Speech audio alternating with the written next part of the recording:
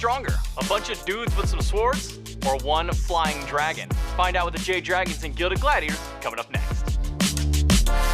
Welcome back, SMITE fans, to a fantastic SPL opening weekend. You've got Frog, you've got Inbound on the desk. We just saw a great matchup. Oni Warriors take the clean sweep going up against the Hounds.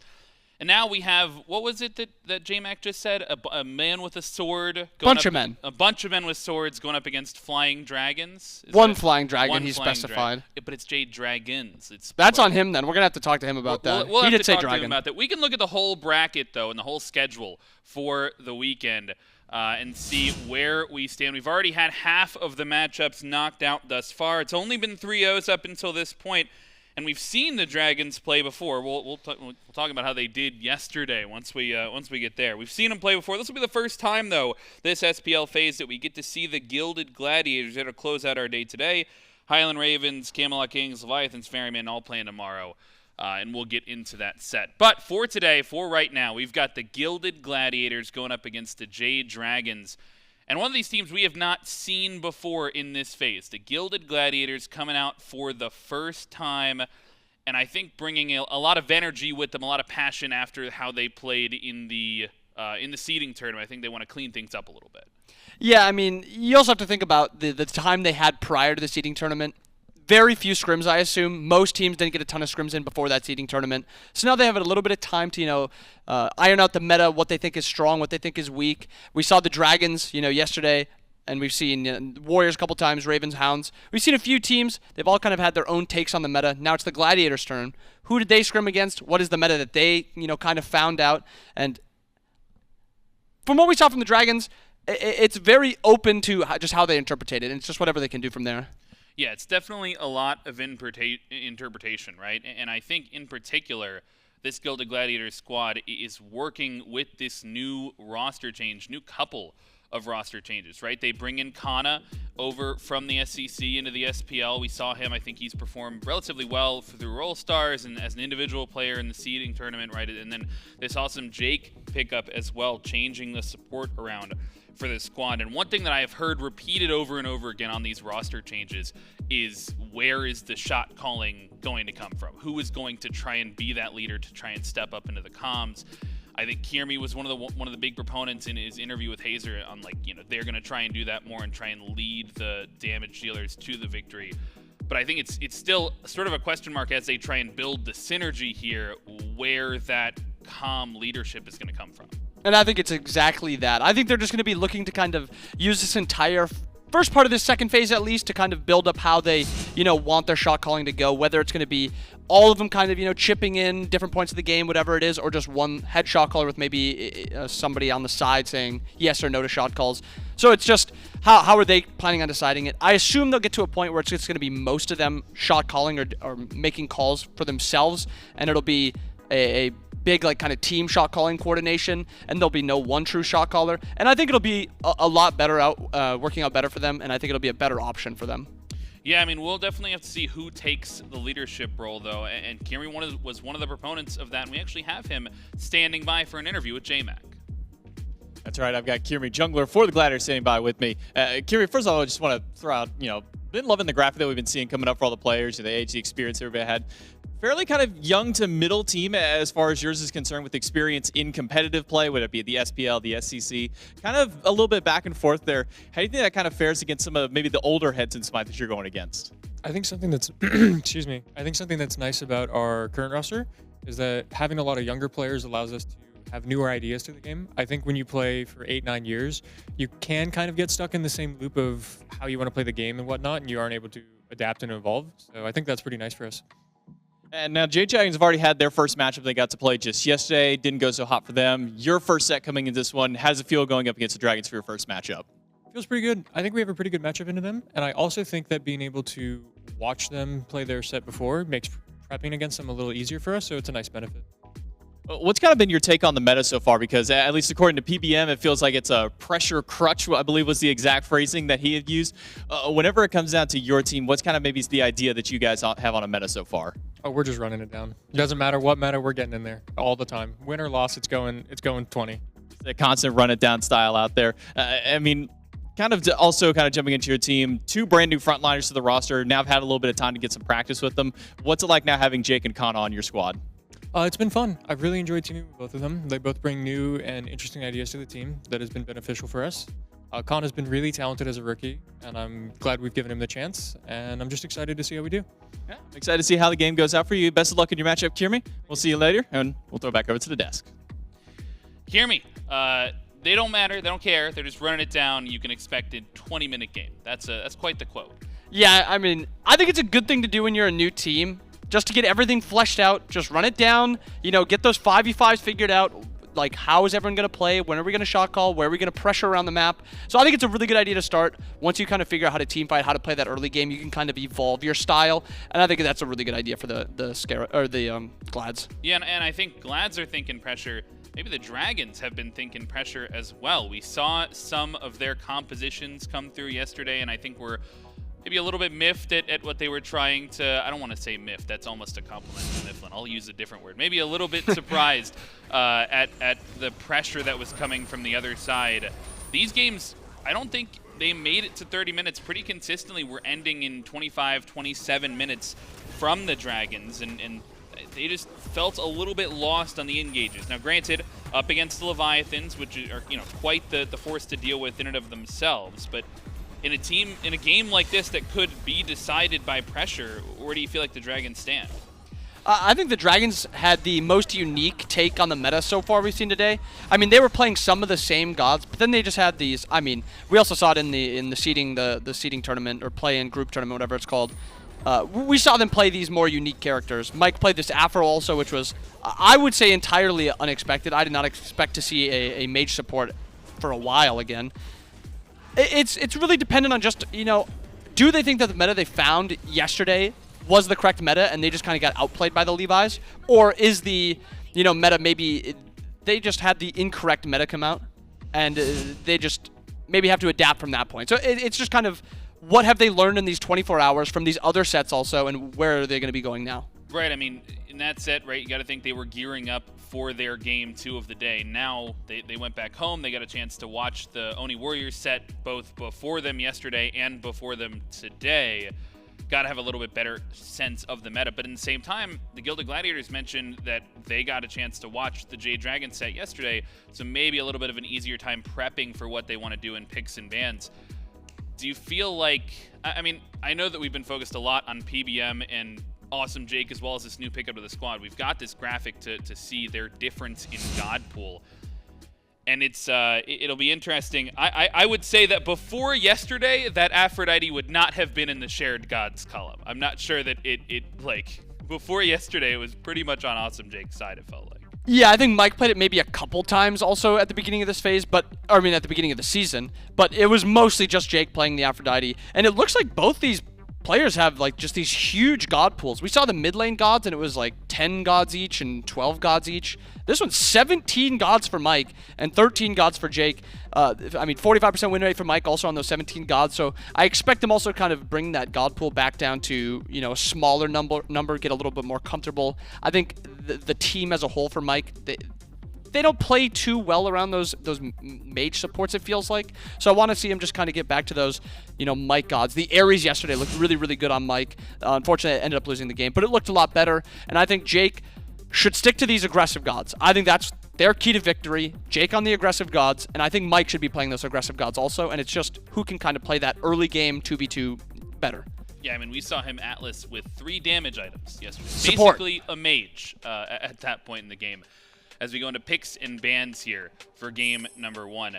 Now I know, in that graphic, one thing that really stood out to me was this Athena only being on the side of Jake, and with how impactful we've seen that Athena be, I'm a little bit surprised that they let it, they ban it first overall here. But I suppose everybody on the Dragons has been playing it other than PBM. Yeah, I mean exactly that. We've seen Laz play it, Dardez played it. They both piloted it really well.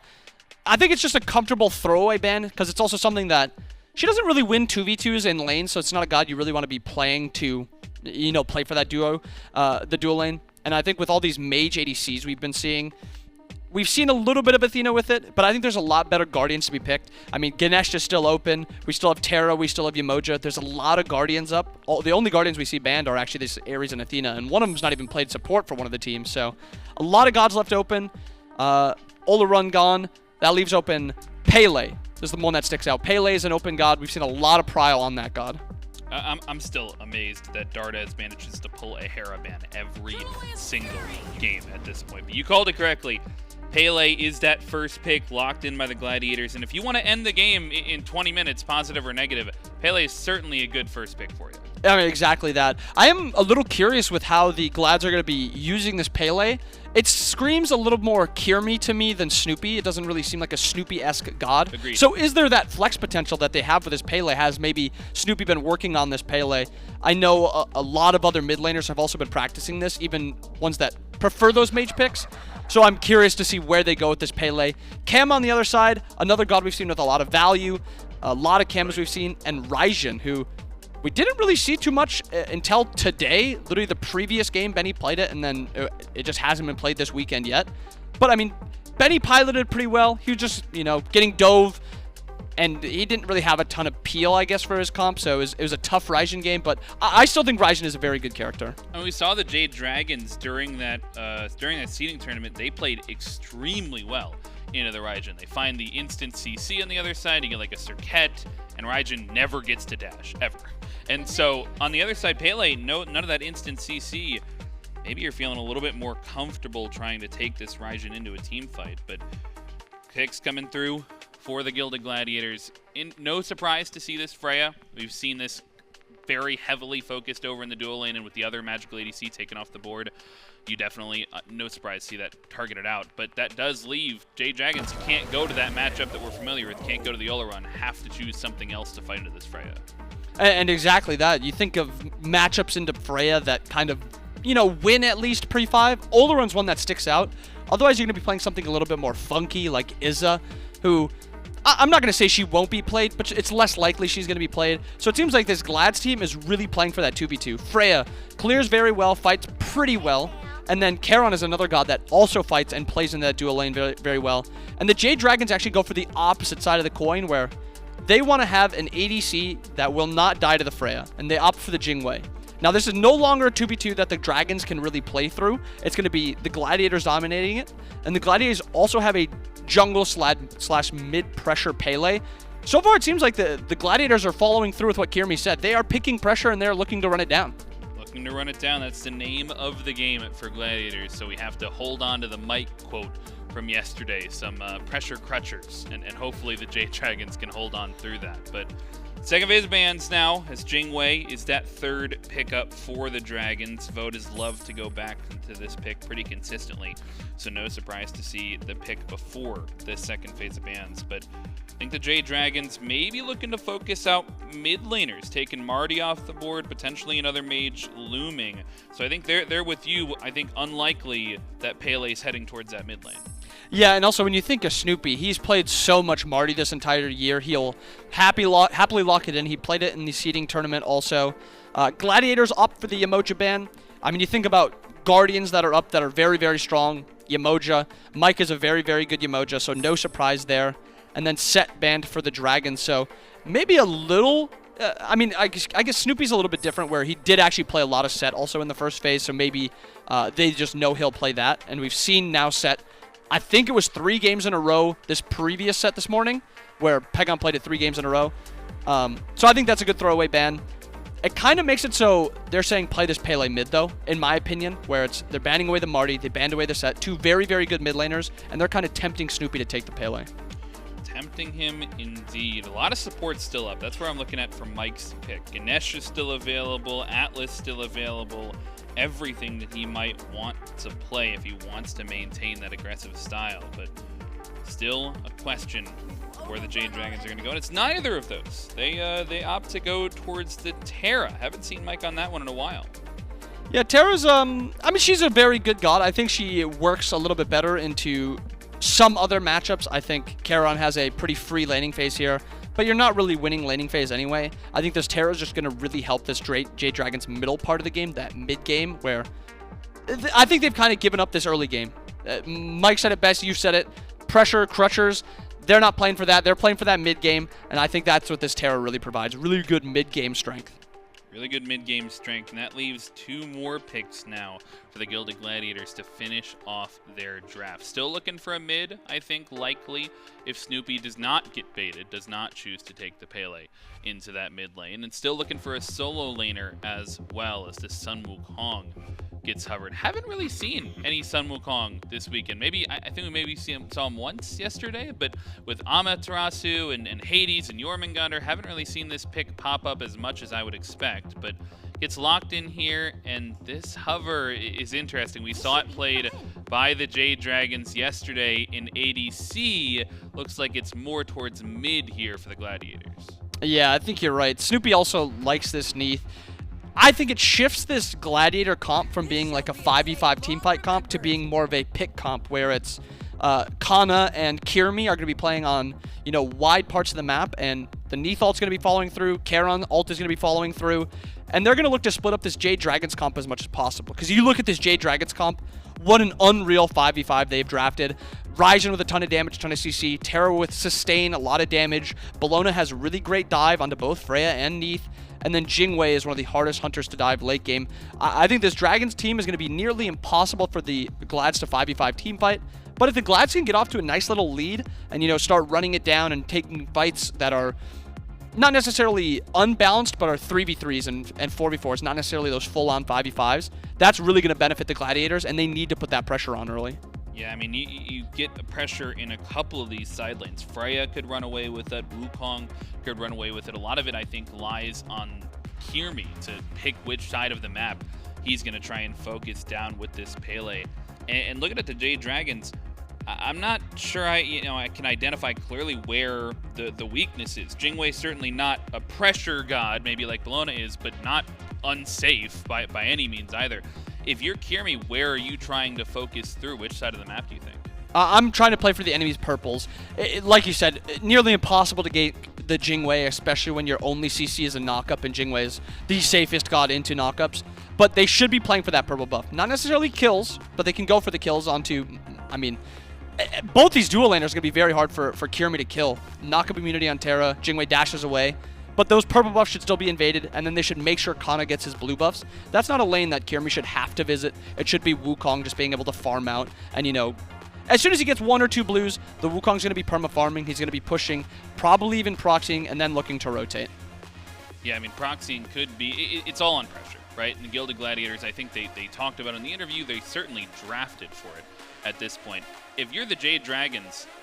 How are you, is it enough to tread water? I feel like they tried to do that yesterday against the Levi's, and they consistently found themselves 3 or 4K down and were unable to match that deficit. How do you try to mitigate that bleeding if they are able to get off to a hot start?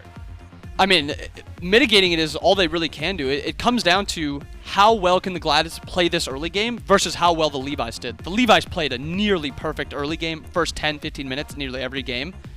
Can the Glads mimic that? And if they can, it's going to be a lot on the Dragons to just kind of live, maybe look for some steals or some objective sneaks, I guess would be a better way to say it. But it really comes down to, if the Gladiators get out to this lead, will they be able to continue pushing it, and will they be able to group on those objectives and actually secure them? Or will they not be able to? Well, we'll see if they're able to find the lead, much less force it. We'll throw it into game number 1 with J-Mac and Trelly. That's right, it's the Gladiators and the Dragons kicking off our second set on Saturday here in the SMITE Pro League. It's J-Mac, Trelly, and Doug here for game number 1 of this best of 5 between the Glads and the Dragons. And for one of the first times this weekend, Trelly, we're actually seeing this Pele not go in the mid-roll. It seems that the flexibility of this god still does at least give her some merit in the jungle. Maybe no surprise there, but that's crazy. With how much we've been seeing her in mid, it's almost surprising to see her back in the jungle. You're telling me Pele can jungle? I know. It's a wild concept, I know. I'll believe it when I see it. Let's see how Kyrmi performs first, and then we'll decide if this Pele pick can be played in the jungle. I do think that it just provides so much extra pressure early on, especially with something like the Neith backing it up, right? If you have a blink in at level 2, Spirit Arrow to follow up, that's a lot of damage that can go onto a character like Raijin, for example. Even this Camazotz at LASBRA is piloting with no beads. All that CC could start some early aggression, which it seems like the desk feels the Gladiators have drafted for. I tend to agree. They've got double ADC, but you know, the Neith usually goes more towards ability base, and Snoopy's build reflects that. Cxnnahh is pretty much going to hit level 2 and have pretty safe clear on this Wukong. So, you know, the Gilded Gladiators have leveraged their damage for early and late, which is going to work out for them, whereas the Jade Dragons, I mean, I'm looking at that dual lane and thinking, not much pressure is going to be coming through. This team is one of the few that are still prioritizing that Jing pick. Not much pressure, not much solo potential, just safe farm. And late game, you're going to have Shred, but until that point, you kind of just sit back, and that's what Vote wants. I'm expecting LASBRA to not want to spend a lot of time over on the left side of the map. Do you see the Charon come out here for the Gladiators? Not a whole lot of teams putting priority towards it. At least during kickoff, we saw it a bit. I think it had 5 or 6 games that got picked up, but didn't see a whole lot of success. I think Genetics was the only player to find a single game win on the pick, so not the most successful debut for the Charon, but maybe here in week 2, or week 1, I should say. Maybe try and see Jake find some success here for the Gladiators on this pick. Stu's been getting low a couple of times here, so I've been holding my breath every time we stop, just because you never know how volatile this duel lane can go, especially when Stu just keeps getting hit by these knockups. Every time we pan back over to him, he's getting hit by another Jing ability. Yeah, he's not sweating it yet. Once again, Jing just doesn't have that much damage. Who knows? There's not any rogue abilities that are going to be coming through that's going to one-shot him. As long as he doesn't get hit by 3 or 4 auto attacks from Vote, he's going to be fine for now.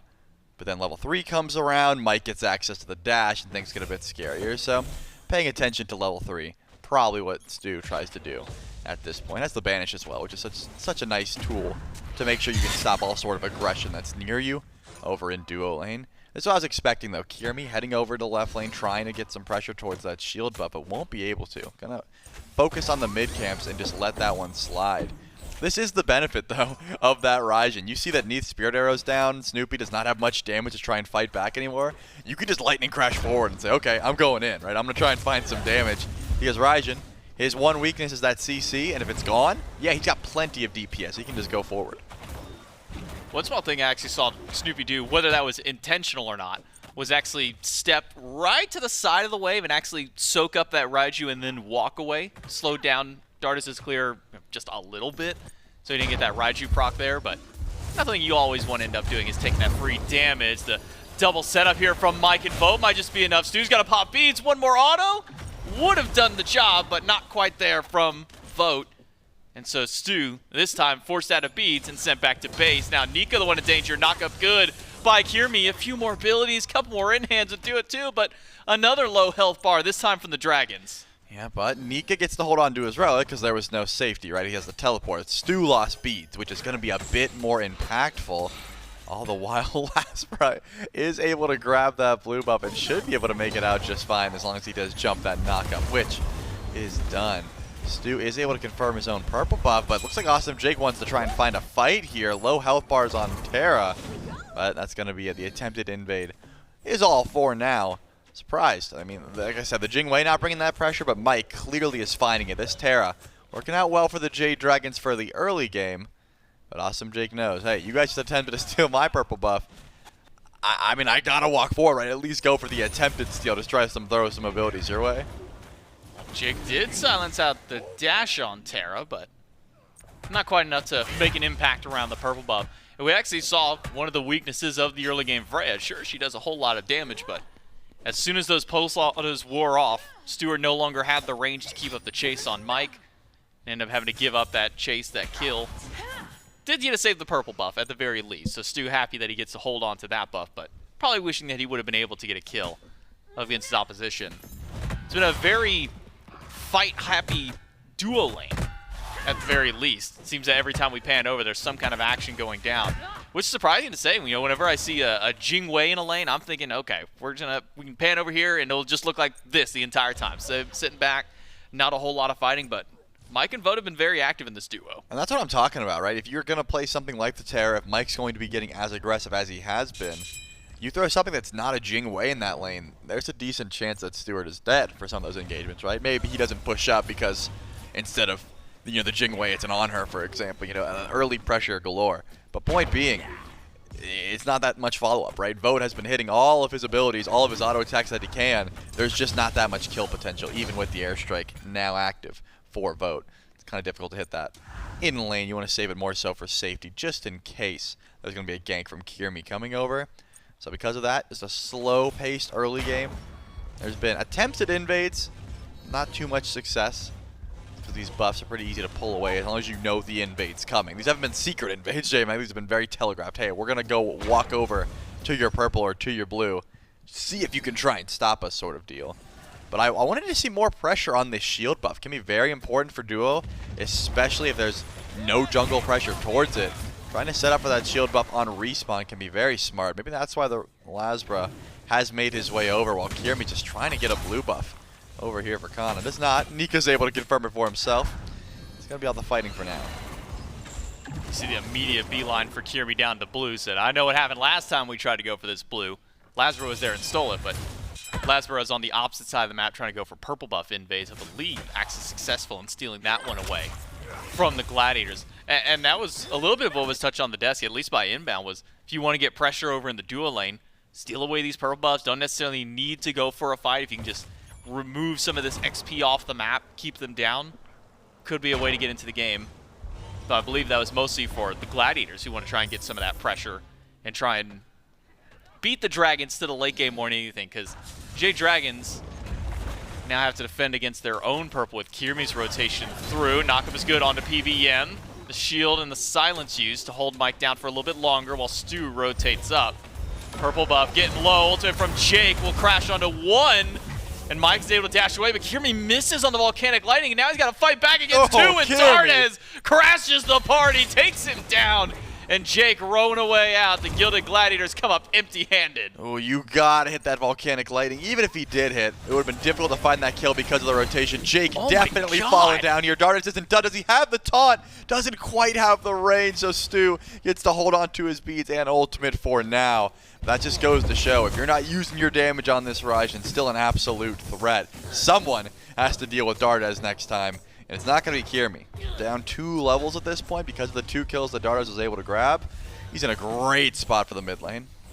I saw LASBRA blink in, get a little bit damage, said, okay, Jake might be able to get out of here, and then Dardez sticks around on the Raijin, shows how much damage this mage has. Might try and return the favor right back to Kyrmi. Scores against LASBRA. Trades blow for blow, about half HP apiece. But in a 3v1, I don't think LASBRA wants to step too far up for this shield buff. Now with maybe some help from Vote, the Dragons can dash in aggressively again. One more in hand. No, Vote misses them out. Doesn't get it, and Kyrmi's able to blink back to tower. The Jade Dragons, they've got 2 kills, but they just miss out on a 3rd. Wow, you could tell. Dardez is kicking himself for that one. I mean, he actually lightning crashed away thinking Kyrmi had backup. There was none, and LASBRA called it. Hey, we can find a kill. Can you come back in? Not able to find that damage, and because of that, Kyrmi gets to live to see another day. But very low health bars, and this goes to show.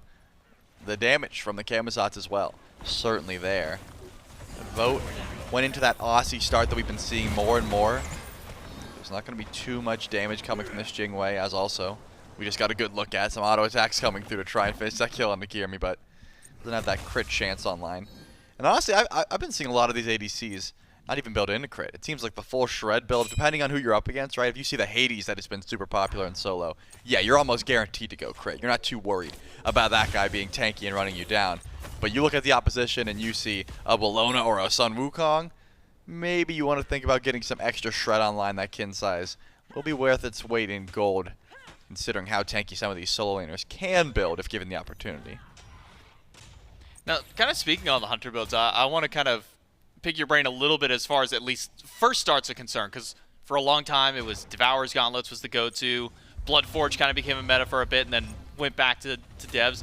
We've been seeing a lot of Aussie starts from the Hunters recently. Is it just you get more benefit from the attack speed compared to what you might get from Dev? I'll have to hold that for a moment because Snoopy is getting, well, he's getting battered to hell by LASBRA. He goes up into the ultimate. Gets the stun on the Laz, but Laz able to turn that one around and make for an easy kill for the Dragons. Yeah, unfortunate there for Snoopy. Had decent control to try and run away, but you go through the jungle, there's just so much tools, so many tools that LASBRA has to try and chase you down, and the World Weaver is not going to be enough CC to get you out of that situation.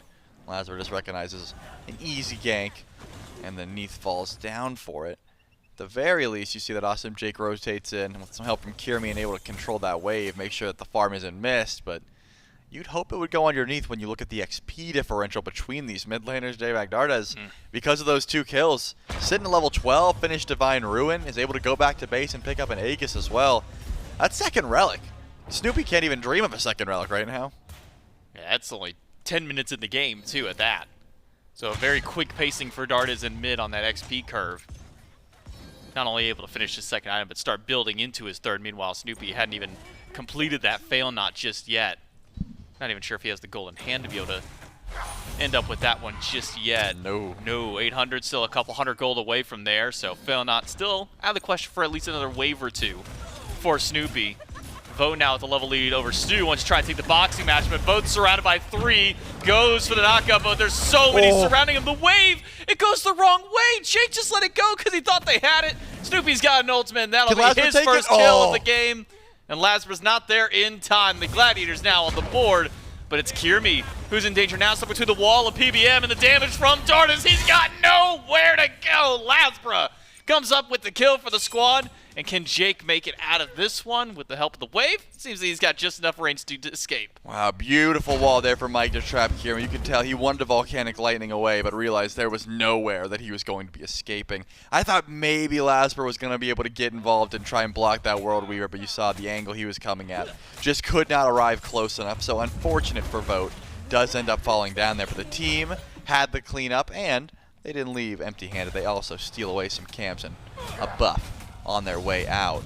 Still, with Stuart being so far behind, you don't expect that much damage from these auto attacks, right? I used the pulse and then immediately decided to change into those single target attacks that just do so much damage. Vote barely made it up into the airstrike because of how much this Freya can do if left alone. Speaking of being left alone, Jake trying to run away doesn't get stunned out. Mike doesn't have the range, so that's going to be the end of the aggression for now. But you know, you lost that level of safety. You know, I mean, Dardez, he loses his beads, which is another level of safety, but Vote doesn't have the airstrike, right? That was the big deal. The airstrike was down. Now that he's got it, he can step forward, he can go back to farming. Airstrike and beads for Vote. Beacon spawned up. Jade Dragons first on the scene. Doesn't seem the Gladiators want to step up to this one at all. It never seems set. With the change that came to the Beacon, hasn't shown as much value to the teams. You know, before when it gave the movement speed, we would see 8 to 10-man group ups even for this very first Beacon. Nowadays, even only giving the additional power. Power is still good, but doesn't seem to be as valuable in the eyes of the players. Not so much. I am liking the upgraded meditation from both supports so far, though that extra cooldown really can help out. As Stu is stepping forward, has a lot of damage. Here comes the wave and the volcanic lightning. Mike's gone. Mike, no, he's alive. The meditation, the bastion keeps him out. Mike is still alive through all of it, and Vote stands by, standing tall alongside his support. The Jade Dragons made it out of that fight. Guess they thought, okay, well, he's got the last shot. Well, he's got the last shot. Well, nobody's got Kyrmi's back, who just gets melted by LASBRA. Awesome Jake steps maybe too far forward. Now it's a stun by Mike, catches him out. The knockup is there. Jake gets dropped down. It's PBM with another kill. The Jade Dragons with 6 total. I mean, that is a brawler's diff as far as I'm concerned. Check out LASBRA's build. Goes immediately into that anti-heal. Recognizes, hey, cooldown med is an issue. I'm going to stop it. Kyrmi does not do that. He goes into Soul Eater. He wants to stack it up so strong and synergistic with Pele's kit. But because of that, the cooldown med that I was just talking about makes sure that PBM is able to make it out. And since there's no kill, Kyrmi overextends. He doesn't have any mana to try and escape, and LASBRA gets the counter gank, which he is so good at. That is ridiculous. I thought Mike was dead for sure. I even called it. I said he's dead. He was not. Everyone let him go with 1 HP, and I think what you said is true. There was definitely room to dive that kill. They all just thought, oh, you got the last hit, right? You got the last hit. No one had it, and Mike gets to walk free. Now Snoopy's still a level down to his opponent just about everywhere, except for the support role. The Gladiators behind. It's a 1-level lead for Awesome Jake, but everybody else starting to slowly fall behind. Maybe some a little bit quicker than others. Dardez has been holding on to what's been a 1.5, 2-level lead since around the level 7, level 8 mark. He's been ahead of Snoopy, and that gap has not closed up at all. Instead, skips Book, which I imagine probably Soul Reaver on the mind, and goes straight into a Typhon's Fang for Dardez. Simon's been popping its way back up. As Mike dashes in aggressively, a lot of HP dropped away. The wave catches him out, but Mike goes down this time. They're gonna guarantee he falls. LASBRA eats an ultimate from Snoopy, so he's not as healthy jumping into this fight. Awesome Jake still standing by. Kyrmi is just getting ran at in the backline by Nika, but Jake is just gonna wave down and take away vote. Snoopy fighting the 2v1, and it's Dardez who comes up with a killing spree. Nika still has Eagles Rally. He's stepping forward as the zone for Dardez. Curious fight that the Jade Dragons thought they wanted to take, immediately shut down by the teleport in from Cxnnahh. But still, a dance around the Gold Fury is what these teams are looking for. And the up down, Kyrmi's taking a lot of damage, he's gone! Yeah, Nika and Dardez, and welcome back LASBRA. He's right into the fight once more. Stuart is able to get away, but can't say the same for Awesome Jake. What can a full health Cxnnahh do? Right up to the Somersault Cloud and out of the fight instantly. Nika, though, not going to let him walk over to the Gold Fury that the Jade Dragons immediately pick back up after winning that fight. Stu lives through the fight, but he's going to have to go back to base once it's done. The Dragons get a couple of kills and a Gold Fury. That means that they're going to be able to grab that and back up, and wow, what a scrap towards the end there. I mean, I talked about it early on, J-Mac, and you highlighted before that fight. Dardez is massively fed, and I think that's something that everyone should know. But he's not being targeted. He's not being focused out. In fact, I would argue he's free casting, and that's an issue. 403 on the Raijin, level 18 at 16 minutes. I mean, Cxnnahh and Kyrmi have one target in mind, and it should be the Raijin, right? That kill needs to happen, and if not, you're going to be in a bad spot as this game continues. Just think about the differential here. Imagine Stuart and Dardez fighting right now. That's 5 levels. There's just so much farm that is in Dardez's hands that could be taken away just with one kill. It has not happened yet. He did use both relics, though, and ultimate. That ult's already back up, though, so the Tycho drums are a problem. With no objectives to fight over, Dardez should be fine for now. Second beacon. About a half a minute from spawning in. Jake takes an aggressive route in, finds LASBRA, Mike, and Dardez standing by, but that's a level 18 Raijin at only 17 minutes in. A 4-0-3 start for the free casting Dardez. Has been a great look for the Jade Dragons, but now the Gladiators have got to find some kind of answer back, put some sort of focus to Dardez. I thought for a moment that it was going to be Cxnnahh, but Cxnnahh walks in, sees 3, pops ult, and immediately hightails out of the team fight. So Jade Dragons start up the beacon. The Gladiators not willing to walk too far forward, not willing to expend their life bars just to try and stop this beacon cap.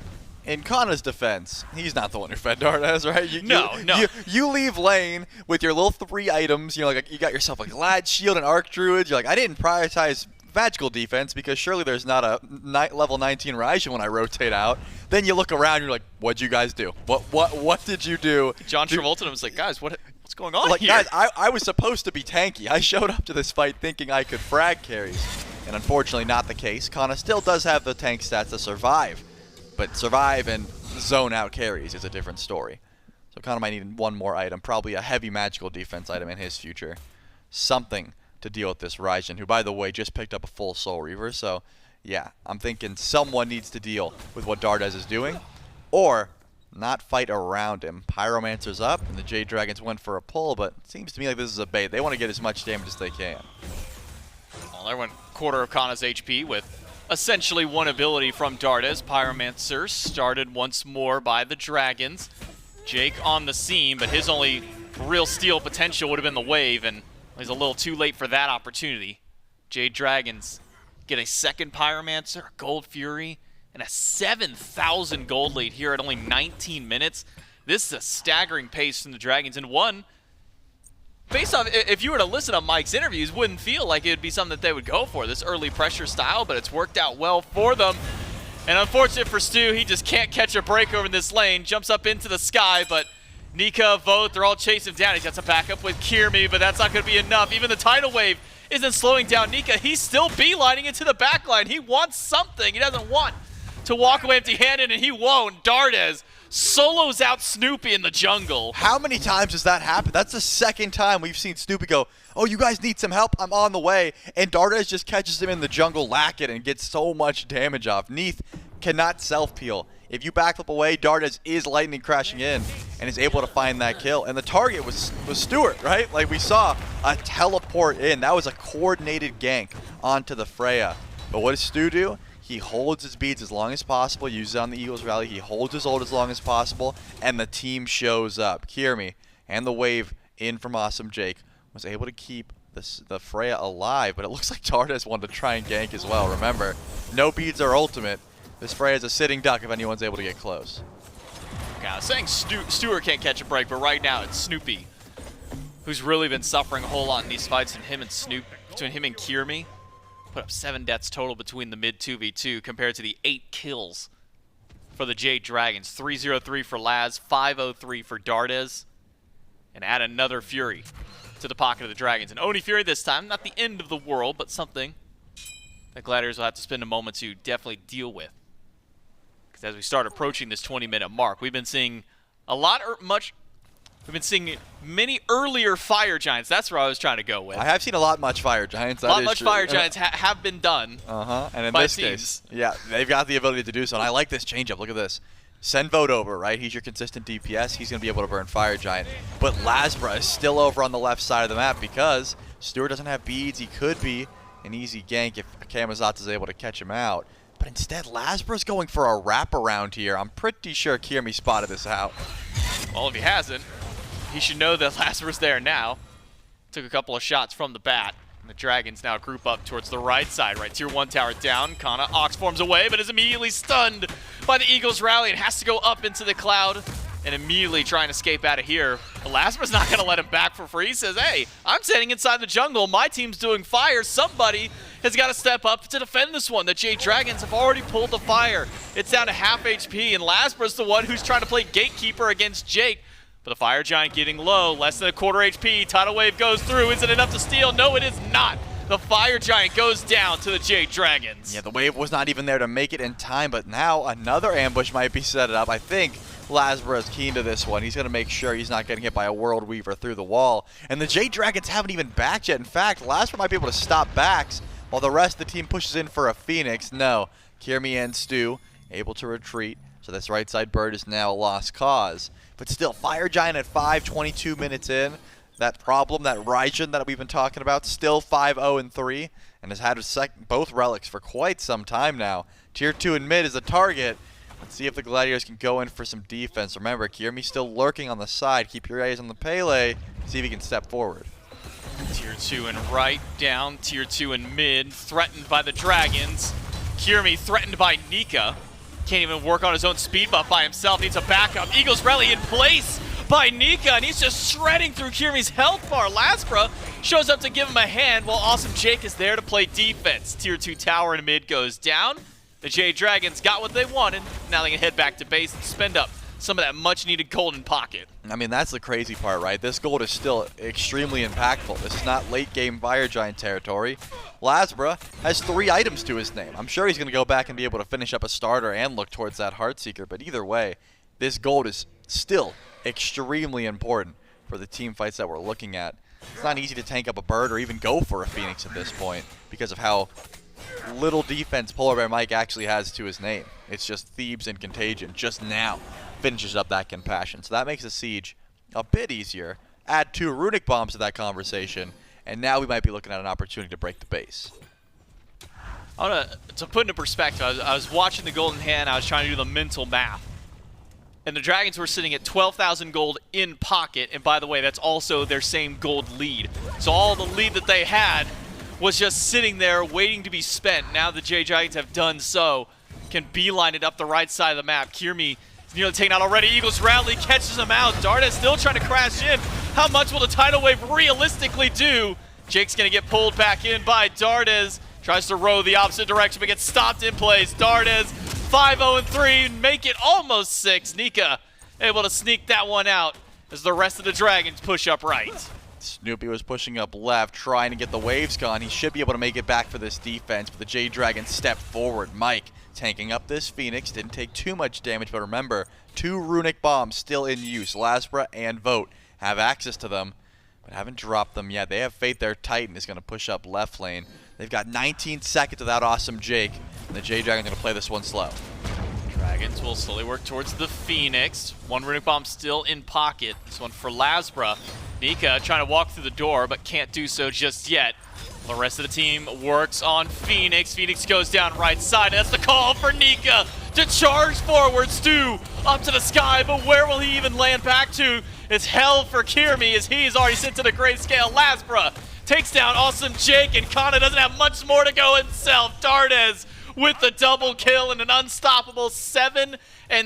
But the Jade Dragons, really, they can't end the game. The Titan's not there. Yep, they got to go back and find the Titan, so they are going to go in for the mid-bird and then retreat. I was going to say, still, 2 relics up for Dardez. It's not like anyone can get to this Raijin. I don't even think the Gilded Gladiators are misplaying. I think they just don't have anyone tanky enough to stand up to him. Awesome Jake, if you remember, he just got picked. He's already dead again. He spawned, walked in, I guess he rode in, and then he died again. There's just no one that can step up to the might of Dardez, and LASBRA has the perfect gank opportunity, right? Once one escape is down, he's jumping in, he's closing gap, bat out of hell.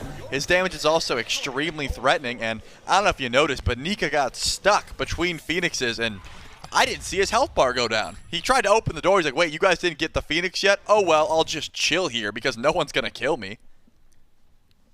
But now the Jade Dragons, an even more staggering lead than before. You thought 12,000 was scary.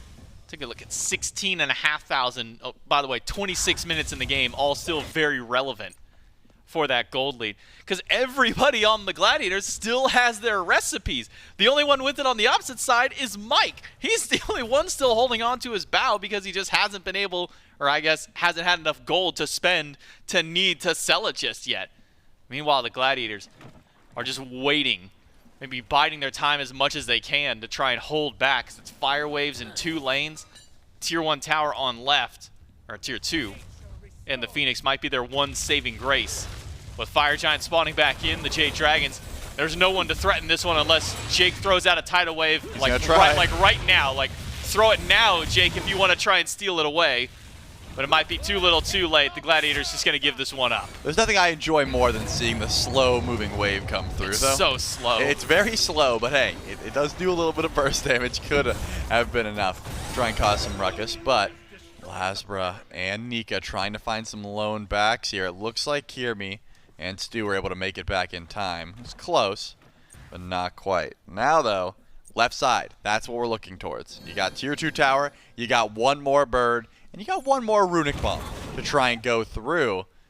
My question, and I think we'll get an answer pretty soon, is did the Gilded Gladiators even go for a soft defense here? I think they're going to say, hey, we can try to stand up to this Phoenix, but if it goes sour, we will be losing the game off it. So, back up, give up the Phoenix, and defend Titan. It's not Enhanced Fire Giant. That may be the only play they have. Well, tier 2, there will be no defense. The sound of the soft drum beats from that plush Raijin skin. Anyways, now we get to the Phoenix, and we'll see if that defense is there from the Gladiators. Problem is they're being attacked from 2 sides, from directly in front of their bird and from Nika and LASBRA sneaking around the backside. And it's not even really a sneak. They just walked right in, opened the door, said, hey guys, we heard that the party was at this side of the map. All 5 Gilded Gladiators standing by. It's Khan who goes to the back line, gets to Dardez, gets the beads and the Aegis away from the Raijin. This is the biggest threat, the best chance they've had, but it's still not enough. Kyrmi is already down, but Dardez finally will fall down. His first death of the game. Can Stu make it out? No, he cannot. LASBRA gets 5 in a row for himself, about to make it 6 as he swoops in to take down Snoopy. Nika gets the credit for the kill, and it's just the tanks left for the Gilded Gladiators, and Jake and Kana might not be enough. The Jade Dragons take game 1. They certainly do. Off of the Gilded Gladiators, 1 shot to find a defense, and I actually like that coordinated attack. They killed Dardez. If they did that, I don't know, 20 minutes earlier, maybe those fights would have went a bit better for them, but they were not able to isolate the threat. I think that was the problem. Dardez was free casting, LASBRA was unkillable, Nika was unkillable. They did get, I believe, all their kills on the duo lane up until that fight, right? There was 3 kills total. 2 on Vote, 1 on Mike. Besides that, the carries went vastly untouched, and that was a problem. The Gilded Gladiators not for lack of trying. We saw a few times where Kyrmi was getting active going in, but when he dropped that kill onto Mike, when there was 1 HP and they couldn't finish it, and then the counter gate came in, there was just no more answers from the Glads. Yeah, that was kind of the heartbreaking final nail in the coffin. It feels so early to say it like that, but that's where Philly maybe true, like the confidence started to fall away from the Gladiators. And well, maybe now that Dardez has had a game on the Raijin, doesn't think it's such an overrated style of god. I mean, he came in and said, I don't want to play that god. That god's overrated. Everybody else can go ahead and play if he wants, but after a performance like that, might be seeing the Dardez Raijin just a little bit more often. Jade Dragons clutch out game number 1. We'll see if they can keep this going game 2 right after this break.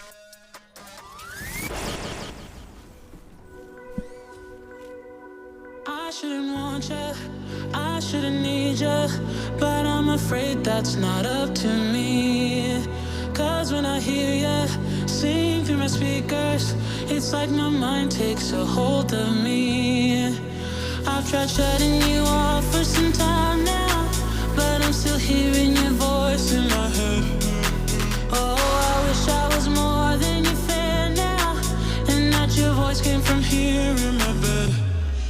You're in my headphones, baby, in my headphones, baby, in my headphones, singing to me. You're in my headphones, baby, in my headphones, baby, in my headphones, making me bleed. You're in my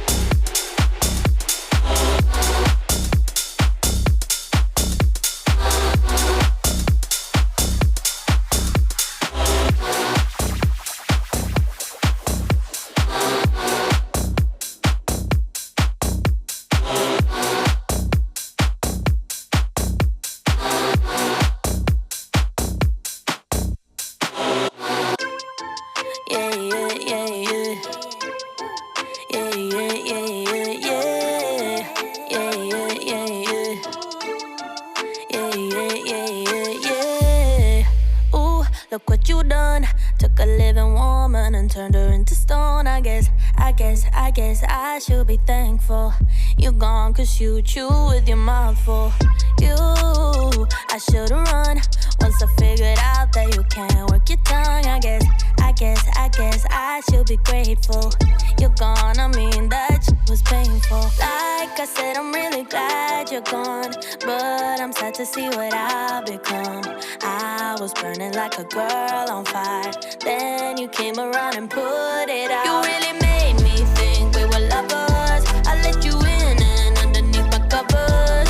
All I wanted was a hot girl summer, but I'm a cold bitch now, what a bummer. You really played my heart like a drummer, mentally drained me kinda like a plumber. All I wanted was a hot girl summer, but I'm a cold bitch now, what a bummer, bummer, yeah. Who you think you are? Literally no one, if we're being honest.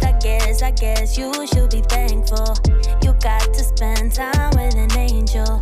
You think about me, dream about me when you're asleep. Then you wake up so empty, so cold, just like me. You really made me think we were lovers. I let you in and underneath my covers.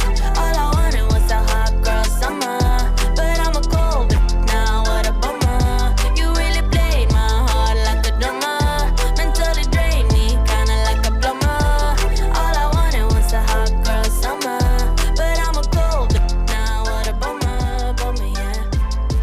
Yeah. Howdy, SMITE fans, it's J-Mac here. You're casual in ranked games, gotcha town, and looking for something a little more competitive?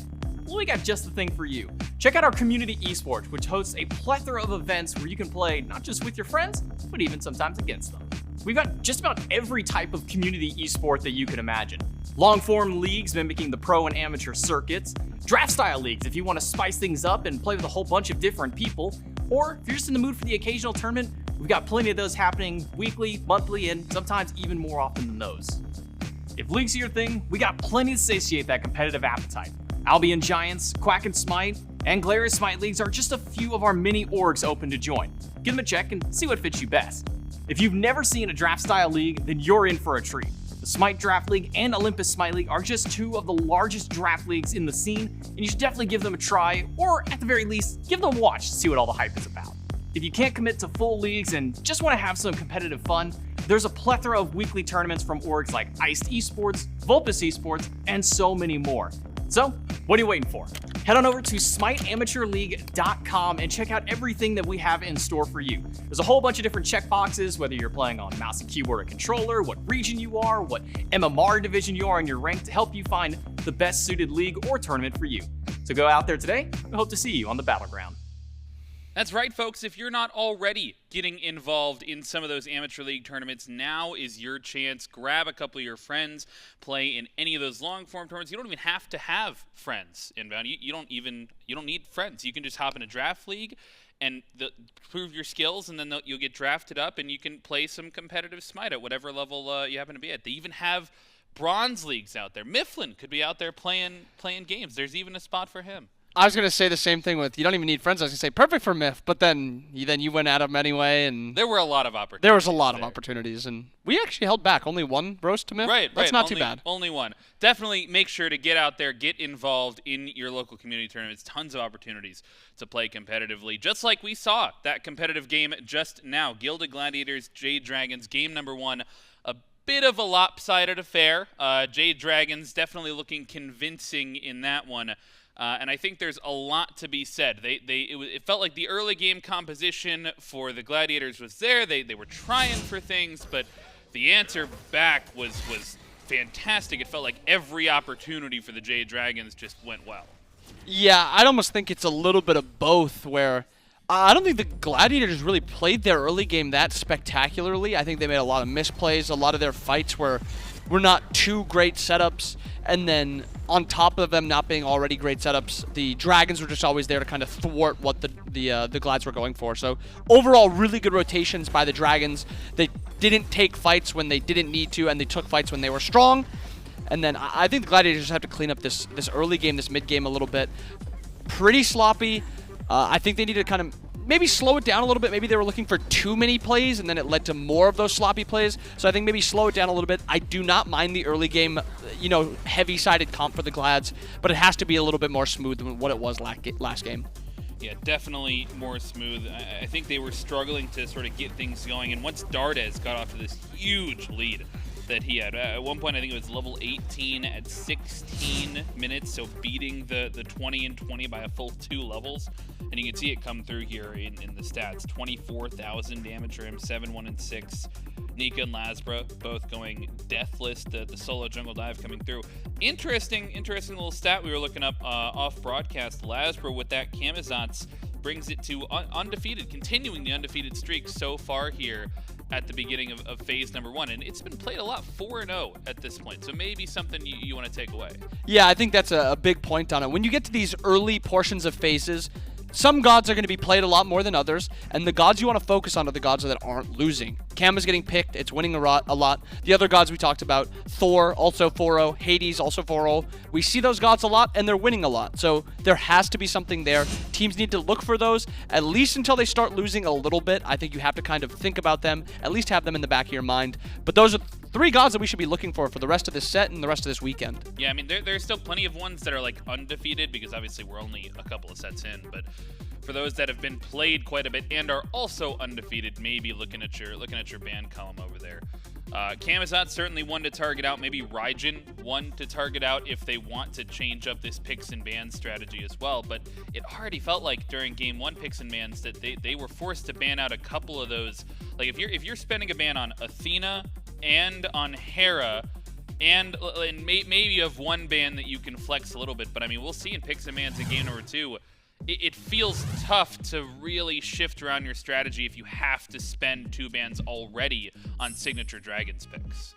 Yeah, I mean, that's 100% true, and I think a big point is, even though he is very, good on Hera, when you think of Dardez, a big god, you think of his Hera, she's not as strong in the meta when you especially compare her to Raijin. I know we've not seen a ton of Raijin, but that god is dominating when he is played this weekend at least. And these guys are actually flying through bans. We already have 5 bans through. Alma, Athena, Terra for the Glads. Leaving open the Hera this time. And then the Jade Dragons have the Chernobog ban, Ares ban. They have 1 open ban left. Pele is something we could see. They're obviously not going to ban the Hera, even though it was banned last game, because that's their god. And then Hades banned. Yeah, some surprising takeaways. I mean, Jade Dragons, I think, stick with their play style. They take away what they took away, right? To take the Terra away, though, I mean, I'm not sure. Mike certainly had a good game on the Terra, but I'm a little bit surprised that it wasn't one of those very frontliner gods. Like, it almost felt like Raijin, the dashing in, was getting a little bit obnoxious, and Camazotz constantly being in the front line. Maybe you could have looked towards those, but they choose to ban away the Terra, and they go right back to this first pick in the Pele. Yeah, good point. They pryed the Raijin too, and they didn't pry the Terra, so even the Dragons thought that the Raijin was a better pick than the Terra, and the Glads still opt to ban that Terra. So that leaves open the Raijin for the Dragons to run back if they want.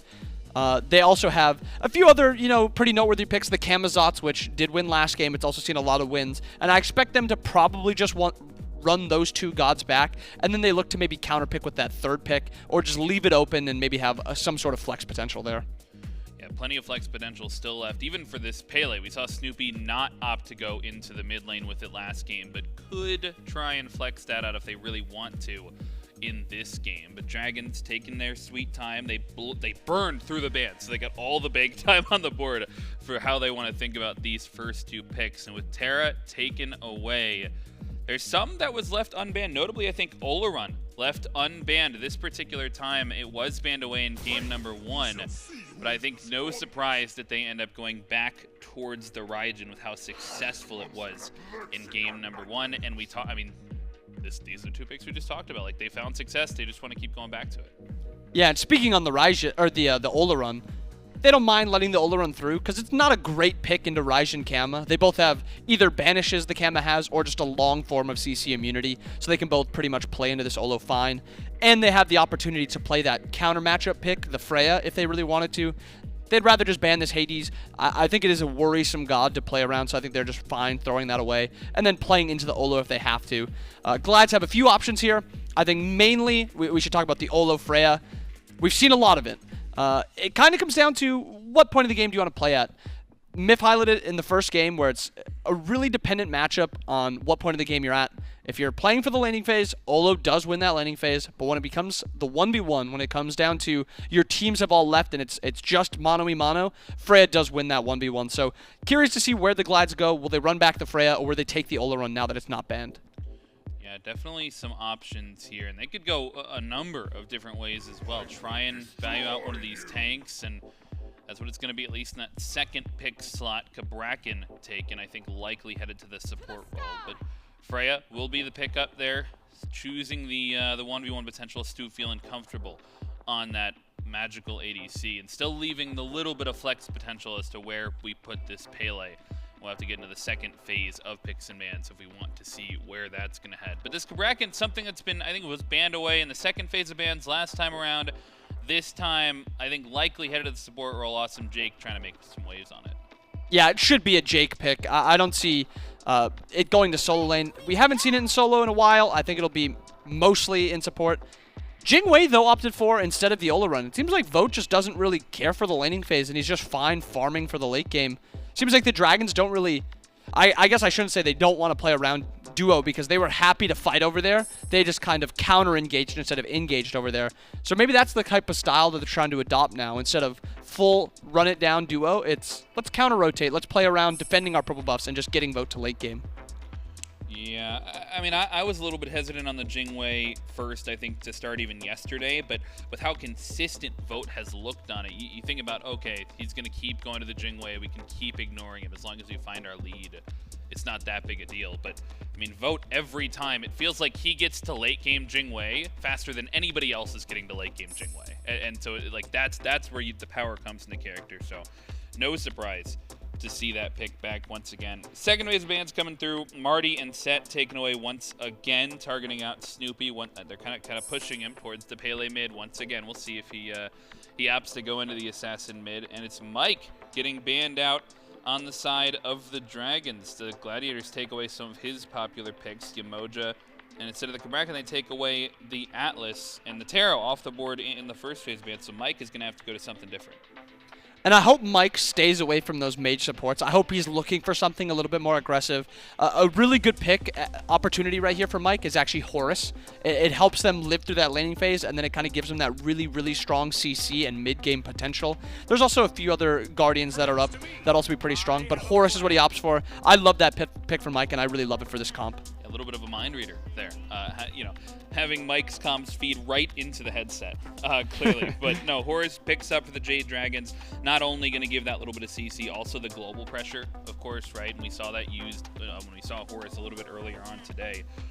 But I think that support in particular, I mean, this composition from the Jade Dragons, yeah, you get some single target from the Horus, but kind of lacking CC, no hard CC out of that jungler pick. Usually one that you see. On the other side, though, we've round out the draft. We go back to the Sun Wukong, something that kind of had a little bit of success on, wanted to go back to, and Snoopy not choosing to go to the Neith, instead hovering the Merlin right now. I think if he does lock this in, will be a little bit more of a comfortable pick for him. Yeah, Merlin's not in a great spot right now in terms of meta. You don't see a ton of Merlin. He kind of gets bullied out by a lot of these assassin mids. But the Jade Dragons have been locking in their mid super early. And the Glads have opted to just wait for their mage, or I guess I should say their mid laner, because they played Neith last game. So they opted for this Merlin later, and I think this is a fine matchup for Merlin to kind of farm up in. It also gives them a little bit of extra prot shred to pair with the Freya, so the double magical backline doesn't matter as much. Also, the Jade Dragons go Bellona this time, and it's not double effective, because even though he built ability-based Neith, Neith still uses a good amount of auto attacks, at least more than most other mages. So now that Bellona has less value, and I actually think this Glad's comp, now it doesn't have that, you know, ticking time bomb, like you have to be up by 25 or something like that, or you're in a not great spot. Their late game is actually really strong now. Freya, Merlin is really good backline. The dive of Wukong, Pele, and Cabrakan is super threatening. And they have, you know, not great survivability, but good survivability. So I really do like this Glad's comp way more than I like their game 1 comp. I think that mid lane shift, especially when you get to team fights, is going to be big for the Gladiators. You no longer have to rely as much on that Neith ult, on the pick potential. You just get some big circles and big funny shapes as well. It's like a diamond in the mid lane as well. But you definitely get some more AoE damage coming out of the Glads. On the other side, though, Jade Dragons, I mean, I mentioned it, I think they were lacking a little bit of CC. Bellona brings a bit of that, but not, I don't know if it's enough to, like, find the picks that they were finding so consistently in game number 1. Yeah, I wasn't a fan of the Glads comp, and I think this game, it really opens up what they're able to do. And also, taking a look at the Dragons comp for just a second, the Merlin pick is a little iffy into Camazotz. Camazotz has a really easy time getting on top of the Merlin. The flicker doesn't go long enough range, and Cama buys a lot of time in the air. So Merlin is a fine pick. It's a really good late game scaling pick, but it is risky, and I'm curious if he can even live the Cama dive. If he can't, even though the comp is better, the pick or the other comp into this comp might just still be just as strong, and it might be another hard game for Snoopy to play. Yeah, I mean, regardless of comp and how team fights come together, perfect or not perfect, the individual picks and some of the skill that we saw in game number 1 still something you have to be really focused on if you're the Glads. I'm looking to shut down that Raijin. I'm looking to not be susceptible to this Camazotz. Those are individual picks you have to really focus on in the first 15 minutes before you ever get to the team fight stage. Yeah, and those are the two gods I would highlight too. Dardez, both him and LASBRA were really the driving forces, in my opinion, in game 1, and I think you do have to limit at least as much as you can that the Raijin and the Cam are going to do. You're not too worried about a Jing Wei. Bellona's just going to be farming. I mean, Horus should lose this laning phase, so he shouldn't be too big of a threat. So it really just is that Raijin and that Cama. Raijin and Camazotz, Dardez and LASBRA, certainly the focus is here, but it'll be the entire Dragons composition looking to go up 2-0. Glads looking to even out the set. We'll see in game number 2 with J-Mac and Trelly. Yeah, that's right. We'll see if the Gladiators can bounce back after a crushing game number 1 from the Jade Dragons, or the Jade Dragons show themselves up to match point. It's J-Mac, Trelly, and Doug back one more time here for game number 2 to see if we can get that kind of bounce back. But Trelly, immediately I got to go over back to the Jade Dragons, their composition. Only thing that got changed on there was a forced change by the Gilded Gladiators, banning away the Terra. And so Mike will pivot instead over to the Horus this time. Wait, hold on. 80% Twitch poll, 80% of their comp is the same.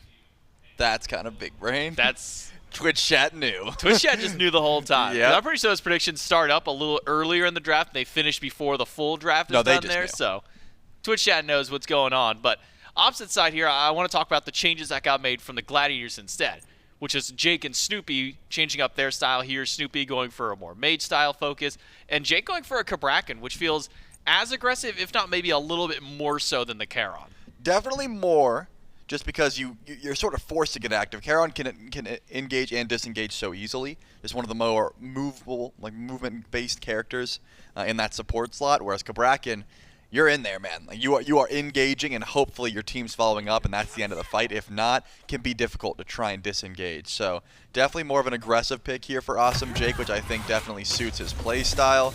Maybe that's something the Gilded Gladiators felt they lacked, because again, their initiation, their dive on a Dardez was lacking until essentially the last team fight, which was just one fight around a Phoenix Siege. They initiated decently well, but at that point they were so far behind, even though they killed Dardez, they ended up losing the fight afterwards. So now you have to consider, you know, the Cabrakan dive onto the Raijin. Is that going to be the big difference maker, right? Again, you're up against 80% of the same draft. Is that going to be the big change? So far, it's getting duo lane pressure. It's getting a little bit of extra poke. Maybe you try and play through Stuart, because he played safely last game, but wasn't able to really get off to anything spectacular, right? It was pretty much left alone to try and defend his own purple buffs, and was still so far behind the other carries on the side of the Jade Dragons. Kyrmi putting a lot of damage to LASBRA. Force jump away. Dardez has to intervene. LASBRA walks back up and takes a bit of poke from Snoopy as well. So now, lower HP bars on both the junglers for these two teams, and at least for the Gladiators, they'll make their way over left. Go ahead and pick up those mid Harpies, while Jade Dragons will head to the right side. But I kind of want to talk about, again, the dueling. You know, we talk about the Terra Jing Wei combo. You pair anything with anything probably else along with the Terra, you probably get a kill. Feels like Horus, at least fundamentally in lane, acts almost the same as a Terra, but yet to be more so in range as opposed to having a little bit of that distance to play with. Yeah, I think the CC is just easier to hit as well, right? Horus doesn't have to commit too much. It's much more instant than the long, drawn-out abilities from Terra, so still a very potent engage here for the Jade Dragons. Kyrmi came over, grabbed that shield buff, so there's a reason that the Gilded Gladiators have played this pressure, right? They have pressure in lane, they've been clearing just a little bit faster, sort of letting Vote and PBM sit back. Whoop goes through. Mike should have the dash to get out of trouble if he needs it, so not too much aggression happening. But at the very least, lane's going fine, right? I think the purple buffs were a big issue for the Gilded Gladiators last game. Kyrmi sort of came over for some ganks, but was never able to find success, and because of that, wasn't able to help out and say, Stu, hey, I'll be at your purple buff spawn, I'll help you out on the left side of the map. Kyrmi spent a lot of time just sort of on the right side of the map once that duo lane was gone. So this time, has an avenue to try and find aggression, right? Vote, sure, very safe, but doesn't have access to airstrike, so is still gankable for the time being. We'll see if we'll get one of those ganks. Kyrmi actually going to lose out on his speed buff from a rotation from LASBRA. Takes that one away. What can Kyrmi get in response? Well, he secures his own blue, and now it's Snoopy taking a whole lot of damage. Might not even be able to save his own green buff. Pull back, not enough damage. Mike and Dardez able to steal not just one buff, but LASBRA stealing 2 of his own, while Kyrmi, I believe, didn't even get a chance to steal the blue away from Nika. He's got his sitting around his waist right now. In fact, used the ultimate to go in against Cxnnahh. It gets a lot of damage, but still early. Only tier 1 defense items for the both of them. Not really a whole lot of kill pressure just yet. Yeah, maybe wanting to force out the ultimate, but Cxnnahh didn't quite have the mana and didn't really care, right? Then there wasn't a need for Somersault Cloud. Bellona doesn't have too much solo potential off that ultimate, and Cxnnahh recognized that one and just walked away slowly. But I did like the idea from LASBRA. You trust your own solo laner to be able to grab blue, which because Nika's had some good pressure was able to do so. And then you take away the speed and the red buff from the Gilded Gladiators because to Kyrmi's knowledge, there's no one over here, right? You assume that LASBRA's going to be on that blue like every other jungler in the league would go to. You got to do some different plays every once in a while, especially in a game 2 when you just played, again, 80% of this draft already. If you want to do the same things, the Gladiators will be ready for that. Kyrmi is heading over, though. Still level 4 is PBM. Maybe the target just ticked over to 5. There's no way a kill comes out here. Kyrmi crashes in, but Mike's already got the ult preemptively fired just in case danger was on the way. Crash back into tier 1 tower, and it's safe and sound duo lane here for the Jade Dragons. Brief pause in the action while we try and get these players back situated for themselves. But Kyrmi rotating over to duo lane. We didn't see too much of it, at least in the early first 5 or so minutes of game number 1. Then we started seeing, I think it was around the 10 to 15 minute marks when we saw that big rotation over towards. Almost got a kill onto Mike, but didn't quite do so, and that felt like that was kind of the confidence breaker more than anything for the Gilded Gladiators in game 1. But I want to see Kyrmi keep doing this, keep jumping in there, try and go for these ganks. Even if you don't get the kill, you force out an ultimate. For Mike right now, it's really his only resource for safety. Yeah, I don't mind the continuous ganks. It's just a bit difficult when Mike is there. If that's just Vote, forcing out airstrikes, so much more impactful, right? You don't really need to the skies as a Horus in this stage of the game. Your dash, your heal is going to get you out of trouble more often than not. It's the airstrike, right? That's what you want to go for. You want to try and gank Vote if possible. It's not easy. In fact, I think his time is probably better spent elsewhere. But we've already seen, we've had a good view of what's going on between Nika and Cxnnahh. It's a whole lot of nothing, right? There's not much kill potential. You're not forcing any ultimates. You don't even have that much engage. As long as Eagle's Rally is available, Kyrmi's not going to head over there. You can just disarm Volcanic Lightning, and that's annoying. So I can see why pressure is on duo side. It's just not going to be easy as long as it is a true duo lane. Once it becomes just ADCs in that lane, Kyrmi has a better time ganking. It really feels like it should be maybe towards mid, though. Because, I mean, you look back in game number 1, it's Dardez free casting for 7, almost 8 kills before he's finally killed, and it took a 3-man dive on a Dardez beyond at the Gladiators' own Phoenix. They had to go outside of their way just to get that 1 kill on the Dardez, but that was the only kill they were able to get that fight. So I would imagine maybe from Kyrmi, go towards mid. Would that be a viable option for him, or is a Raijin even at this stage a bit difficult to gank for a Pele? It's just so difficult because that lane is so short, right? That's the big difference maker. If you're in position, you should not be dying in mid unless you're just getting like 3-man dove. However, there is a caveat, and that is what we saw Snoopy do many times that game, and it was get caught rotating, right? When you get caught in the jungle as a mid laner, you're a sitting duck 9 times out of 10, and that's what could happen. Ward near mid, ward near some of these mid camps, and then wait to see if Dardez puts himself out of position. Yeah, he can thunder crash or lightning crash over the wall, But as long as you're knock-up, that's not going to be a big deal. Pulling his ult, it doesn't really matter. As long as you're able to save that CC immunity for the last shot, the fears and the taunts aren't going to help you survive. There is definitely still ways for the Gilded Gladiators to kill this Raijin.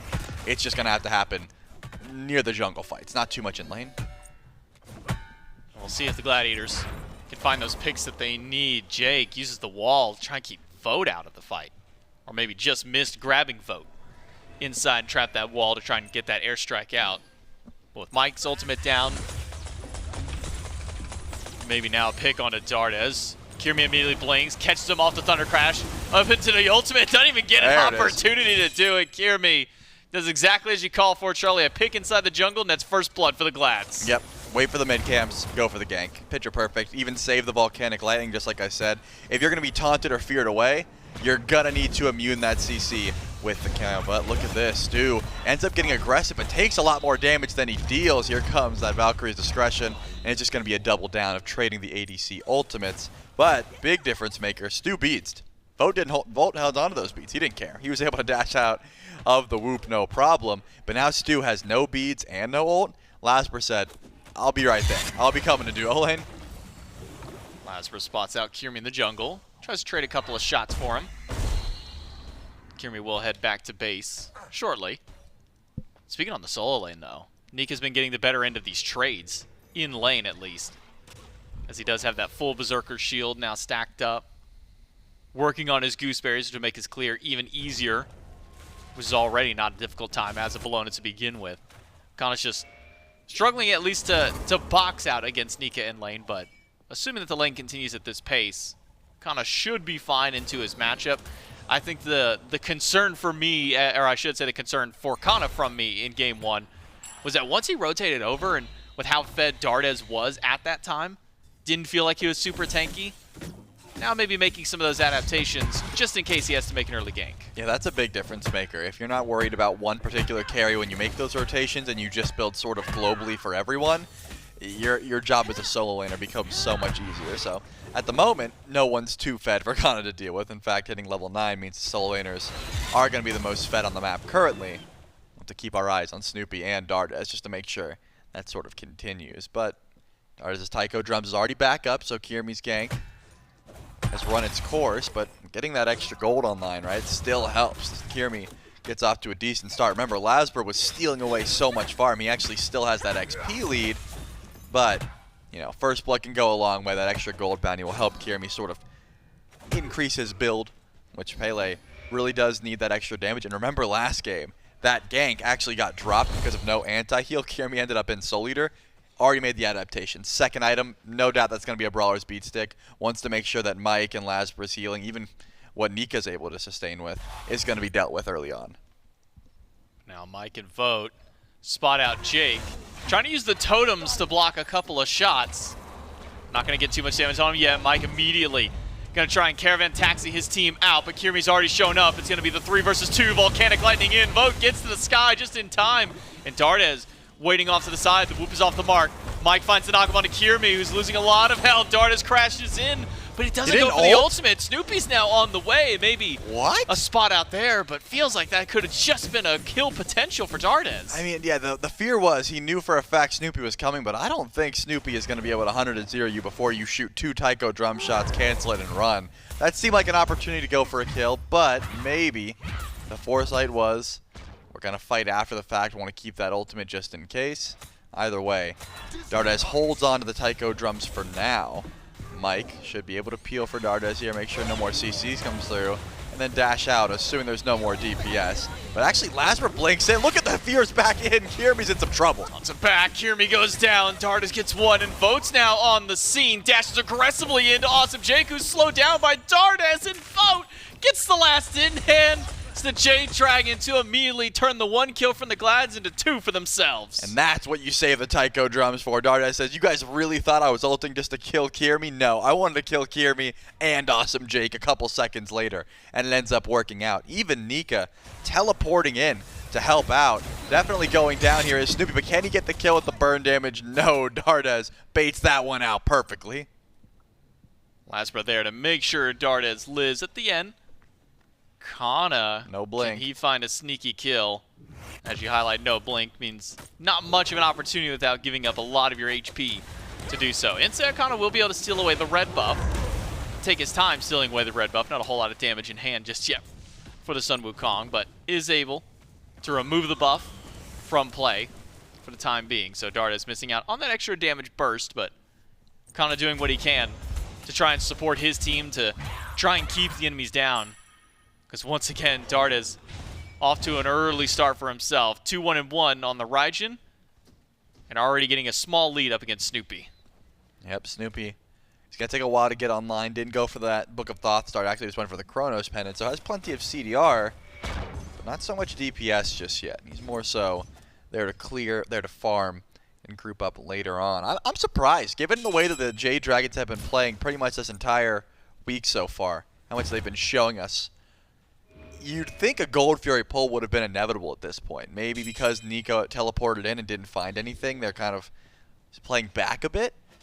But they've got pressure, they've got the gold lead, they've got about as much damage you could really want this early on. And not even an attempt towards the Fury, more so just Gold Fury, where it fights near the Gold Fury. Awesome Jake has been poked out a few times in this exact corridor. But look at Mike. How did he get so far behind for the wraparound? Oh yeah, because he's taking away a red buff with Dardez. They recognize that Kana stole theirs, and they said, hey, I know exactly where to go where we can find another one of those. It's pinpointed on the map for us. Highlighted in big bold with a big old red indication for it as well. LASBRA doing what he can to maybe try and steal a green. Doesn't get it this time. Jake thankful that he's able to hold on to an extra buff of his own. And vision around the Gold Fury does go to the Gladiators. We're able to at least get those Oracle Harpies, so they'll know if the Dragons try and pull this, but the Dragons don't care about the Fury. It's all about the fighting for them so far. Stun doesn't connect onto Mike until just now. Tremored in place, but as long as somebody from the Dragons is nearby, Mike always has a way out. It's going to be the end of it. And that's the thing, the Jade Dragons, as you said, the vision, I guess, is their big issue. You know you were able to poke out Awesome Jake a bit. You know that Mike had to go back to base. Picks up the CAD Club. I'm wondering what's going to be the big indicator that starts this Gold Fury pull. Because in my mind, sure, the beacon spawning in and the Jade Dragon's going to grab that one for absolute free. Maybe it's just the timer on Nika's teleport. If in 22 seconds he does an upgrade and head over, I'll be shocked. Again, this is not, oh, it's the freest Gold Fury ever. It just fits the MO of what the Jade Dragons have been wanting to do. And in fact, it's the Gladiators who go for the first pull. Mike is on the way. We'll see if the Jade Dragons can hold this one back for the moment. Wow, never mind. Mike walks up, and that's just enough. Thought for a moment the Gladiators would hold on to it, see if they could maybe burn it down, see who else shows up. But Mike on the scene is just enough to keep the Gladiators away from the objective. But it is strange, and I'm glad you bring it out, is that you have the Dragons. You have a comp that should work well around it. You have a Bellona who built Shogun's Kasari, great around your ADC. But it's the Gladiators who were the first ones to try and pull anything. And that's the thing. Nika proxied the wave, went back about a full Oni Hunter's garb, and did not upgrade that teleport. So that tells you the Jade Dragons just aren't feeling it, right? I'm guessing the comms are something along the lines of, hey, our late game is going to be better. We're confident no matter what. Let's not play it too bad. There's a beautiful whoop there. Staves Stu from having to beat and actually just set some good damage on Devote. Stu has no idea who's behind him, though. Here comes LASBRA. Oh, but LASBRA missed the bat. Gets the Screech. Has No the lead whoop. for the extra damage. Needs the full ultimate and maybe a little bit more. But with one Aegis to immune the first swipe, LASBRA not able to get that kill onto Stu. But he does get the Aegis, a valuable resource from the Hunter. And, well, Nika's just going to keep doing this up against Kana the entire game through. Waiting to see when that teleport does get activated for him. When he gets leveled up, I should say. To see when Nika will start getting involved with the rest of the squad. Kyrmi goes to the Volcanic Lightning, misses everybody, and instead will now have to back away as Tier 1 tower is knocked down by Vogue. Yep, Tier 1. Might as well throw the Purple Puff in there as well.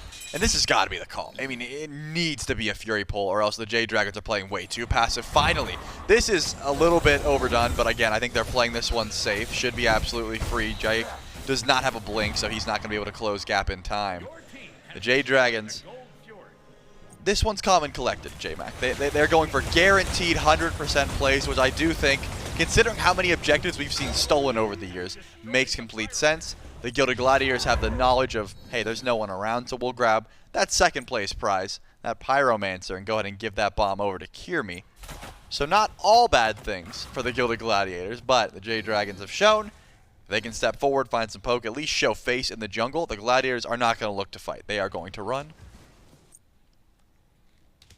So now where do the Jade Dragons go? Pyromancer was grabbed by the Gladiators, so at least gives them a little bit of pressure around an objective, potentially. Because they are kind of lacking burst, where it feels like we haven't really ever come back to a true burst meta, or a real objective, secure style of mage pick. For a moment there. Stu trying to get aggressive against Vo, but the benefit of the Jing way, being able to dash out of that banish, get a pretty good distance, but Vo, watch out behind you. It's the barrel stuff now for Kyrmi as he dives in, but isn't able to get an airstrike. Will get Vote away. PBM just waiting for someone to walk up so he can go back for the heal, but he might just be going back in for the aggression. Knock was good on Jake. Nika dives in with LASBRA standing by. The Jade Dragons have not given up their fight just yet. With some low health bars on their side, a couple will head back to base. I'm surprised again. This time, you know what? I think this was a heads-up play. Maybe Nika didn't recognize if Kana's teleport was down, but Nika did teleport in. It was a clear 5v4. Kana was in the middle of proxying, and Mike didn't go to the skies. There could have easily been a Horus chase down there, but did know the timer on Kana's TP. Hey, if Wukong shows up, we're in trouble. Does get the Aegis from Dardez. Should have plenty of damage to just turn on to Kyrmi here. I'm really shocked he even tried to chase that down. Oh, Snoopy collapsing now. The entire squad of the Dragons are here. And they're able to pick up 2 kills. I think what happened, Charlie, at least from what I noticed, there was a ward at the top side of mid, so I think Kana was trying to get in, but I don't think anybody actually knocked out the ward. I think the timer expired on it, so Kana wasn't able to rotate in. Now he's going to have to try and defend this Fire Giant by himself alongside Jake now, who's joined the party. But it's a 17 Wukong and a 12 Cabrakan. They've got to do a lot of damage right now to get it. They don't steal it away. And it could be a collapse onto Jake. LASBRA chasing down, waiting for the rest of the squad to go through. Knockups there by Mike, surrounded and knocked away. Dardez with the kill, Dragons with 6 on the board. And again, finally there's some pressure onto Dardez, but I want you to look at the levels. Kyrmi decides 4 levels down. Now's the time to try and all-in Dardez.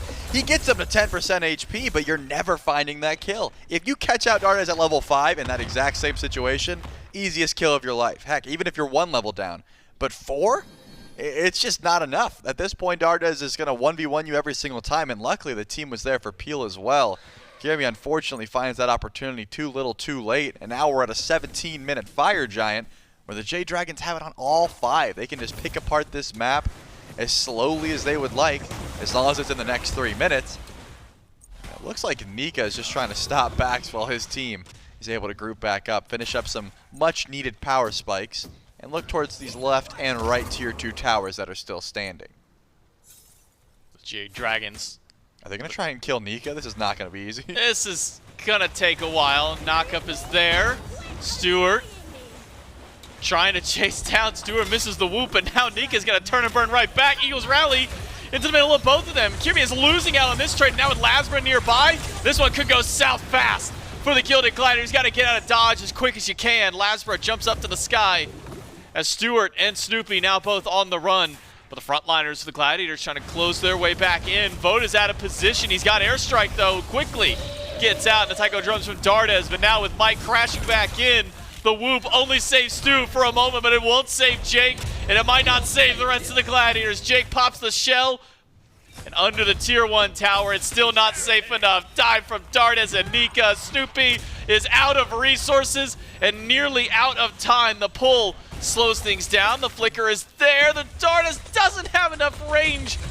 And Snoopy just barely makes out of the fight. When here comes a wave, there should be a tier 2 tower going down at the very least. All the while, Kyrmi is just split pushing. There's not going to be a Pele at this right side. Phoenix, if he doesn't hurry up, just now channels the back, but he cancels it. He's not going to be here, J-Mac. The Jade Dragons are 5v2 for quite some time.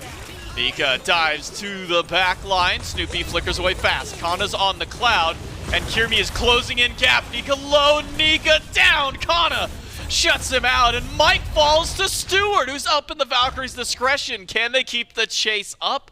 5 versus 3, half health on most. The Gilded Gladiators will at least rest on the 2 kills they picked up. Yeah, I mean, Kana plays that one perfectly. Immediately blinks to the backline, goes up into the somersault cloud, and stalls for his team. Kyrmi does the same. Goes in, makes sure to stop that Phoenix siege immediately. And thanks to the team spawning in at the right moment, they were able to find those picks onto Mike and Nika and keep their right side bird alive. Possibly biting off a bit more than they could chew, the Jade Dragons. They felt confident. I would have as well. I mean, Kyrmi was on the map saying, hey, there's only going to be 2 people here.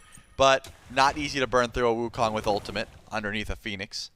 Because of that, stalled out just a bit too long, and the Jade Dragons lose a good portion of that Fire Giant push. They still have some time to go for this Primal Fury, pull the Pyromancer as well. The Jade Dragons are not done trying to get gold in their pockets. But remember, Jamie, that's a 17-minute FG. You're not breaking the Phoenixes anyways this early on. You're just trying to keep pushing that gold in your favor. Minus the one hiccup. Still sitting just fine at this point. With 6,000 gold up for the Jade Dragons, the lead not as staggering as it was in Game 1, but still the level of confidence and control from the Dragons, matching what they had in the game prior. Fury has respawned. The Jade Dragons immediately head over that way, but now it's the Gilded Gladiators to try and answer back. Jake is near, but even with Vote and Mike there, just seeing Jake was enough to maybe back them away for the moment, maybe see if they can go for any kind of a heat check, or maybe wonder if there's a ward nearby. There is one for the Gladiators sitting inside of the pit. The Primal Fury down to half HP. Jade Dragons will get this one. Doesn't seem the Gladiators want to step up to try and stop it. Goes down for free. Right as Fire Giant spawning back in. About as good as timing as you could make. But the Jade Dragons are sticking around. I was wondering if they were just getting one more wave or if they were actually going to push up for the tier 2 tower. The Gladiators also nearby. Wouldn't have been free by any means. So that's not the call. Jade Dragons get to walk up. Go in for a free pull at the very least. But will they be contested is the question. It's not like the gold lead is unwinnable, right? I think the Gilded Gladiators still do have ways to try and fight back into this. Percentage pen online for Snoopy. The Soul Reaver's not quite there, but still this Merlin is doing some decent damage. Stuart has 3 rings, so as far as I'm concerned, is doing enough damage to call himself a late game Freya. He does need one more before he's really feeling confident, but does plenty of DPS if given the opportunity to just auto attack. But the Fire Giant is touched down, and Kana and Stu are on the left side of the map, so we may be looking at one more soft defense, like maybe Awesome Jake walks up for a steal, but doesn't seem like the Gladiators are going to be going for this FG anytime soon. The Jade Dragons are just setting up, though. They haven't made their pull either. Jade Dragons just now touching down in the pit. Mike and Nika started up. Foden, Dardez on the way for DPS, but as you said, the Gilded Gladiators not even going to try and defend this one. Oh, Nika tried to go back for a teleport, but the knockup actually stopped him. That was just enough of a scare because they saw the teleport indication, the Gladiators did. At both Stuart and Snoopy, they said, okay, well, I'd say Kyrmi was actually the one up there. He and Stu saw the teleport. They said, okay, well, he's on the way. We're going to leave. Didn't stick around to realize that, oh, wait, hold on. It disappeared for a moment, but with LASBRA on the scene, no chance they keep pushing in. Yeah, you end up saving your cooldown then, because LASBRA backed anyways. I mean, Nika now has the TP. If he gets poked out on the first attempt at this Phoenix, he can back up, teleport back in. Ends up being a big brain knockup. Huge brain. Maybe they did it on purpose. Nika said, wait, drag it over here. Mike, stop my teleport. I'm not trying to go over there, actually. And it ends up working. Now, remember, last game, around this time, the Jade Dragons were in a position to end, but the Titans had left, so they couldn't go in for the end call. The game stalled out a bit longer. Now they're going to be able to push up with Fire Giant, with their Titan, and that could be an extra siege tool, because that left side tier 2 is still up. That Phoenix is going to start swinging. Look at Mike's build. He has a lot of mitigations, yeah, but physical defense for the Phoenix, not so much. This is not something you want to make a habit out of tanking, especially 23 minutes into the game. With 3 items and an upgraded starter item on Horus. It's going to do some damage, and that's where Nika's teleport can really come in clutch. If he is able to tank up the Phoenix, get some damage, back up, retreat, and then teleport back in at full HP, your siege goes a lot better. Mike will start, but you can already see with 3 in-hands, or 3 tower shots, I should say. Put him down to about a quarter HP. Heals a bit back up. From the nature of being a Horus, having that in-kit heal. Kana's got some good poke of his own on this Wukong. Really done a number to LASBRA's HP so far with the help, maybe a Phoenix shot or 2, with Kyrmi standing by. The Jade Dragons now have to stare down the mobile Titan of the Gladiators. Mike dashes in, doesn't get the stun he was looking for, and will back away and work towards the Titan's HP bar, which doesn't feel like it's much of a Titan compared to the Jade Dragons. They knock that one down, send it back to base. It'll be a moment before theirs is able to arrive on the scene. Yeah, their Titan's slowly walking over. I wonder if the Jade Dragons do a 3-2 split with the Titan, though. That's probably your best call. Or no minions go all the way over to right side Phoenix. The Gilded Gladiators, they know this is happening, though. They're already there. Kana and Kyrmi, but Kyrmi misses the Volcanic Lightning's initial hit. But Zayla has to be forced out of this one. Kana died to the back against 4, but it's an Eagles rally from Nika and a couple of shots from Vote to knock him away quickly. LASBRA, though, low on HP, healed up a bit by Mike. He's sent back into the jungle. A lot of lifesteal built into LASBRA's items, though. You wouldn't believe that he was just at 200 HP a moment ago. Will now rejoin the team. There we go. Now the Titan can push in. You've got an extra pick. This right side Phoenix is a lot easier to try and grab. This one at the very least should be going down. The question is, can they get 2 Phoenixes in the process? Nika and LASBRA just get to walk forward onto Snoopy. Maybe you do get 2 Phoenixes, but it's not the one you'd expect. Mid and right go down. All the while, someone still has to deal with the Titan. Yeah, Kyrmi can't really tank this one up for himself, but he sure is. He's taking so much damage from it. He's got to be careful. Remember, the Titan cleaves Kyrmi. It's hitting you and the bird at that point. No need to stand in front of it. But it is right side and mid Phoenix. Runic Bomb from LASBRA helps him take down the mid bird. The rest of the Jade Dragons take away the right one, and we're now staring at a 14,000 gold lead for the Jade Dragons. Nearly as dangerous as it was in game number 1. And Trelly, for the Gladiators, I mean, where is their defense at this point? Well, what silver lining do they have against the Jade Dragons this late in? Yeah, even grouped up there when the teleport play did not go as planned. We do see the teleport in from Kana. LASBRA's in the back line. This is going to be a bit of a weird fight because look how many Jade Dragons are in the base. LASBRA does have Bat Out of Hell, so could be out if he doesn't get CC'd. This is just a bait, though. The Jade Dragons are eventually going to fight this. LASBRA's job is to just stall as long as possible. And with Bat Out of Hell, he can do just that. Kyrmi's the only one separated from the team. He might get spotted out and caught out here. Ultimate in from Mike will only bring himself and Nika, but those two are just enough damage. Nika tries to chase out, but doesn't get the stun. Now it's Mike in with quad knockup from Vote. Are you kidding me? The damage he's able to put out. Dardez will crash right in and crash the party. That's 1 for him and 1 for his teammate. 2 Glads down, and all 3 on the run to mid to escape the onslaught of the Dragons. The Fire Giant buff is gone, but the Jade Dragons are not. 1 Runic Bomb is going to get the last Phoenix off the map. Do they have the damage to go in for an end call 5v3? They're going to try. Kyrmi's got to do a lot of heavy lifting, but he doesn't have ultimate to do so. Nobody on the Gladiators has ult to defend. Kyrmi goes to the back line, but he's going to be immediately collapsed on. He can't even take down Dardez. He needs the help from Kana to do so. That might be enough to stall out, but the Titan is getting low. LASBRA and Vote pick up another couple of kills, and yet another Titan falls. The Jade Dragons up 2-0. Is that 4 kills again? I think that was how many they got last time. The Gilded Gladiators find some legs in their last defense, but not able to find those early picks in the early game. Unfortunate. They're just not finding that actual comp that's working for them so far. I think a lot has been going well, but a lot has been not working, J-Mac, and that's been a big issue for me. Especially letting the Jade Dragons run back 4 out of 5 picks from last game, which did not go well either. Serious go back to the drawing board moment here for the Gilded Gladiators. And even the one that they did take away, which was from Mike, which good. I mean, the Terra was nice. You gave him Horus, which is effectively almost just kind of like a Terra. You get a lot of healing, you get a lot of CC. The only difference is that Terra says, oh, guys, here's some extra protections. Horus says, hey, guys, here's my entire team.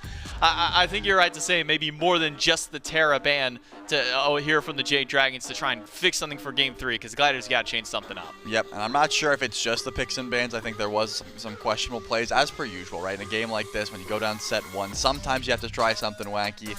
The Pele has not been connecting for me. There's been some misses on the Volcanic Lightning, which is kind of the ability you need to be connecting on if you want to get that value. Maybe a different jungler, a different look for Kyrmi. He has been known to get active against some of the best teams in the world and find those picks. This set so far has not been connecting. For the Gilded Gladiators, something's got to change them if they want to keep their hopes of moving forward in this set alive. The Jade Dragons now up 2-0. We'll see if they can close it out in Game 3 right after this. There's nothing in this world more primal my love for you. If you meet somebody else that's a rival, that much is true. Yeah, I know you said, baby, this is final, and I blame myself. All that's left of me now is an animal, and I cry for help. I wish my call's gonna reach you. Give it my all, 'cause I need you out.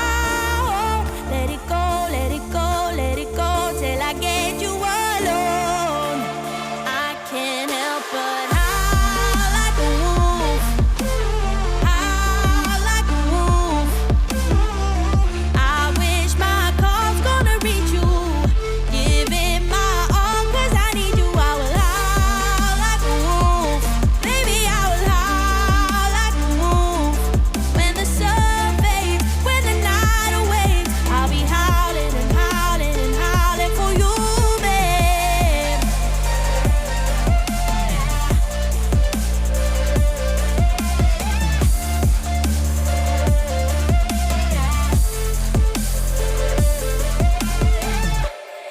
Can't keep my pain quiet any longer. Gotta let it out. Are you anywhere near? So I wonder, can you hear me now? I know it ain't over till it's over, 'cause I'm still alive. If only you'd come a bit closer, maybe I'll survive. I wish my call's gonna reach you. Give it my all, 'cause I need you out. Let it go, let it go, let it go, till I get you alone. I can't help but howl like a wolf, howl like a wolf. I wish my call's gonna reach you. Give it my all, 'cause I need you. I will howl like a wolf, baby, I will howl like a wolf. When the sun fades, when the night awaits, I'll be howling and howling and howling for you, babe.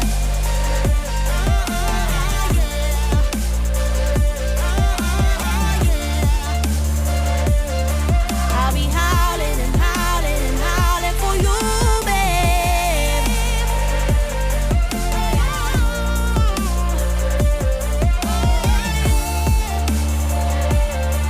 I'll be howling and howling and howling for you, babe.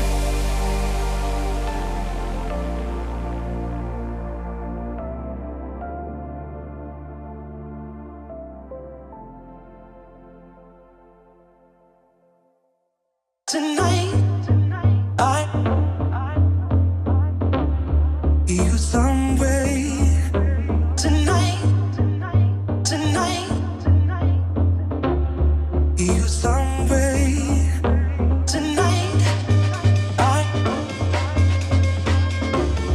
you somewhere. Tonight, tonight,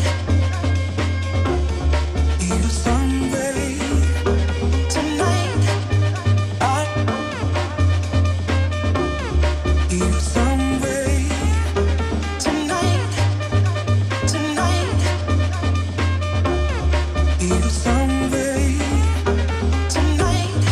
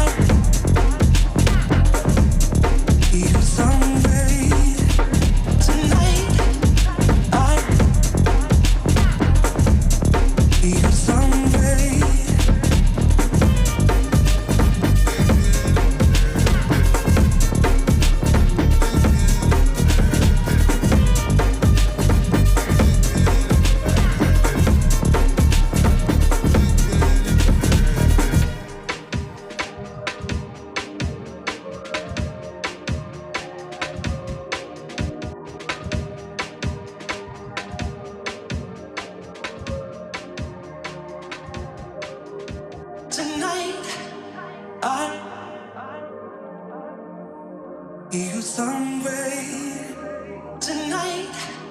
I you some way tonight.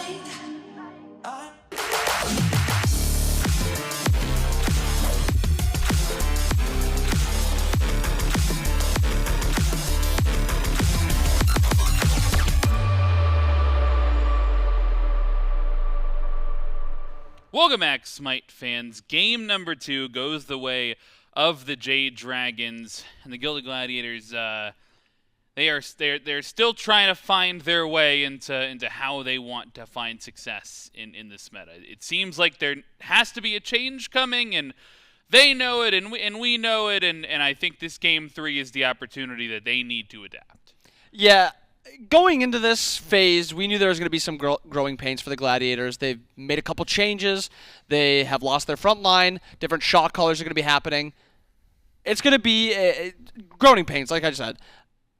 I think at this point, after we've seen Game 1, we've seen Game 2, we know what those comps look like, how they played them. I think you're exactly right that we have to see something switch up on the picks and bans, maybe try to take second side, do something that is a little bit more, maybe even unorthodox. I wouldn't hate something like that, but something's got to be switched up. Yeah, I mean, last game we were talking about the bans. We know they have been taking Athena off the board.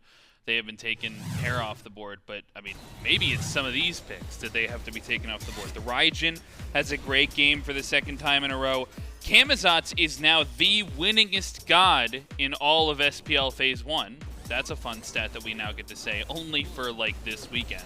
But, I mean, if they're just going to keep going, because I'm sure the Dragons are thinking, man, if they're just going to let us keep having these, we'll just keep playing them. I mean, it's working. Why even switch stuff up? It's also beginning of the phase, it still means a little bit where it's other teams aren't going to be getting a lot of information from this Dragons team going into the next few days for scrims and then into next week, because all they've shown so far is that first meta that they had against the Levi's, which didn't look too great, and then this current meta, which is just them slamming Raijin and slamming the Camazotz and looking fantastic on them. It's time to either take them away or ban them. I'm always in the grouping of you should be able to play what the other team is playing at a high level for the most part. Obviously, some weird gods. Dardez on Hera. Nobody's playing Dardez like Hera is. That's a god you'd ban away. But Raijin's been in the meta. Kama's now been in the meta. Those are gods you have to be able to play, and you're probably going to have to pick them away. And maybe even give up the Pele. I know they've been prying it. Pele's in a very good spot. But, I mean, 1-3-3 on Kyrmi.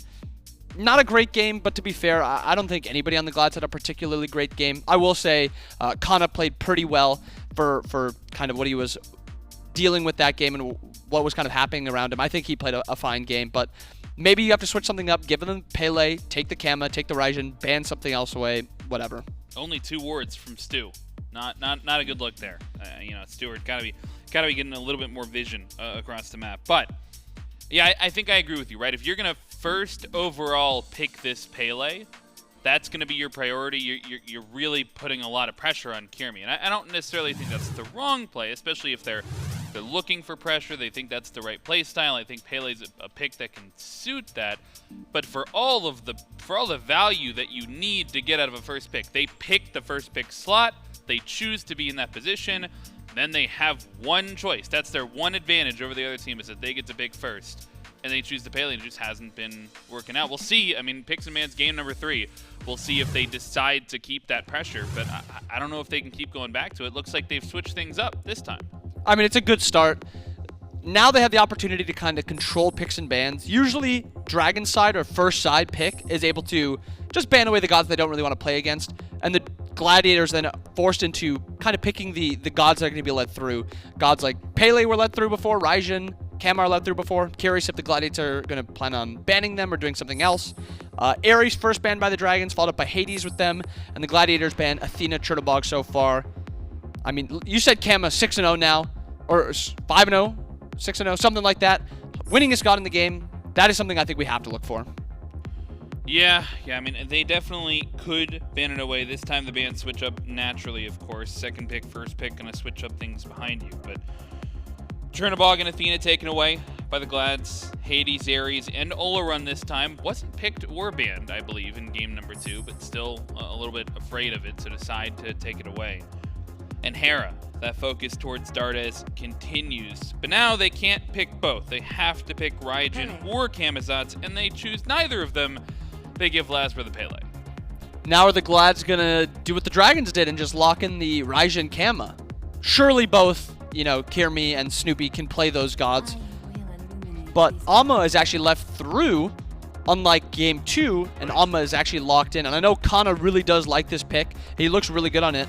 Hades is also banned, so her highest, or worst counter, I guess is a better way to say it. Her worst counter is not available. But we saw Ducky on the Yorm into this Amma, and it looked pretty good. But I'm still fine picking the Amma here. It is a little risky, because now your backline's getting dove by Pele Kama, if the Dragons obviously opt to pick it. Yeah, Pele could still go towards that mid lane role on the Dragons. You see Dardez on that before. Amaterasu and Raijin, though, they take the mid lane away. And this is an interesting one for Snoopy because I'm not sure I think naturally of Snoopy as like the most aggressive mid player. And I think that as with a Raijin, you kind of have to be jumping in there using that pressure and trying to get that damage off. So I like the pick from a standpoint of, yes, you're taking it away from Dardez, but it's something that also Snoopy has to be comfortable on. Yeah, I mean, Raijin's a strong god, but Dardez pilots it exceptionally, and Snoopy has to at least be close enough to it for the value to still be there on this Raijin. I'm pretty confident that he'll be able to play it up to par, at least to Dardez, and it's something you kind of just have to take away. Dragons opt for the Odin Kama, so we'll be seeing, I mean, it could be Kama mid. Shinto played the Kama mid, but for all intents and purposes, we'll say it's Pele mid, Kama jungle, and Odin solo. Very dive heavy by the Dragons, and they're going to be running down this Raijin. I don't know if Snoopy's going to be able to live that dive. Yeah, that's an interesting Odin pick. I'm not. We've seen Odin banned, I think, so far this weekend, but I'm not sure we've seen him played. And to prioritize him this highly, typically you see him like last pick. It's like, oh, they forgot to pick any leaps, so we'll trap everybody in. This is an interesting one, and into that Amaterasu matchup as well. How does Odin fare over there in the solo lane? I think it's just a lane that neither jungler really wants to visit too much. They're both very tanky, very safe. A lot of survivability on both sides. And once they get that first defensive item on, I don't think anybody's killing the Odin or the Amma, at least until mid-game, or if the mid laner... Actually, I guess only just the Raijin, if only the Raijin rotates, because double fizz into an Amma that's probably going Berserker's first item is pretty much unkillable. But Rama pick out now by the Glad, Stu switching up, not going the Freya, and then they ban the Freya. So we're going to see a different ADC matchup, I think entirely for the first time. I think this is the first Rama we've also seen this weekend, if I'm not mistaken. So this will be a pretty fresh-looking duo lane. No double, mage auto attacks over there, or Jingwei, I guess, is still up, but I would not be surprised if Jingwei is just banned here by the Glads. Yes, I mean, the Freya was up. He chooses to go into a different character, so doesn't want to go back on that Freya, so opts into the Rama. Taking the Freya away from Vote, and I think I agree with you, would seem like a good play to take this Jingwei away from Vote as well, if they do want to go that direction with the bans. But Dragons, they're choosing to target out Jake, and this is the first draft this time that we've seen in the first couple of games that we've seen Jake hold on to his pick for the second phase here. So they get a chance to take away some of those more popular support picks. Yemoja off the board. Could take away the Cabrakan. Could take away the Charon. I mean, it'll be interesting to see how does this composition round out. What are you looking for from Jake in terms of making space? Do you need a lot of CC? Do you need a lot of peel? Or what is it from Jake? I think their comp is pretty wide open with what they want to do. I think both Raijin and Rama play pretty well front to back, and they also play decently diving. I mean, they're kind of easy to kill, and then Amma dives really well. So Jake is really able to play whatever he wants. Terra, I think, looks really good with this Glad's comp. Yorm was banned away, which is, I mean, it's a good ban. It's weird, though, because are they worried about Odin maybe going to support? Like, where's the Yorm going to go if Odin goes support? So entirely, I don't really like the Yorm ban too much. I'd prefer the Jingwei. But I really like the Ganesh pick. It's such a strong god right now. It's also very, very strong into dive comps, and that's this entirety of this Dragon's comp. That is quite the pick in the Janus. We were talking about whether or not it would be Pele or Camazotz in the mid lane. And now I think it has to be Janus in the mid lane, surely, but yeah, maybe one of those solo and one of those in support. Maybe they're looking for an ADC in this last pick, or maybe it's Kama ADC. It's an interesting one for the Dragons. Yeah, for sure. Kind of just entirely open. I assume it's something from scrims where they got it, something felt really good, and they've kept playing it. But Kama ADC is maybe the opening. Kama's also a fine solo laner. I don't think you'd want to play Pele into Ama. That doesn't sound like a matchup that you'd really want the Pele in. So I guess you'd have to put the Odin in support. I figured it out. I know what it is. Okay. It's Janus support. Oh, that's what it is. How could we have... Well, now I have no idea. Well, now I have no idea. What in the world? Well, I'll say Janus and Nuwa duo. I think that's the only thing. Giannis Nuwa duo. That's quite... Who is the ADC? It's got to be Nuwa. It's got to be Nuwa. I've seen some pretty good Nuwa supports, man. I don't know. We could see something pulled out. Either way, it's a pretty interesting composition here, no matter how you slice it, for the Jade Dragons. But they've got their fair share of damage, physical and magical damage, and I think once you get to a team fight, maybe lacking a little bit of peel, but you know, you're certainly not struggling as much as you would be. I'm worried about the laning phase. Yeah, I mean, I don't think they have any plan on peeling when it comes late. It's mostly Nuwa, stick by the Janus and just take the portals and just try to live as best as you can and then drop ult. But that Rat last pick, I think this Glad's comp is, rounded out really well. They've got solid dive, really good setup. Their 3v3 is very, very strong. Entirely, like, front to back. This Glad's comp is their best comp they've drafted today. And if they are to take a game, this is the one that I would for sure be confident in. I've gotten word from production as to how it rounds out. It is allegedly a Pele Janus duel lane.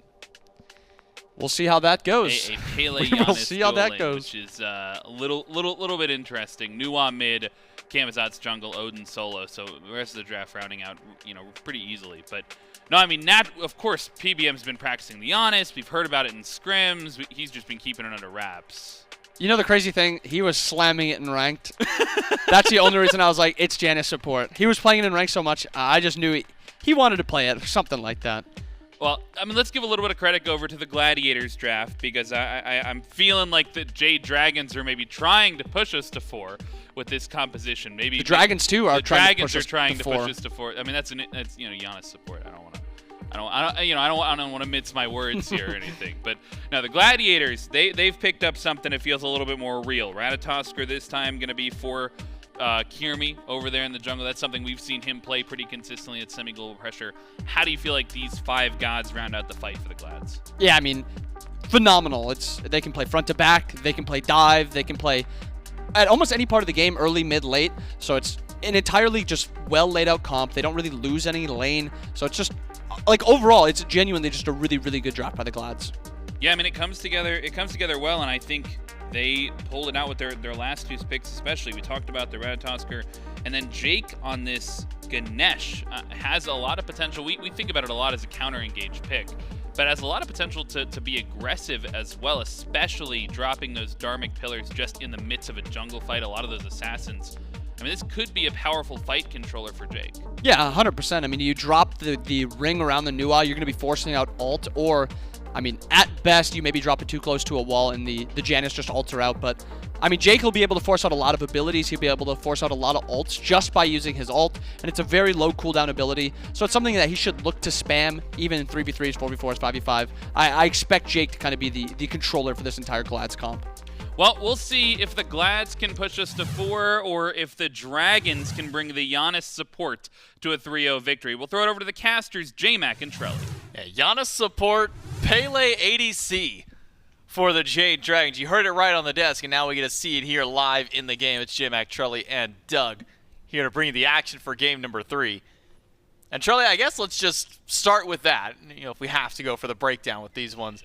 No range damage, aside from, I guess, Janus and Nuwa, but no ranged physical damage for some of these towers for the Jade Dragons. It's going to be difficult to deal with structures.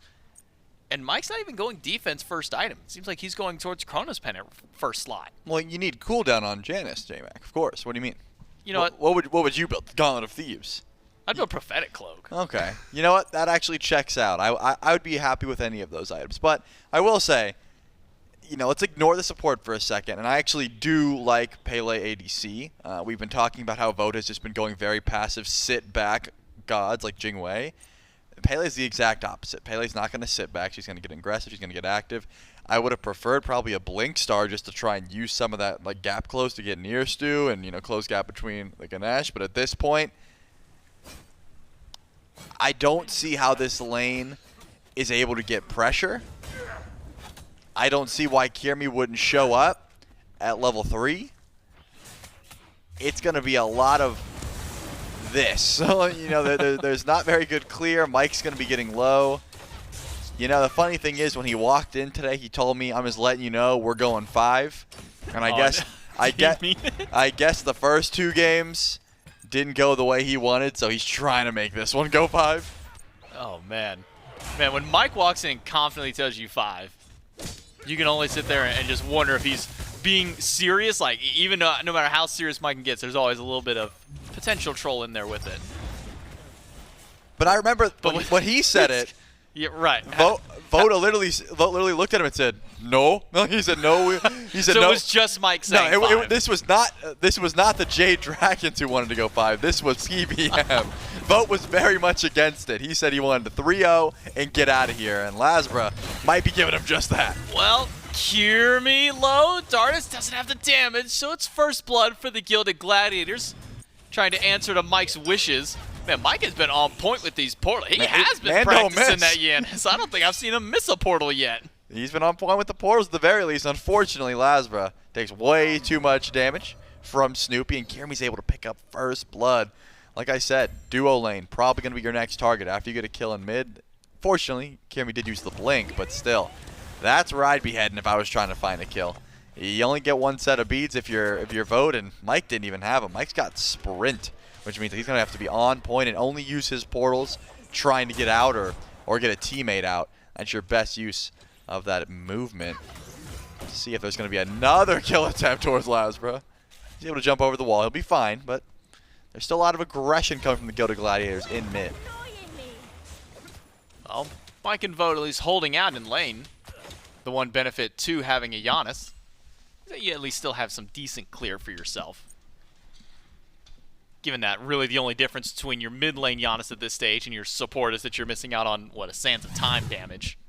So at least for the time being, PolarBearMike and Vote able to hold out. But I think my ultimate question then comes down to the late game. And I think a lot of it also maybe depends on how Mike builds this Janus. Do we see just a full damage support like he was going on the Atlas, but now on just a mage instead? Or do we actually see him build a little bit tankier? I think to me, that lies the ultimate question of potentially how this Janus support could go. I'm thinking you just go full damage. It just doesn't seem like tank Janus gives you that much value.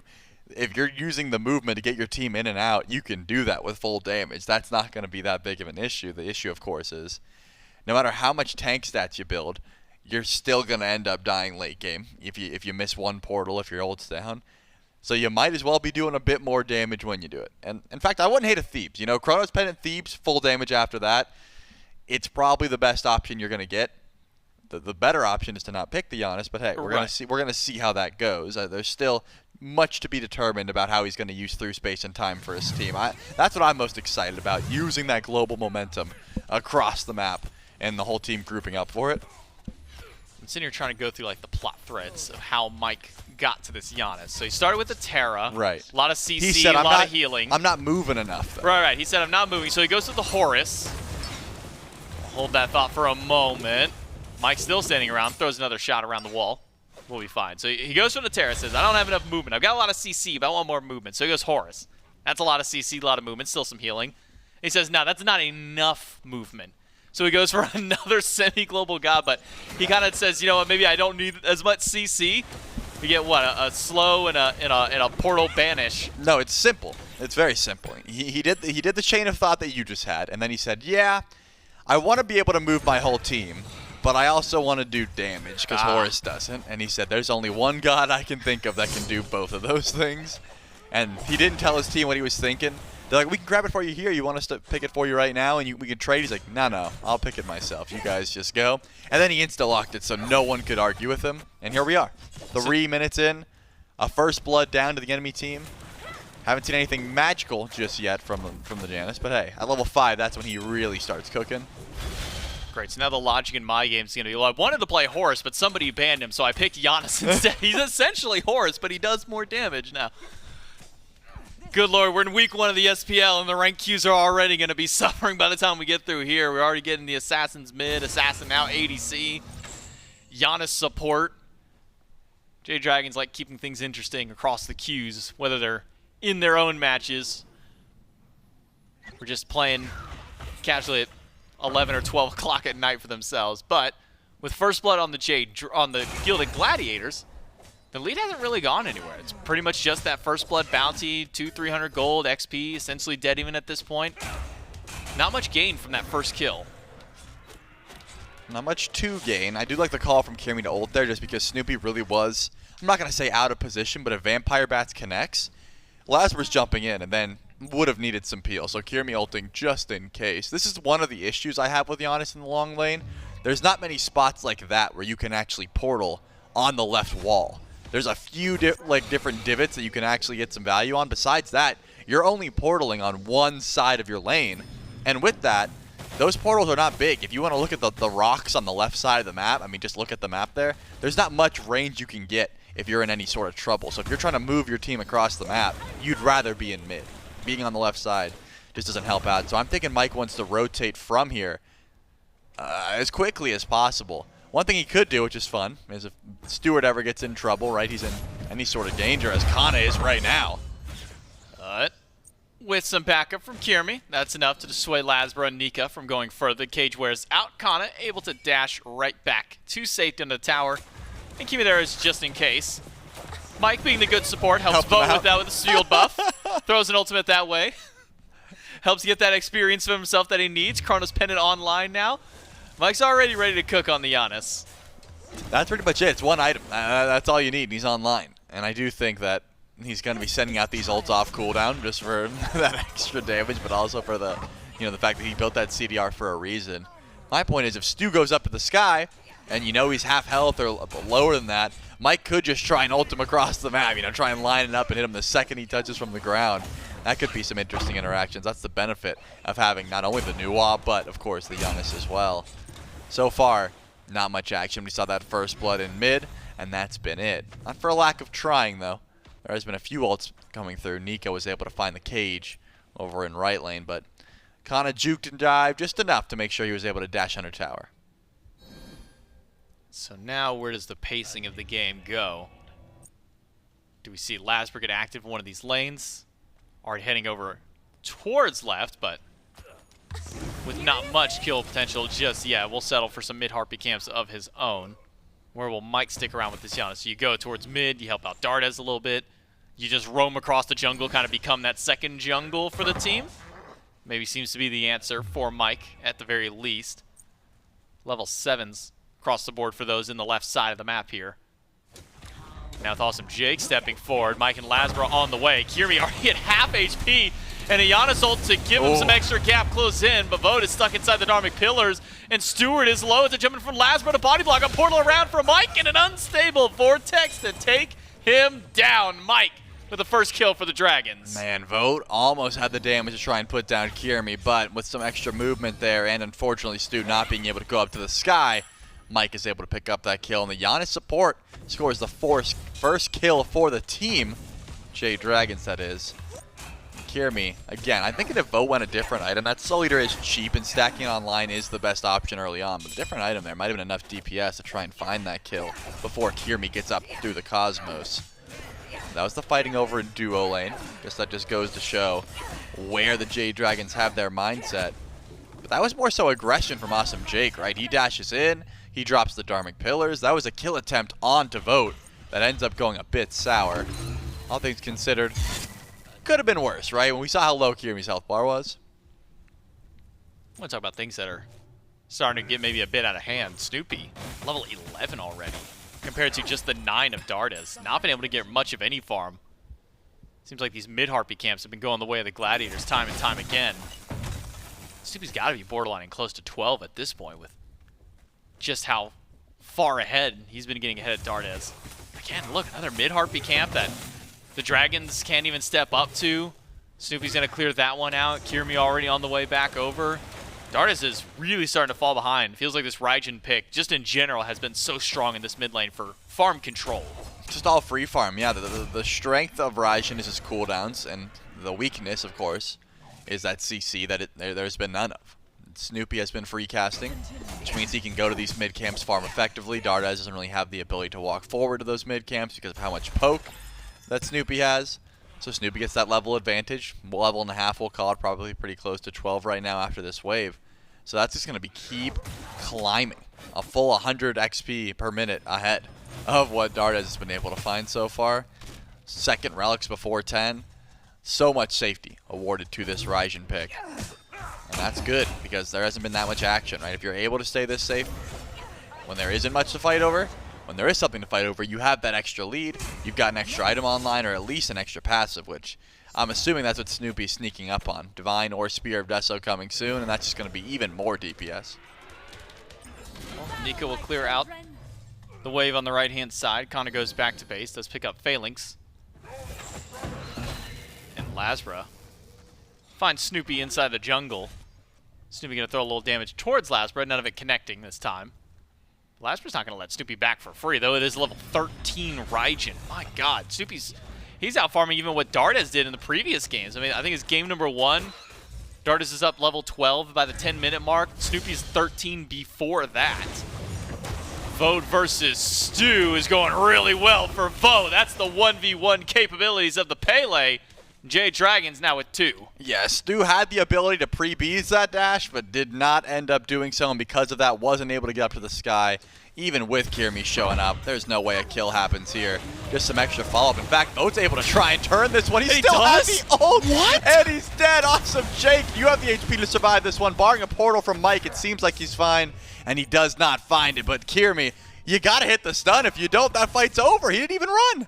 I think the craziest part about that show is the fact that Vote had ult that entire time and used it to turn and burn right back to Kyrmi. He essentially fought 2 1v1s and would have gotten that kill if LASBRA didn't show up and grab that last little shot. One more Konana would have done it. He would have got away with it too if it wasn't for that meddling bat. Yeah, I couldn't think of what Camazotz was for a second. That meddling Batman. I was like, I know his ult's bat out of hell, but what animal is he? He's sort of cat-like. He was in the right place at the right time. Oh no, Stu. He's in the wrong place at the wrong time. Oh, portal from Mike. He has beads. Why isn't Stu? Are you saving it for next game? He's saving it for game 6. What's going on? That's twice in a row. There is no game 6. Someone tell him, please. Someone tell him he's still got to get through game 3 if he wants to get to that game 6, which would be next week that he plays. So you can't be saving the relic this long. That's 2 times. You could have beads at a portal. You could have beads away from knockup. Anything. He's just, you know what it was? He could have done anything, and he chose to do nothing. I think what it was, I saw in his face cam. It was the exhale into. There, I got ganked. You know, like Pele ult down. You know, that's all it could have been at that point. Snoopy still feeling confident, dashes in. Look at that damage, though. On to LASBRA, he's gone. All right, well, LASBRA decides to walk into death there. Potentially a kill towards Mike. He's using the tower's defense, but Kana's going to take that one up for him. Mike makes it through the wall. But now to turn back from Vote. He says, I'm bored in my lane. Let's see what I can do elsewhere. But he takes way too much damage, and there's too many people surrounding the Pele this time. In a 1v1, Vote's good. 2v1, Vote's good. Not so much in the 4v1. Yeah, he was definitely feeling confident. Probably did not have the damage to go in there. Thought he did, as the rest of the team had the follow-up. But Mike was forced to ult out. There wasn't really a grouping going on. And because of that, does not connect with the kill onto Snoopy. Just gets double relics. The Gilded Gladiators do not grab the beacon, though, so that one will go the way of the Jade Dragons. It got close, but they didn't stick around to cap it. And Mike, who threw space and time over the right side of the map, was able to grab the totem. So it wasn't all negative, right? He was able to retreat, didn't quite die, sitting at 2-0, holding the majority of his team's kills so far, and still helped out the team. And took your advice. Went that prophetic cloak. He said, Thieves, not so much. I'm doing damage. But because I'm doing damage, might as well get tanky because of it. I'm just glad someone's doing totems, man. I was in a game the other day, 15 minutes in, I had 1 totem. And it wasn't even a good one. It was like the yellow totem. I'm sitting here as a support. I'm like, what am I going to do with this? What am I going to do with 5% pen? I had to walk over as like a Sylvanas to auto a camp for 20 seconds to get my own totem. Goodness. Snoopy needs a health bar and some extra assistance. Because he's in the grayscale for a while. Awesome Jake's gonna meet him there in just a moment. Vote walking in, Vampire Pat's off the mark. Mike just misses his second ability. Jake able to dash away from that one. Instead, it'll only be Snoopy falling this time. I mean, Snoopy didn't have escape, and Nuwa absolutely destroys Raijin from close up because he can never dash away there. But I think that was through space and time. Dardez goes through, immediately minions into the minion explosion with the shining metal, and just deleted Snoopy before he could even do anything. And that's the strength of Janus, being able to get in close, right? Again, Nuwa from a distance, Raijin just kills those minions and doesn't care. But if you're able to get within melee range, Nuwa just absolutely one-shots, and that shows exactly how much damage Dardez has. Pyro goes down, Mike will also go down, but I think you're okay with that trade. And Mike dies. I don't even think that he was it. Oh, he wasn't able to pick up the runic bomb. He was full on his inventory slot. Stu, he'll go to the sky fat. This time he didn't hesitate. He didn't wait. He said, boats here, to the skies instantly. And wait for the rest of the team to now rally around the Gilded Gladiators on the Fury. But the Dragons starting to close in. Nika finds the cage to the back line. Snoopy up to the Taiko drums, and he's already lost half his health from the sky. The shots from Nuwa are good. Dardez takes down Stu, and Kyrmi's forced to try and play retreat. Awesome Jake can't get out, though, because it's Vote pounding away with the damage from Volcanic Lightning. It's another kill for the Jade Dragons, 3 in the trade out for only 1. Yeah, Mike's able to ult back in from base as well. This Janus died, but he's back, and now the minions will help tank this one up. Kana's here, doesn't quite have dazzling offensive, just has to go in for the shield to try and go for the steal. It's not going to be easy, can't even charge it up, and the portal is going to be enough to confirm, and Mike's on point and pulls the beads for his troubles. Man, everything that Kana wanted to do just went so wrong by one stinky little portal from PBM. Wait, is he 3-1? Mike's 3-1? Is this Janus kind of cooking? God, I hope I don't see this Is in he my going games. Thieves third item? I'm going to see this in my games, man. Oh, I'm already dreading this. You are definitely going to see this in your games. Way to ruin. Mike, it's date. Nice. The look on his face. He just looked at it and went, oh. He was trying to portal vote to the wave. There's no farm to be had with that portal, man. And there's no way. He's got to be going like mail renewal or something, right? I just don't see him getting too much value from the third item Thieves at this point. What if he goes Cannoneers? Wait, that's actually tough, because then he doesn't have to sit there autoing the big minions. Yeah. Then he just gets to blow up the big minion. His team gets a little bit of extra gold, Thieves. too. Oh, well, there goes my dreams. I just want to see the Cannoneers once, man. I know it's not great. I want to see it one time. You're already playing Janus support. Might as well full commit. Just like the Gladiators tried to commit to LASBRA, but instead it's right back to Snoopy. Dardez, no, the Aegis is there. Snoopy's alive. LASBRA blinks away from Kyrmi, but he still gets him with the Acorn Blast anyways. Dardez hiding inside the fog, has to get some body blocks from Nika to keep him alive, but a Dharmic Pillar from Jake lets Kyrmi dive right to the backline, but he gets stunned out inside the tower. Nika gets one of his own. Awesome Jake pops the shell, but he's slowed down. Hit by the damage and stunned out. Nika gonna chase him down. Portal from PBM doesn't get anything, but Nika's got the double anyways. Wow, I really think Dardez could have gotten that kill, but he really trusted the fire shards to finish it off, and because of that, Snoopy just Aegises, he gets out of trouble. And the worst part is, LASBRA could have swooped in with Bat Out of Hell, but he decided to get out of trouble, didn't want to put himself in combat, so he could blink the rat ult. Didn't matter. Kyrmi missed the ult and then just blinked afterwards, baiting it out. Ends up diving a little bit too far for the kill on a Dardez and falls down because of that stun from Nika. This is a scrappy game, J-Mac. The Jade Dragons certainly still in the lead, certainly still driving these team fights. But Stu has not been rotating. That has been a big difference. Maker the Rama has not been showing up. He's saying, hey, I am 0-4. I'll be on the left side of the map until now, where they're going in for a Fire Giant. And the Jade Dragons don't seem to know about this. Mike has ult, but he's got no clue. Dardez doesn't have ult. He can't jump in the sky and go, hey, where's everybody at? The Gilded Gladiators are all at the fire. All right, well, Jake, that wasn't the best pillar placement, but it doesn't matter. It's Fire Giant for the Gilded Gladiators. LASBRA jumps away, hits the bats, jumps up into the sky, and swoops away from danger. The Gilded Gladiators able to sneak one away from the Dragons.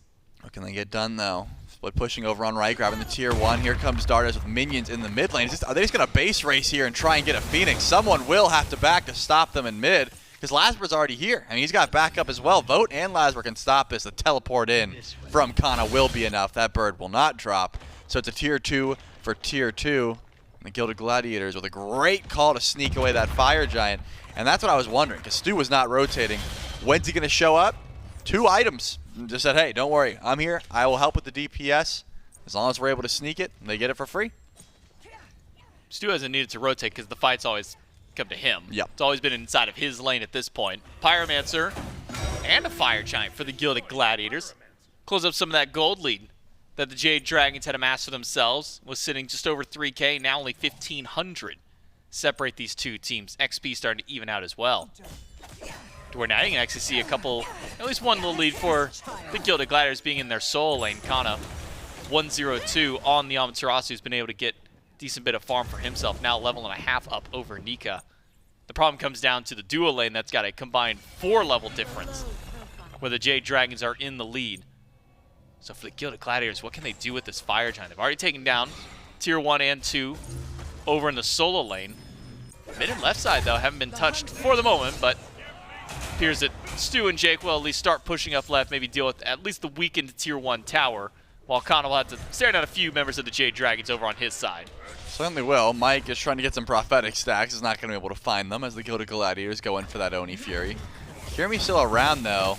Rat wants the 1v1 versus LASBRA. Who's got more DPS? I assume it's Kyrmi. Looking at that build, the Hydra's procs just do so much more work than a Heartseeker this early on. But LASBRA doesn't take that 1v1, decides to stay away, so we won't figure out who's got more DPS. What does Mike do? Well, if they go for if they go in for the Tier 1 towers, their wave's gone. And Mike knows that they're going to be an Oni wave, so he just wants to deal with that immediately. It's going to take like 3 unstable vortexes to clear out that wave. Maybe it was Cannoneer's diff, man. Yeah, you should have gone Cannon. They're still following you, bro. You got more wave to get. Nope, he doesn't care. It's because they are the Oni minions. They are enhanced. He only has, Chronos Pendant. Yeah, Cannoneers would have gone crazy, just like the damage from Vote. My God, Kyrmi, he didn't have a chance to get in the sky. Vote does go down to Snoopy, and Stu picks up PBM. LASBRA swooping away. Dardez inside the fog, gets a little bit of damage, but it's not a whole lot at this point through 3 of the Dragons to defend against the full force of the Gladiators. Nika dives the back line to try and get some damage up against Kyrmi, and LASBRA takes down Kana with 1 more swipe. And now it's a 3 versus 4.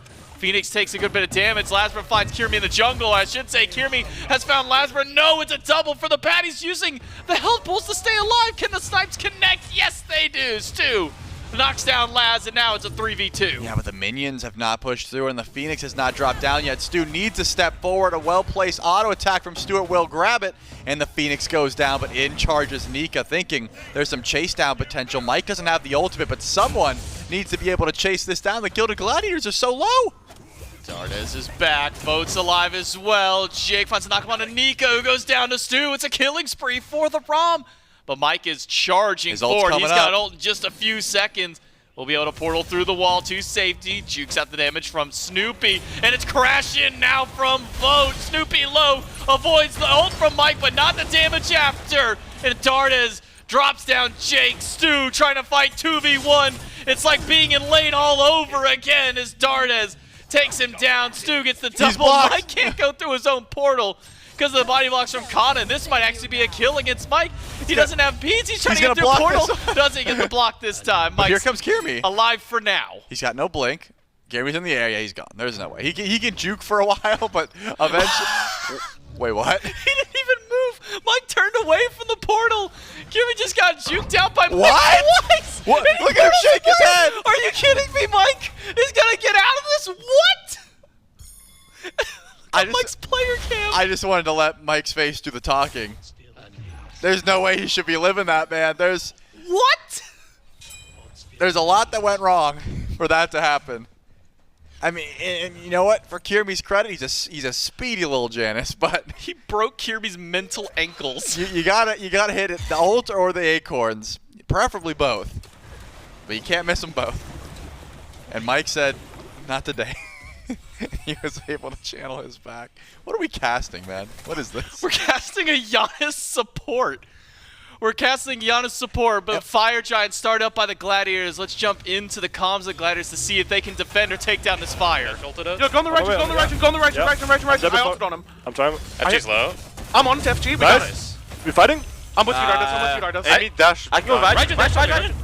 I'm on him. I'm a beats. I'm gonna back in TP. I'm in a Rama. I sprinted you. Rama dashed. I'm TPing in. I'm still fine here. I'm TPing on this ward, by the way. I'm really strong in this fight. Help Dardez. Rama ults. I 3'd them. Rama. G-casting. No, Rama's here. I got him. Yeah. I'm on Amma. Chase. Yeah, I'm gonna dash. Hey, Ganesha instead. I'm hitting Ganesh. You got Pele? Yeah, I got him, yeah. Yeah, let's go mid, Nika. Go mid. Everyone mid. And just like that, the Jade Dragons walk in, take the Fire Giant away from the Gladiators, and take out 4 of their players at the same time, only losing Dardez and Vote. But the 3 that are still staying in the Dragons, they can march forward and start working on this middle Phoenix. Yeah, they should have the damage to grab the Phoenix, but that's about it. Someone has to go back and clear those fire minions. Vote just spawned in, so he should be able to take care of it. With the Fire Giant going down, though, and Nika, LASBRA, and Mike all having that buff, they should be able to just push up left and deal with these fire minions, as it's now the Jade Dragons' turn to go in for a push. I was wondering how this Janus was going to be played around a Phoenix Seed situation, because you really can take your team and ult from one bird over to the other one if you're using that ult effectively. Throw a Runic Bomb into the mix, and Nika should be able to help out breaking the rest of the base. But now the Titans have been unleashed over in right lane, and that adds another level of stress to trying to defend your base. Yeah, remember, you got to be able to try and defend those things, because the Titans can essentially solo a Phoenix if given the opportunity and a big enough wave. Mike tried to steal away Primal Fury, but a little off the mark. Was a little too early and a bit off the mark. A little too early. Little too he didn't even hit the Fury, man. Doesn't matter how early you are if you don't even show up to the right house. He went to the wrong neighborhood. He showed up for a house party. Sorry, I was early to the party. I went to the wrong neighborhood. Like, oh, okay. Unfortunate. But still, that ult's on a short cooldown. That Chronos Pedant's going to work overtime for him. Oh, E-Staff, 4th item. Yep, and he needed more damage. He couldn't clear the wave fast enough. I'm not even sure Jake and Nika knew each other were there at that point. It looks like the Gilded Gladiators are just trying to find some free farm before this siege begins. Snoopy is pushing up with his Titan at the moment. Yeah, the Jade Dragons, they're not even stepping up for the fight, so I guess it doesn't matter at this point. That Phoenix isn't going to drop down. You highlighted it very early on in this game. Who's getting Phoenixes on the side of the Jade Dragons? You're just hoping that you win the fight, and then you can get the Phoenixes for free with the help from Dardez's minions, because there is no ranged auto attacks that are going to be shredding it anytime soon. Well, first you got to deal with the Titans marching down lane. LASBRA and Mike first on the scene for the Dragons can start chopping away at the Chaos Titan. Gladiators, because of the Dragons' movements over to the left side, actually forced a couple players back right away to try and make sure none of the Dragons are continuing their push. But now, it's Aura Titan in. Mike dropships, clips Jake for a little bit of damage. Gets the portal on Kana, some poke there, and Nika locks 3 inside the cage, and Kana out. He goes forward to try and go back in alongside Kyrmi, who dunks on top of just Nika. Meanwhile, Vote LASBRA, they're untouched in the sideline here inside of the jungle. The health bars of the Gladiators are a bit worse for wear at this point. Vote's trying to go for the wraparound. Not sure he got spotted out, but the Gladiators can't stick by. They got minions starting to pour in their base, and a Titan taking down their Titan. Or the tower. Yep, they got that right side Phoenix. Teleport comes through. Someone could head over to left lane to try and push that Phoenix down, but it looks like the Jade Dragons' plan is to just let the Titan do its job and step forward and see how much damage they can really get done. Yet finally Vote notices, hey, there's minions over here. Maybe I could go solo a left Phoenix while the rest of the Gladiators are distracted. They don't have too many ultimates to try and fight over on right anyways. Kyrmi doesn't have ult. He's able to match rotation. Keep the assassins over and left. Snoopy, half health, nearly backsteps into the portal, but quick eyes and quick feet get him out of that one. LASBRA will sustain up against Kyrmi, still trying to push up. All ults online except for Dardez. LASBRA, he's low, goes up into the bat out of hell, nearly takes down Kyrmi. He gets a bit of a heal, but Kyrmi's just waiting for the dunk. Quick blink out. An ultimate from Mike to try and bail out. LASBRA sustaining so much on the camp. Jumps up and takes down Kyrmi. You thought you could do that? He tried to dunk and he just gets dunked on instead. It's the reverse alley-oop. My man said, I've got brawlers, I'll be fine. Your brawler doesn't last that long, man. He can heal to full off one jump. That's crazy. He goes in. Now it's a 5v4. This Phoenix should be going down. Nika charges up. Snoopy still half HP, hasn't gone back. Tycho drums aren't hitting anybody this time. Dharmic Pillars deal a bit to Mike, but Dardez is unfazed. He's standing underneath, and Vote just goes right to the back line. Snoopy, Bees, and Aegis now gone. Right side Phoenix. Only a couple hits left before the Dragons take that one away. And now can head back to base. The Fire Giant has worn off. But Snoopy Thunder crashes forward. Doesn't get any of the targets with his initial damage. And the Jade Dragons are able to head back to base. Yep, 2 birds down is all that it'll take. But if the Jade Dragons leave now, look at the Gilded Gladiators. Are they in a position where they can just sneak the Fire Giant the second they recognize all the Dragons are gone? There's plenty of DPS here. The minions didn't reset the Pyromancer, so it's still weak. But Mike's going to ult the team back in. They were fearful of that exact play. They did not want the Fire Giant to be burned immediately. And the Gilded Gladiators are going to start it up. Remember, Snoopy doesn't have any relics. Stuart doesn't have any relics. Backline damage could be disastrous if Vote is able to get back there like he did last fight. Keep your eyes on the junglers. Kyrmi to the sky. LASBRA wrapping around the back with Nika and Vote, who crash immediately to the backline. Snoopy forced to dash out as fast as he can. Vote is gone, and Snoopy will meet the same fate in just a moment. One more swipe from LASBRA will get the job done, but LASBRA is all at no man's land. It's a double for Kana, 2 for the Gilded Gladiators. Only 1 kill for the Jade Dragons, and the Fire Giant goes to the Glads. And the Gladiators are able to grab it. They still have 2 Phoenixes down, though, and now all up to Dardez, Mike, and Nika to keep their Phoenixes alive. Shouldn't be the most difficult task, but who's going to get to Stuart? Remember, he doesn't have those relics up. He's the one who burns through this Phoenix, and Nika doesn't have the ultimate up just yet. It's the best stall tool that they have. With that Fire Minion pushing in right, though, the Gilded Gladiators don't feel confident. They're going to go back to a Primal Fury, and that's going to be the end of the current siege. Still 3 more minutes left on this FG. They can certainly back up and go for a reset, but now we have to talk about the ability of Backdoor, because it certainly exists when you've got a Janus support. And there is 2 Phoenixes down. The Gilded Gladiators can't just push up, right? They can't all group up 5 down left and not have ward coverage. They need to know where Mike and the team is at every given moment. Jade Dragons steal away red buff from the Gladiators. We've now crested the 30-minute mark of the game. Gladiators still have plenty of time to work with this Fire Giant buff. 3 Phoenixes, one of them weakened to take down, but unfortunately for them, 2 of their own birds are off the field. Have to play around the Fire Minions on both sides. So at this point, if you're the Gladiators, I mean, this is as close of a game as you've gotten so far in the entire set. Even with a couple of Phoenixes down, you got a Fire Giant around everybody except for Snoopy.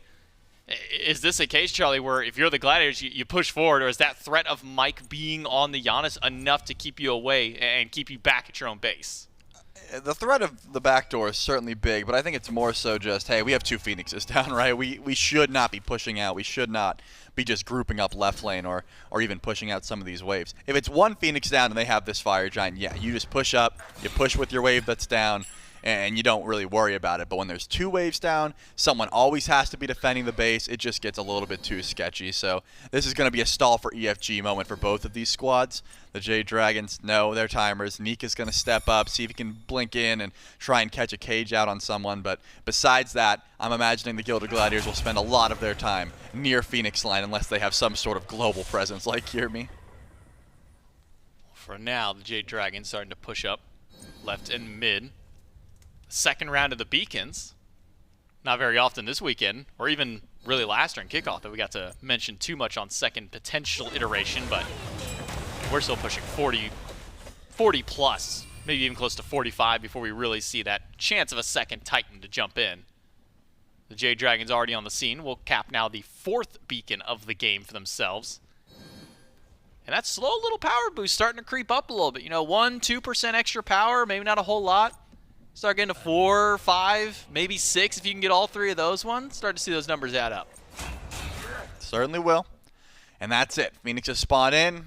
The Fire Giant has essentially worn off. The Gladiators are grouped up, though. They do want to get some ward coverage down because Pyromancer spawns in. And as far as Pyro goes, much more valuable to the Jade Dragons. They don't have that ease of grabbing a Phoenix. They don't have a traditional ADC like Stuart. So you really do need as much Phoenix damage as you can. And it's the Gilded Gladiators who are already stepping up and grabbing this Pyromancer. The Jade Dragons have shown they're not afraid to find a team fight, but with all relics available, It is very difficult to try and kill Snoopy. The first fight is usually to get those relics down, and then it's a reset. We saw exactly how much damage Vote's able to do when he has his relics and his ultimate up, but without that, this Pele kind of gets burned, right? He goes to the back line, and the Tycho drums were able to find enough damage. Sure, you're trading out Snoopy for Vote in that instance, but the rest of the Glads were able to get out just fine and keep those Fire Giant buffs, so not always worth it to just let Vote sort of dive to the back line and trade his life for a kill when the whole composition of the Jade Dragons is built on numbers advantage, right? Hey, we can get Phoenix if it's a 4v3 or a 5v4, but if it's even, not a chance. Wondering what the Dragons were doing for a moment. They were starting to push their way towards left. A Fire Giant coming back up. The Phoenix is alive for the Gilded Gladiators. This is an all tied up game. You're going to want to keep this fight around Fire Giant this time through. Jade Dragons weren't able to steal away fire last time. Let's see if they can try again. But it's going to take the Gladiators still to rotate over, see when this party kicks off, see if maybe you can get a pick, get a relic early. Because all relics, all ultimates online for both teams. And with enhanced Fire Giant, a very important one for both these squads, specifically for the Jade Dragons who don't have that easy range damage against the objective, would make their life so much easier on these last Phoenixes. Certainly would.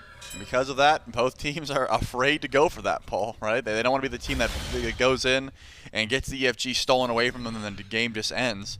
So no one's even looking towards it. Kyrmi's over on the right side of the map. I noticed he ended up changing his build up a bit ago. It's been about 10 minutes now, but still, that Wing Blade means he's not taking any 1v1s versus LASBRA.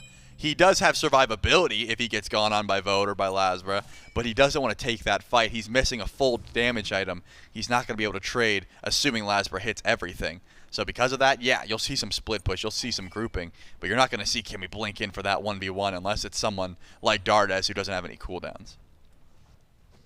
All the Gladiators now grouped up in mid, waiting to see if they even try and go for fire. They may just ignore it for an attempted pick to Laz, or to maybe go for a Phoenix. With some small damage from Dardez to the jungle. At least lets the Gladiators know that there are players lurking by. It's not just LASBRA by himself in mid.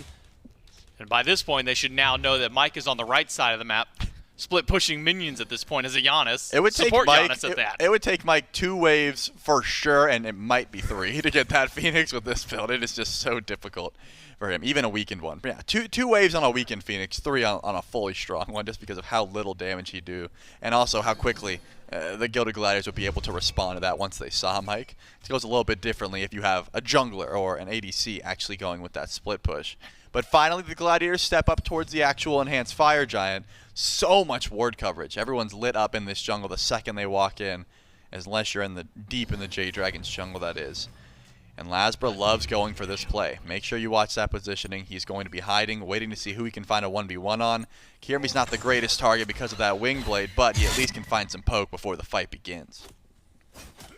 Every bit of poke matters. The Jade Dragons, sorry about that, try and keep the Gilded Gladiators out. Dragons had control of this game. As strange as this comp was for them, it's been working out for the first 20 or so minutes of the game, but now the Gladiators at full strength. One team fight. Could turn the entire tide of this game. Swing us to a game number 4. The Jade Dragons got to hold firm if they want to find this 3-0 and deny Mike his wishes of a game 5, no matter how much Mike might want to go the distance. The Jade Dragons, the rest of the squad, want to close this one out. Pyromancer was the whole start of this conversation earlier. Now it's already back up on the maps how long this dance has taken before either team have really wanted to pull the trigger on anything. Yeah, that Runic Bomb still sitting in Kana's inventory has not been used. Once again, no team wants to go in for the EFG. They're not feeling confident enough. They don't like their chances for the burst. And they don't want to just get through space and time to the back line. But eventually Nika will find a cage. That's the big difference maker. Doesn't seem like Jake's going to find the Darman Pillars anytime soon, but Nika will find the opportunity.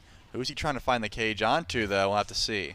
Gladiators start up the Fire Giant. Maybe try and get a start to the fight, and they can find a pick on Nika. This could be big. We can take a listen into the Gladiators as they kick this fight off. Watch for the assassins. Oh, they're back in. How about the carries? That's Janus Magi's. They're all mid, by the way. They're gonna go Kona. They ran out. Keep calling targets. I'm back in TP. Yeah. fire on my TP. That's their sprint. No, look at this, look at this. I still have a flank. Camazotz one. I'm Odin cage. There's Pele. I'm looking at a Pele. Killer. Oh, she lives. I'm with you, New on the corner. I need help if possible. I'm trying to get to you. I'm high. Can you roll to me? Okay, fuck. I got Janus. Walk to me. Kill Odin. Killed Nua, killed Nua. No CC. No beats, I guess. Don't let her. He's running away. I'm resetting him. Okay. No, if I die, it's so bad. Gilded Gladiators looked a little sketchy there for a moment up against the Dragons. LASBRA found some good damage in the back. Vote gets a double kill to kick that team fight off. But then Kyrmi swoops in with a hero play, able to save his team, pick up a triple kill throughout all of that.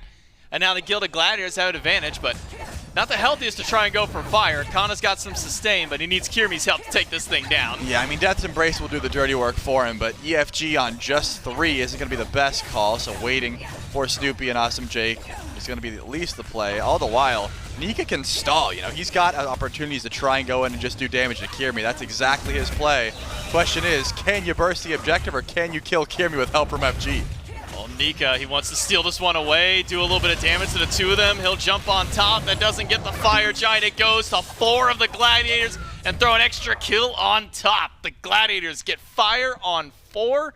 Nika down for a minute. And add an extra Pyromancer in there. By the way, Kana, I think, used his to secure Fire Giant at that point or help out in the burst. And now it's the Gladiators in control. They can push forward. It's a 5v4 without Nika, who is honestly the only tank on this squad. Mike does not live for very long if he gets caught out. It's not going to be easy to try and find a defense. In fact, I think the Gilded Gladiators have all but locked this game up, right? It is very difficult to lose from this position when you have a traditional team comp with Enhanced Fire Giant and the Jade Dragons don't have a very good engage.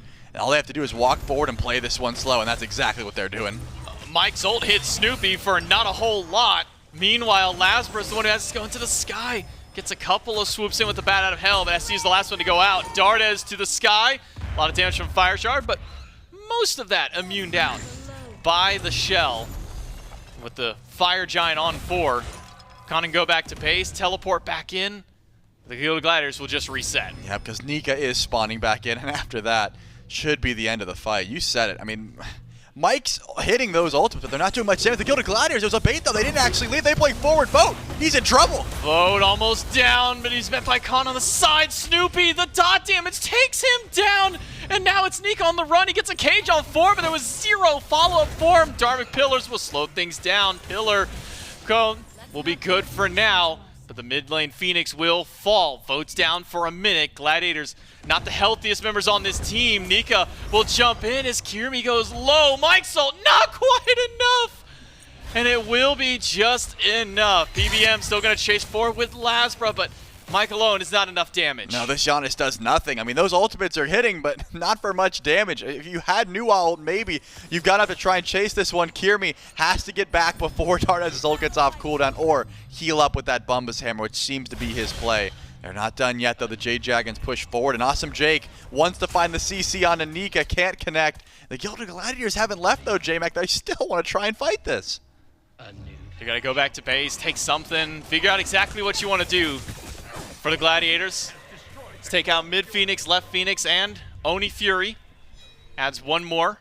A little bit to help out the Gladiators, but with this left Phoenix down, now we're going to have Oni Fire minions.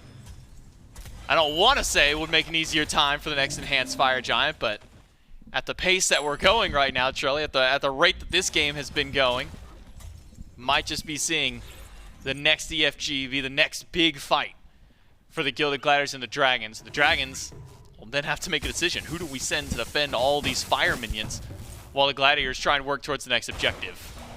Gladiators push forward. They got one more Phoenix to try and go through. The Jade Dragons have to push out those Oni minions, as you said. They're going to do a lot of damage. You want to try and do it before the fight begins. But Mike is not the one for the job, as we have seen. It takes him 2 abilities to even clear regular Oni minions. Make that fire minions. There's no way he's clearing out that wave, so just ignore it for the time being. You have 2 minutes left on EFG, and the Gilded Gladiators want to grab this Phoenix and possibly get out you have the opportunity to go in for the end call after. We'll see if that's even possible. Canis was for a moment trapped in the cage, but the wall got broken down. Dharmic Pillar onto Mike. Right Phoenix alive for only one more in hand would take it down, but nobody can step in just yet to do the dirty work. Snoopy falls through a portal, and the right Phoenix removed from the map. Now all 3 birds gone. The Jade Dragons can only defend inside their base or inside enemy lines. As the Fire Giant buff is about to fade away from the entirety of the Gilded Gladiators. They might just be waiting for somebody to step forward. They haven't gone back. They're standing around the wall, Trelly. They are standing around the wall. Nika's going to be the one to walk up. If he gets silenced by Awesome Jake, he could die, but the ult in from Mike. Whoa, he knew where they were, but how much are you going to find there? Here comes Kyrmi to the back line. I mean, Mike finds everybody with that ult, but he just doesn't do any damage, and so the Gladiators can just turn and burn right back to him. Dardez has ult, so does LASBRA and Vote. It's only Kana and soon Snoopy on the opposite side for the Gladiators. Would have been an awesome ultimate if that was a full damage Janus, but unfortunate for Mike, he's only got 2 damage items, so it more so startles the Gladiators into them thinking, oh, well, we got the upper hand. Mike says, surprise, we're still here. We know that you're standing by. I mean, maybe selling one more item for like an Ob Shard or a Soul Reaver could help out, but it just doesn't seem like that's Mike's strategy here. He wants to try and provide movement to his team and bring his team from point A to point B. I was going to say do a little bit of damage, but it really is just 0 damage at this point. He is essentially just a CC and movement speed bot, which, to be fair, is how most supports can play at this form. But 3 Phoenixes down. The Jade Dragons are already showing they want to step up here. Nika is going to cross over a ward, so they at least know there's an Odin in the backline. They immediately go towards him. Turn and burn onto Nika. He's not taking a whole lot of damage yet. Dharmic Pillars is there. And a portal from Mike makes sure that Nika has an escape from point A to point B. The Jade Dragons stop the Fire Giant for a moment, but Dardez no ult, Nika no ult. Mike's doesn't do a whole lot of damage. The Fire Giant's already down to half HP. The Gladiators have gone straight back to dealing with Nika. Portal is good, and Vote has found a pick on Kyrmi. What was he doing so far up? Mike, he's going to drop shift the rest of the team straight to the back line. Into the back he goes. Snoopy nearly falls down into the portal, and now the shell is there to keep them going. Nika wrapping around. He's found the stun on top of Snoopy, and the swipes from LASBRA are good. Jump by Nika to keep Snoopy out, but Snoopy takes down Vote. It's a 1-for-1 trade through all of this fighting. Make it 2 as Kana's there, and Mike has rejoined the fray. Double kill for Nika, 1 for Stu, but Stu is in the cage. He can't help Jake anymore. The minions are killing the Titan to the backside. Somebody has got to get back. It's going to be Mike. Mike can't do it. He has no damage. He's got an army, and he's just one lone Janus. It's game 3 to the Glads. Mike got his wish. Yeah, that's all I can say, man. What an absolute brawl. Stuart goes ham in that fight. How did he have so much HP? How did he get to the back line as a Rama? It just looked incredible to me because Mike hit like 3 or 4 with that ult. How many times did that Janus ult hit 3 or 4 members and just do like 200 damage? If it just had 1 more damage item, maybe we see a flip around. But remember, that fight starts with Kyrmi getting picked. I really did think that the Jade Dragons were on the winning side of that fight, and they thought so too, but they noticed the minions. And one by one, they all started getting out of that fight, trying to retreat, trying to go back to base. And Stu says, I'm going to just pick you guys off. It was like target practice at that point. Easy win. And now, it's not going to be that quick 3-0. It's not going to be the quick throw. It already wasn't really a quick 3-0 with that game. That one was potentially still going for maybe another 2 or 3 minutes, depending on how that fight panned out. If there wasn't like an entire battalion of minions charging into the base at that point. They say, look, what's one god to an entire army of dudes with swords at that point? Minions win out here in game number 3. They keep the Gladiators alive, but the Gladiators make that a little bit easier for themselves. They push into game number 4, which is coming up right after this. It ain't about fame. It ain't about fake friends. And screw your ex, is such a flake. Forget your grades, you need a break. It's all about you. No matter what the others say. But now I'm done talking, the lights on me. I tell you, I guarantee this night's about to take a turn for the better. Now the rain is pouring and all I see is lightning around my feet. Now nothing can bring me down. I just wanna dance till my heart goes out like that. I just wanna dance. I just wanna dance till my heart goes out like that. I just wanna dance.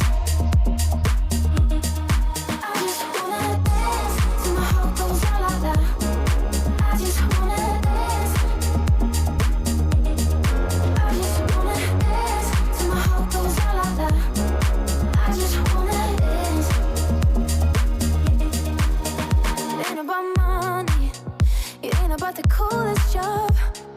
It's about having fun and love the ones that makes you shine. You, it's all about you. No matter what the others say. But now I'm done talking, the lights on me. I tell you, I guarantee this night's about to take a turn for the better. Now the rain is pouring and all I see is lightning around my feet. Now nothing can bring me down. I just wanna dance till my heart goes la la la. I just wanna dance. I just wanna dance till my heart goes la la la. I just wanna dance.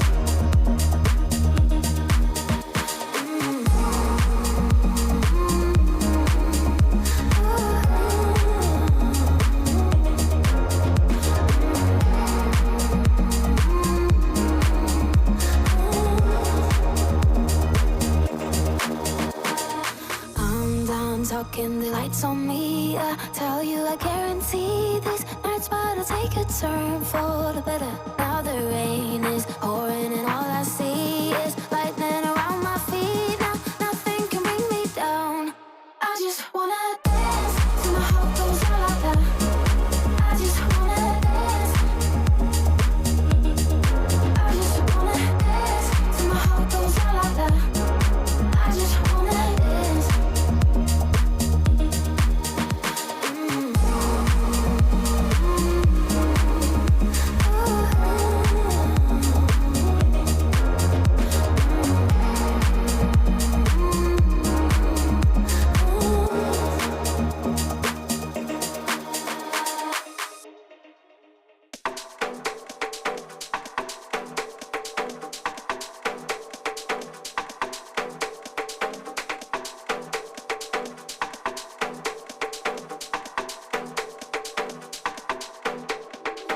Work it, cannot hold, overflows, become one. Now work it, don't just stop. Let me see you pop at the barbershop. Work it, cannot hold, overflows, become one. Now work it, don't just stop. Let me see you pop at the barbershop. Getting ready for the show, little soldiers in a row. Watch them closely when they go, go, go. Falling in and out of low, little soldiers in a row. You can't hate them anymore.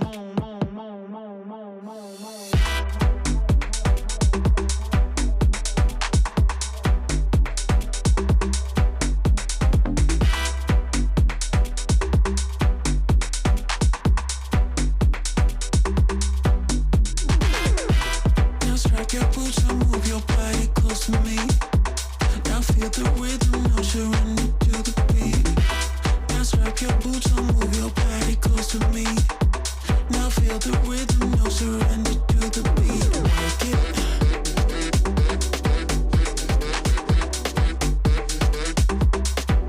At the barbershop.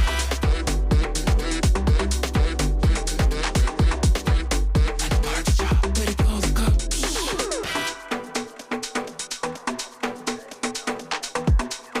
At the barbershop. Now work it. Don't you stop. At the barbershop. Getting ready for the show. Little soldiers in a row. Watch them closely when they go, go, go. Falling in and out of low. Little soldiers in a row. You can't hate them anymore, more, more.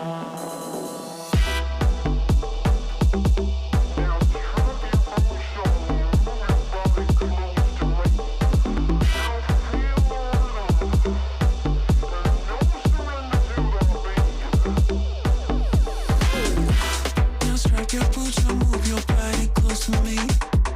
Now feel the rhythm, no surrender to the beat. Now strike your boots and move your body close to me. Now feel the rhythm, no surrender to the beat. Now strike your boots and move your body close to me. Now feel the rhythm, no surrender to the beat. Now strike your boots and move your body close to me. Now feel the rhythm, no surrender to the beat.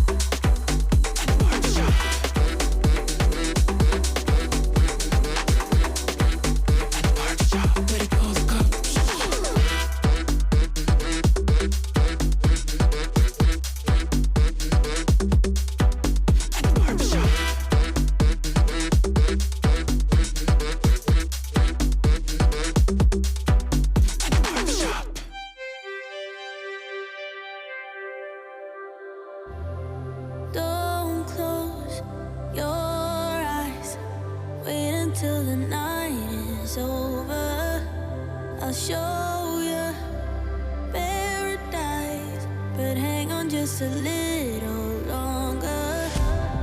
I will be yours, you will be mine. Let it unfold and let us intertwine. So don't close your eyes just yet.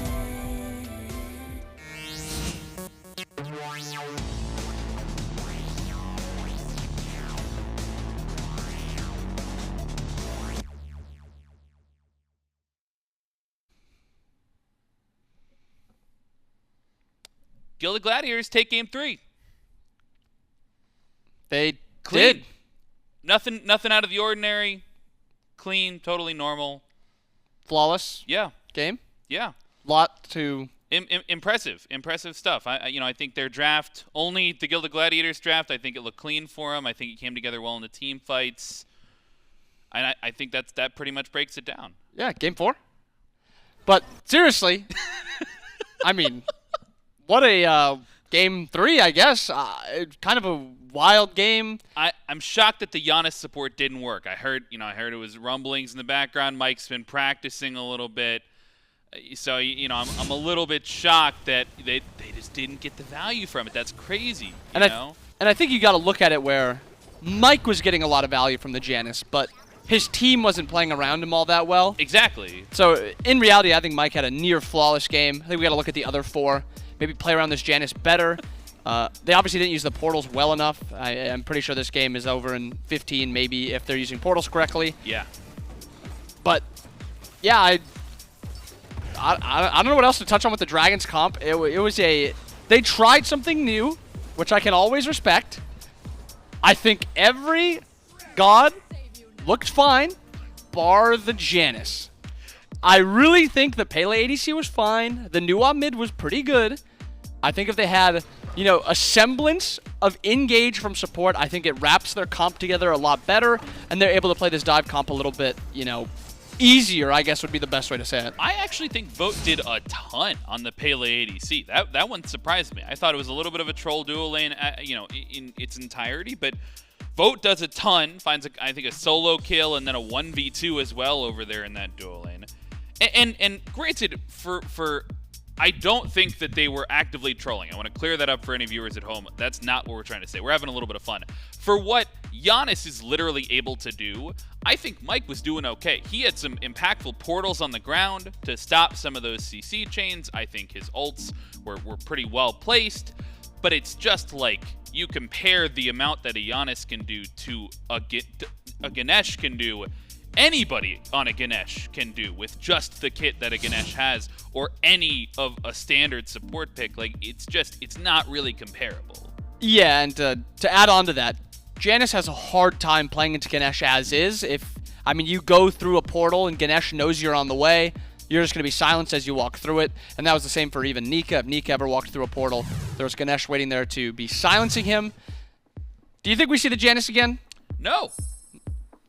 But you know what? Mike had a tweet that I'll call out. Mike tweeted yesterday, I think before his set, and said that he's going for a perfect phase, which to him is 10 sets and 50 games, which is, he's already messed that up a little bit because they got 3-0'd by the Levi's yesterday.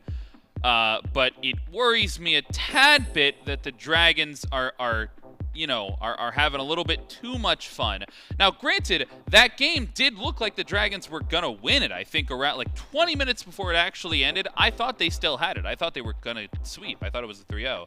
But it just wasn't, like, the comp differences, I think it comes through. And now Dragons, they get to pick. They lost. They picked that second pick slot to at least take a little bit of a different look at the draft. Yeah, and I think the second side does have a lot of value with how these P's and B's between these two teams have gone. And we see these best of fives. When it goes past those first 3 games, a little mini meta starts to form. And the mini meta we've seen so far is Raijin is very, very good. I think Snoopy performed really well on it. I do think maybe we could talk about his build another time. The Pythags seemed a little off, but maybe he just wanted a little bit more survivability. But he still did look really good on the Raijin. I think that is a very contested god.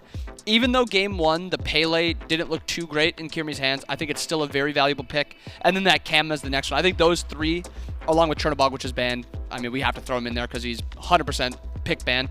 I think those 3 gods should be kind of defining this entire rest of the set, the last 2 games at the minimum.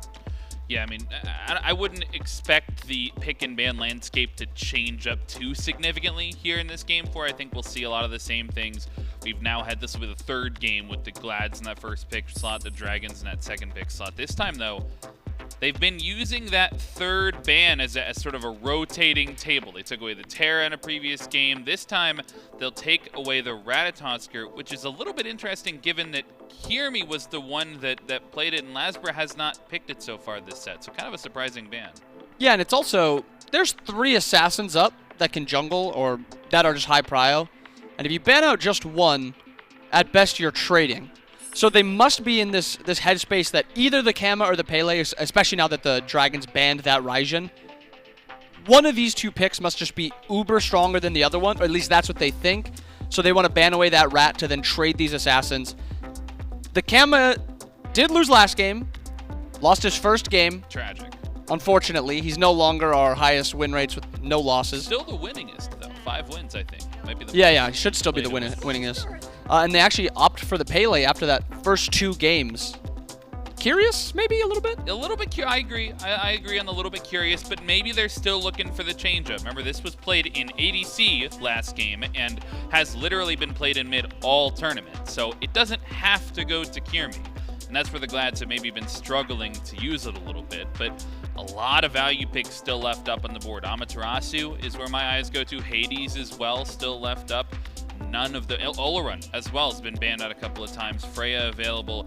A lot of these picks we've seen picked or banned in the last couple of games are up right now, and the Jade Dragons have their pick of the litter. Yeah, and I also think after that game 1, game 2, they were trading the Pele for Kama and Raijin. Now at worst it'll be a Pele for Kama, sorry. Right. So maybe it's not as bad of a trade because the Raijin prio isn't there. But yeah, a lot of really strong picks are still up. Dragons have the world in front of them, ready for what they want. And they don't have to pick the Kama here. They can still just, default that. The Gladiators have not shown that they are willing to, play an assassin mid or an assassin in solo lane. So there's always that opportunity that the Dragons just say, give us the... I mean, they say, who cares? We'll just take the Kama. We know how good it is. And they still have this Hades matchup. I assume that they'll actually wait on this matchup. And they pick the Yemoja, which is a very strong, support. One of the strongest supports we've seen in SMITE history. Yeah, I mean, Yemoja speaks for itself. This has been getting banned away in the second phase consistently. I think by both of these squads have banned away Yemoja at some point. So finally it gets prioritized. And I think that Yemoja pick locks in for Mike. Fingers crossed. So unlikely to see the Janus here in game number 4. They prioritize it, and I think rightfully so, given the fact, if it's going to keep getting banned out in the second phase, you have to pick it in the top 3 there. And I like the Yemoja pick over either of the solo laners, because if you pick Hades, then they don't have to pick the Ama. They say, who cares about that solo lane, or the matchup, I guess. Give us the Ama. Stu looked very good on the Rama. Past, we'll say, 10 minutes after, Vote did him a little dirty a couple times. But past that 10 minutes, Stu was playing very, very well. And now the Dragons just have this free Hades pick if they want it. Nika not really known as a Hades player per se, or at least I don't think of him as a Hades player, but with a matchup as free as this, I'm pretty sure Nika's just got to play it. Yeah, I mean, it could be the Hades, it could also be the Yorm. We've seen have a positive matchup into the Amaterasu. I'm very happy with this Rama pick for Stu. I think I echo your thoughts. He was cooking in those last couple of fights. Looks like the Jade Dragons, though, opt to go for the Bellona. This is one that we saw Nika play in the Amaterasu matchup yesterday, going up against the Levi's. Another one, as opposed to going something like the Silence, something that can just out-clear and doesn't necessarily want to fight the Amaterasu. The Bellona probably looking to match, be very similar in the fight presence compared to what Amaterasu wants to do. 100%. It's a god that does what Ama does, just at a slightly different rate. She spikes a lot earlier, a lot faster, and she falls off a little bit more late game. But this is just a matchup. I think Nika's just really in love with Bellona right now. He likes what she brings. She wins a lot of solo lane matchups, and then she scales well into the late game. So I think Nika's always just going to be fine defaulting to this Bellona. It also allows him to just dive this Rama late game. Rama not a god with a ton of self-peel, other than banishing himself to the sky. So I think Nika can get a lot done with the Bellona. And then looking at the bans, we got Freya Mori on the Glad side, and the Dragons banned Cab, Ganesh. I like the Ganesh, ban. Jake maybe missed a couple ults last game, but for the most part, he had a lot of area control, a lot of good ults placed, and it allowed them to just kind of burn through those objectives because it was paired with that Amma also. He did a lot of Ganesh things, which is that's really what Ganesh does, is bring a lot of Ganesh things. Although I did note that he missed his ult at one point on the Fire Giant standing still. He did. So we have to give him a little bit of stuff for that. But definitely a good set of bans. Taking away the Cabrakan as well. On the other side, Morgan taken away. Dardez won't be able to go back to that one. Freya taken away from Vote as well. Could still go towards this Jing way, as he's been liking it. But it will be this set, which has not been played yet for the Dragons, if I recall correctly, but has been a popular pick so far this weekend. Yeah, it's not a Dardez pick. Dardez, you don't really think of a set player, but even after his nerfs, Set still is very good in mid. His build is just really strong right now. And there's not a ton of ways to counter him. He has a really easy time diving mages, diving assassins. Diving hunters. And now looking at the Glads, what are they going to pick in support in mid to counter this dive? So far, Charon, not a god with a ton of hard CC. Rama, not a god with a ton of hard CC. Actually, no hard CC. And then Wukong. Difficult hard CC to hit. The ult knockback, while impactful, it's very easy for Set to juke it out with all that movement speed from Kingslayer. Yeah, not super guaranteed when it comes to the CC, really on either side, right? But I mean, other than the Yemoja spam that you're coming through during a River's Rebuke. But I mean, this set could still go either way. We just saw Vote play the assassin in the ADC role, so it still could go either lane here. And this Tiamat, it's getting hovered. It might send the set over to the ADC role and might put Dardez in the mid lane with that Tiamat. Another interesting composition and something that has almost come out of nowhere for the Dragons. Like, I don't think of Vote as an ADC assassin player at all. I really don't think of him as a get in there type of guy. I think of him as the Jing Wei guy, the farm till 20 guy. But he looked pretty good on the Pele. I'm not surprised that they put him on the set.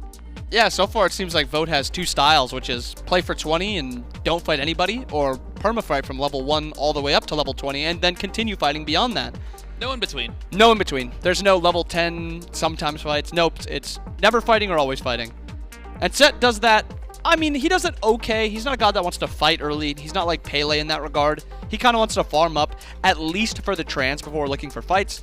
But he is a god that can run down enemy ADCs, just like the Pele can, with even the slightest advantage. It doesn't even have to be levels or XP or items advantage. It could just be the Rama roll is down and the Set sees it. An opening like that is just huge, that a Set player or any player in general that's on Set, they can just exploit it.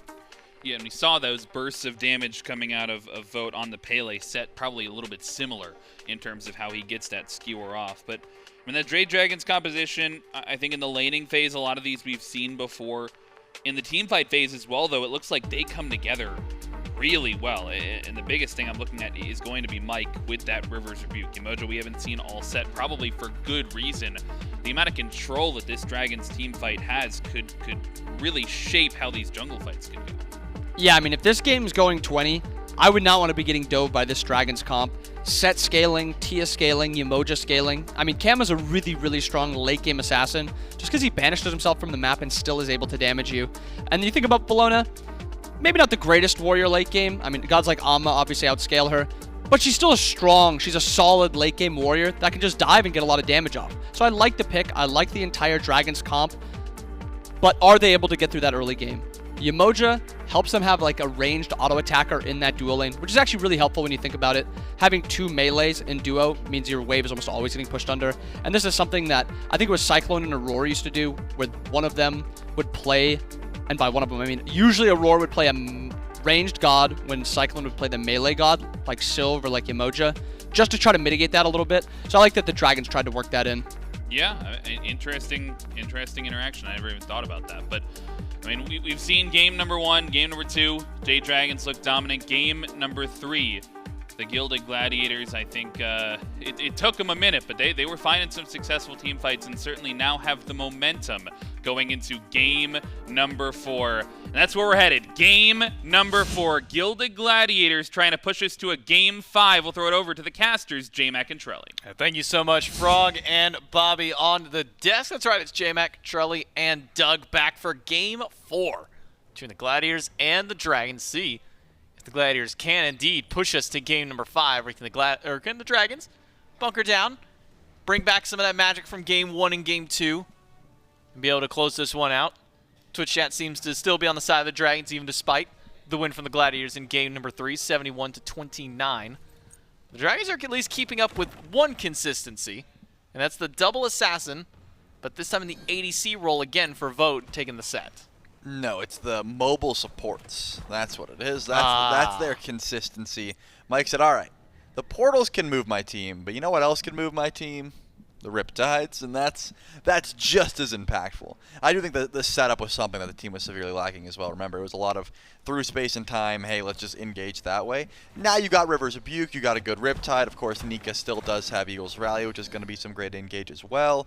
You just have so many different options, whereas last game, the Odin Cage was fine, but that CC, that stun, I think could be a lot more impactful in a situation like this. So we'll have to see how the Jade Dragons play as this game continues, but once again, we get to see Kyrmi on this Pele, which is different, of course. We just saw Vote, how he was able to pilot it, but goes back into Kyrmi's hands. Curious if he does spend a lot more time over on left lane, because that was the call. Remember, it's been a while since we were talking about early game team fights, considering that game went so long, but duo lane has been where a lot of the pressure has been for the Jade Dragons, and then in turn also for the Gilded Gladiators, depending on how the early just level 2 fights have gone. This time it does seem like Mike is just going to bully out Stu, and level 2 should go the way of the Jade Dragon, so they get a little bit of lane pressure before this game even kicks off.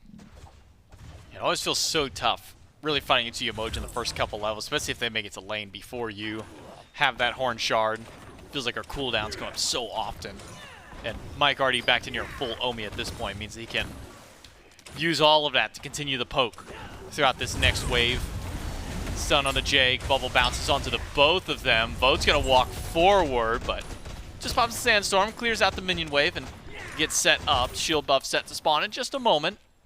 You can already see that Kyrmi, recognizing that his dual lane's getting a bit pressured, positions himself on the left side of the map, and is already making his way over towards that dual lane. Yep, that's the expected play, right? That shield buff is so impactful. LASBRA has, more often than not, been at that cooldown buff essentially at respawn to see if he can go in for a gank onto Conda or just get that extra buff in hand, both of which could be useful. But this time around, doesn't make the rotation, does just let Nika try and solo out that buff, which I believe Kano was able to confirm. And then just send LASBRA to the mid camps, right? And say, hey, you're not going over to right to sap farm, you're not going over to left to go for shield buff. Just go for the extra farm in mid, try and match that of what Kyrmi was able to grab, and play this one just a bit slower. Considering the starts of both Kyrmi and LASBRA, Transcendence and Soul Eater being stacked up, it's probably going to be a while before either one of them wants to fight. If there's an opportunity, they're not going to shy away from it, but you'd rather get those evolved items online and just start stacking as soon as possible. Get the stacks, get your damage, and if you have an opportunity, maybe then go for a gank. But maybe once one of those items has at least been started up. Not offering a whole lot of power at this stage of the game for either of them. So for the Gilded Gladiators, late game really kind of seems to be the idea. Have Kyrmi kind of be that facilitator, maybe through the early.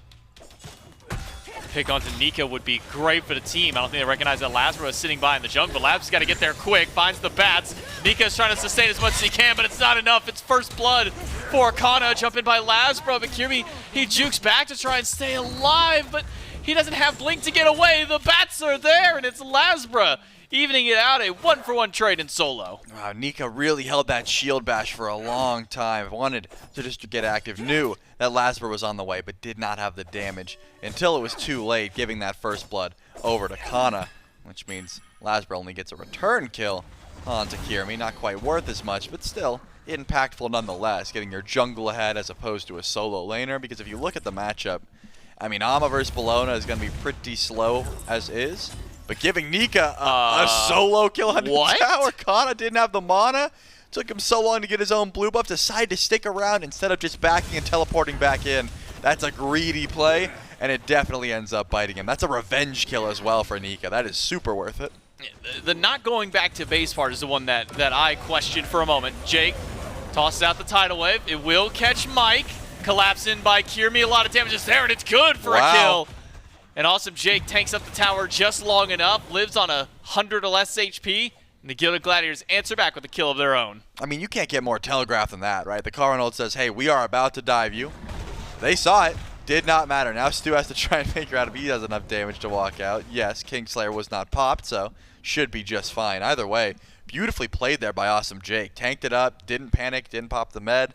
Knew he had just enough HP to try and survive. And then Kyrmi uses that volcanic lightning to actually leave as opposed to go in, because he knew diving that tower might get a little bit risky. Love that call from the Glads. Love that early aggression. That's what I'm talking about. Fighting in the duo lane is what they're after. And now Kyrmi immediately goes to the other side of the map, looks towards Nika. Remember, does not have that ultimate, but Nika can get out with Eagle's Round. Nika escapes. Does cost both soul laners their ultimates. But I like this style of play from Kyrmi. I felt like this is what we were lacking in the first couple games on the Pele, was being active at nearly all points of the game. Says, okay, we got a kill over in left, or we got a kill in right, then we get a kill in left. Let's just go back to right, see if we can keep this process going. Doesn't quite land it this time, thanks to level 5s being achieved, at the very least by both soul laners, so Nika is able to escape under tower. But keep this up, Kyrmi. I mean, you're falling a little bit behind farm-wise to LASBRA, but you're still staying active on the map, playing into the strengths of the Pele. Yep, stacking up early. Definitely going to be a good look so far. I don't expect much from the mid laners at this point. Snoopy and Dardez just trading back and forth with some extra damage. With Kyrmi getting active, that does mean Dardez is going to be a little bit low. LASBRA blinks in, misses the vampire bat. There's going to be no kill opportunities. I'm going to be honest with you. I've seen a lot of that play. LASBRA blinking in, missing the 2. That's like the most important ability on Camazotz. You got to think, there's a lot of easier junglers to play if you're going to be missing that ability. Dueling Dragons just because Snoopy thought he was getting dove. Either way, we'll be fine for the time being. LASBRA has not been on point with landing that ability, and it's unfortunately a very important one for that god. It's a really hard-hitting one, too, especially if you're putting points in it. What's it, like 300 plus base damage on there, at max rank at least. Obviously, he's not to max rank on the Vampire Bats, but is putting points into it, so if you're missing your hardest hitting ability on a squishy target like that, it's going to make it really difficult to find those kills if you are LASBRA, who's walking in between the towers. Maybe try and find a pick on Snoopy, but spotted out by the minion wave, and with Kyrmi showing up, will ruin the party for LASBRA. So instead, he'll just go ahead and grab Chester away from the enemy team, drop that movement speed on the ground, and farm back up on the mid-heart piece. Yep, I had the ultimate. Decided not to use it. It's just for a red buff invade. Wanted to steal it away because Kyrmi shows up. Not looking to fight any longer. I am curious how the 1v1 in the duo lane will look later on. Like right now, not too much about just stacking, but there was a few times where Vote decided to get real active onto Stuart, look for some wraparound plays, look for some, you know, just hiding in the jungle, seeing if he would step up to farm. Set still has that capability, right? Set can go over the wall instantly the second Stu dashes, skewer, and just go in with the Kingslayer, try and chase him down. Because of that, Stu's been playing very safe. He hasn't been in lane much, been, you know, sitting around the jungle. Wave comes through in preparation for this fight, and LASBRA just jumps over it. He's up top, swipes down against Kyrmi. PBM is here. There's Rebuke, catches all 4 inside, but where's the follow-up from Dart? It's not quite there. It's the crashing of the waves that gets the kill for Mike. Dueling Dragons, just used defensively by Snoopy, pushes 3 away from him and creates a gap for the Gilded Gladiators to escape this fight. Stun on a Snoopy from Dardez. Does a lot of damage, but doesn't take him down. Yeah, beautiful lockdown there. You gotta look at those relics. There was no shell available, right? So there was no way Mike wasn't gonna get value out of a grouping there. And that was a fight the Gilded Gladiators wanted to take. They led off with that Charon ultimate, and now LASBRA might be in a little bit of a bad position. That Silence doing some work. It's awesome Jake getting hit by the NATO, though. Not doing enough damage to find a kill, but certainly enough to stop the aggression of the Jade Dragons. Fun matchup in solo, and watching the 2 auto attackers just who have sustain in their kit slapping each other. Naru, LASBRA, blinks the top of Jake. Kyrmi grabs a kill on the Mike. The 2v1 or the 2v2 didn't work out well for him. We'll see. Kyrmi keeps up the aggression. LASBRA separated himself from the rest of the team. But Kyrmi doesn't have ultimate. If he has that volcanic lightning, I would think he'd go for that dive right then and there. Could have went for it, but it's a bit scary 1v3. The rest of the team wasn't too close, so either way, Kyrmi is going to play this one safe and just try and go for an invade with Vote around, trying to outdamage the skewer, and it looks like he will be able to steal that buff. Gold Fury's available, but with the teams being so close, it's not like the Gilded Gladiators could go in for a pull right away. And they have DPS, but the burst isn't that guaranteed. With Dardez close by, the NATO does cause a little bit of disruption as well. So I understand the call to just play this one safe, try and farm up, and look towards the possible beacon at 12 minutes, or even later on a Pyro, man. So it could be the first objectify we truly see.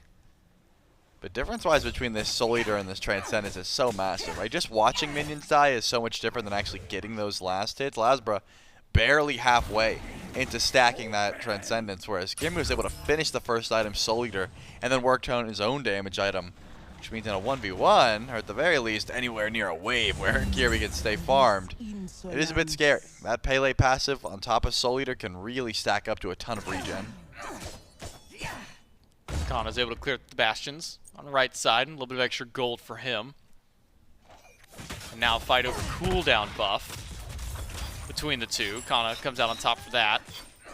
And then they'll just continue doing this for about the next 10 minutes until they need to rotate over for an actual team fight. But Jade Dragons falling a bit behind. Gilded Gladiators setting up nearly 2,000 gold and XP. Some of that is coming from the first blood the Gladiators got, but a lot of it's coming from the farm. Kyrmi now locked inside the river, gets body blocked away from his own ultimate this time through, and LASBRA up, LASBRA down. Well, notch a kill for himself, but Kyrmi on a respawn and net the 4th kill for the Dragons. Yeah, Mike has been on point with these ultimates, finds the perfect River's Rebuke to make sure that Kyrmi gets trapped in.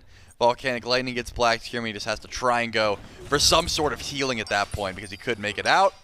And with LASBRA close by, plenty of damage coming from this Camazotz to pick up that kill. 1 and 3. It's been a lot of Kyrmi getting active, so I didn't realize he's been the one who's also dying. But I guess when you're creating all that space, you're creating all those fights, sometimes you might be dying to them as well. LASBRA, on the other hand, has not been dying. Sitting at 2-0, he's having a decent time. Nika steals away the blue. 1v1 between the solo. Goes Nika's way, at least at the buff camp. Kana unable to secure that one. Mike may be caught out. Gets one Riptide, but it's a Summon Sticks wave right back in. Catches both Vote and Mike, but Mike's not taking as much damage as Kyrmi would have thought. Vote's going aggressive right back at him. 1v1 between, Stuart. but there's so many more players from the Gladiators standing around. Dardez a little too late on the scene, and Vote goes down. The massive turnaround for the Gladiators. Yeah, that was so much healing as well. That's a big difference maker. Awesome Jake's meditation goes hard, and now the Gold Fury started up. No one from the Jade Dragons is close by. This one's going to be for free. Trading a tier 1 tower for the gold is alright. Certainly not beneficial when the Gilded Gladiators get all the farm on the left side of the map as well, but if you actually pick up that kill, it goes a little bit differently. Anti-heal, still a topic of conversation. Divine Ruin for Dardez, yes, but Vote unfortunately was missing out on it, and because of that the Kingslayer just did not get him enough damage, and Kyrmi was able to live to see another day and put the first kill into the set's pocket as well. Now the Gladiators up in gold, still that 2,000-ish range, 1,500 2K. XP still sitting around that same point for themselves, so that kill effectively not doing a whole lot. The tier 1 tower that Nika did take evened out the Gold Fury's value this early in the game, at the very least. But with Dardez being late on these rotations, has allowed him to at least get a little bit of extra farm over Snoopy, so while he hasn't necessarily been there for the fights, has been there for the farm. Pulls ahead of Snoopy for the time being, but as this game continues to slant a little bit later, Charlie, I asked then, who does that sort of favor in this situation? Kyrmi ults away. LASBRA gonna chase, but LASBRA probably doesn't want to go too far in or get the kill as quick as possible. One more kill for Laz, puts him on a killing spree. 3-0 for the Camazotz. Yeah, I was checking that timer for Kyrmi, and his blink was not up for another 20 seconds, and LASBRA was able to confirm that kill just by chasing him down. Holds on to Bat Out of Hell as well, so we'll have that get out of jail free card or the engage tool if he needs it for this shield buff, which it looks like because of Mike's presence was able to be saved for him.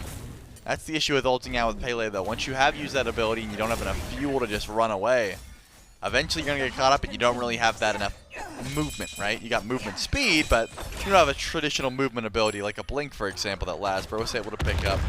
And actually, Vote grabs a tier 1 tower just by clearing the wave at an opportune moment where Stu wasn't around.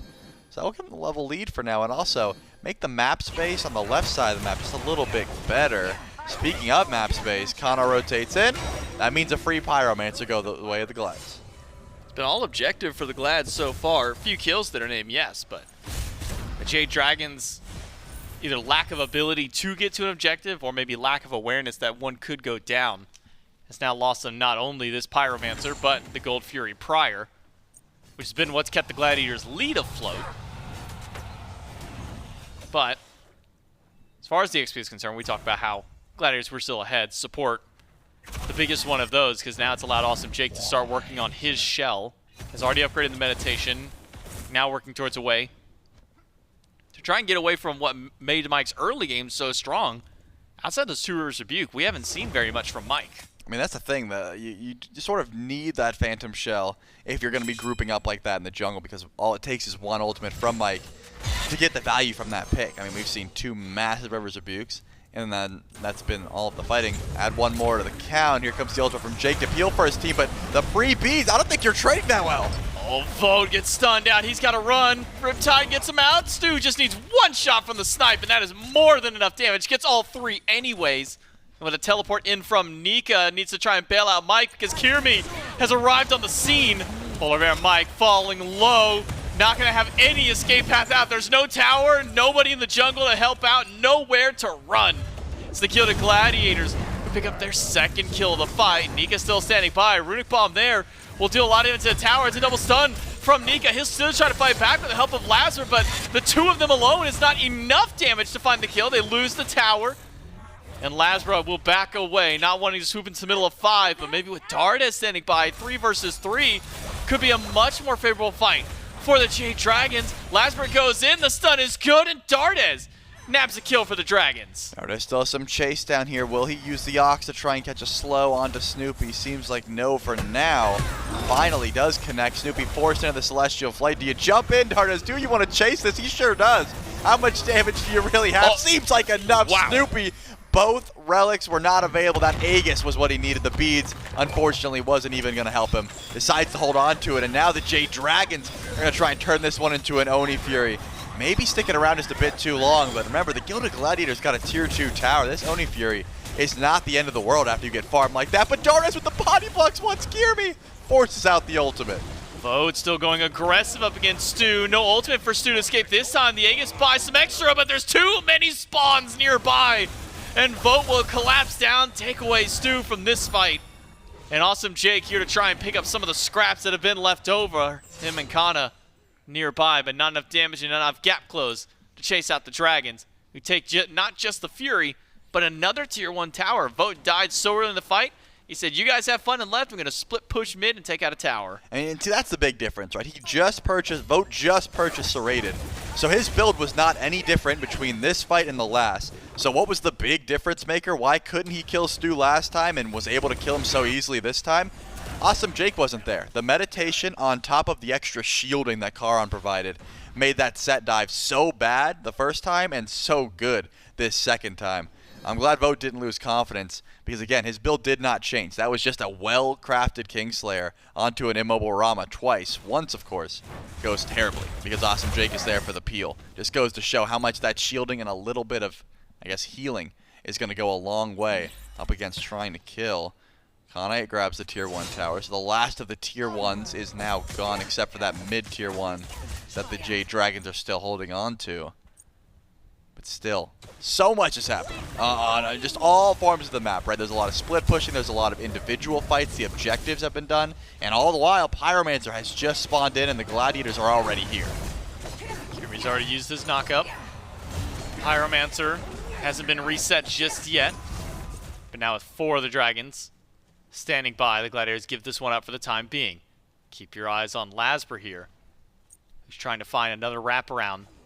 Gets one of these backline carries. Not sure if he's been spotted out yet by anyone on the Gladiators, but the Dragons now have control. Well, if you didn't see him, now you do. Kyrmi, 2/3 of his health gone in an instant.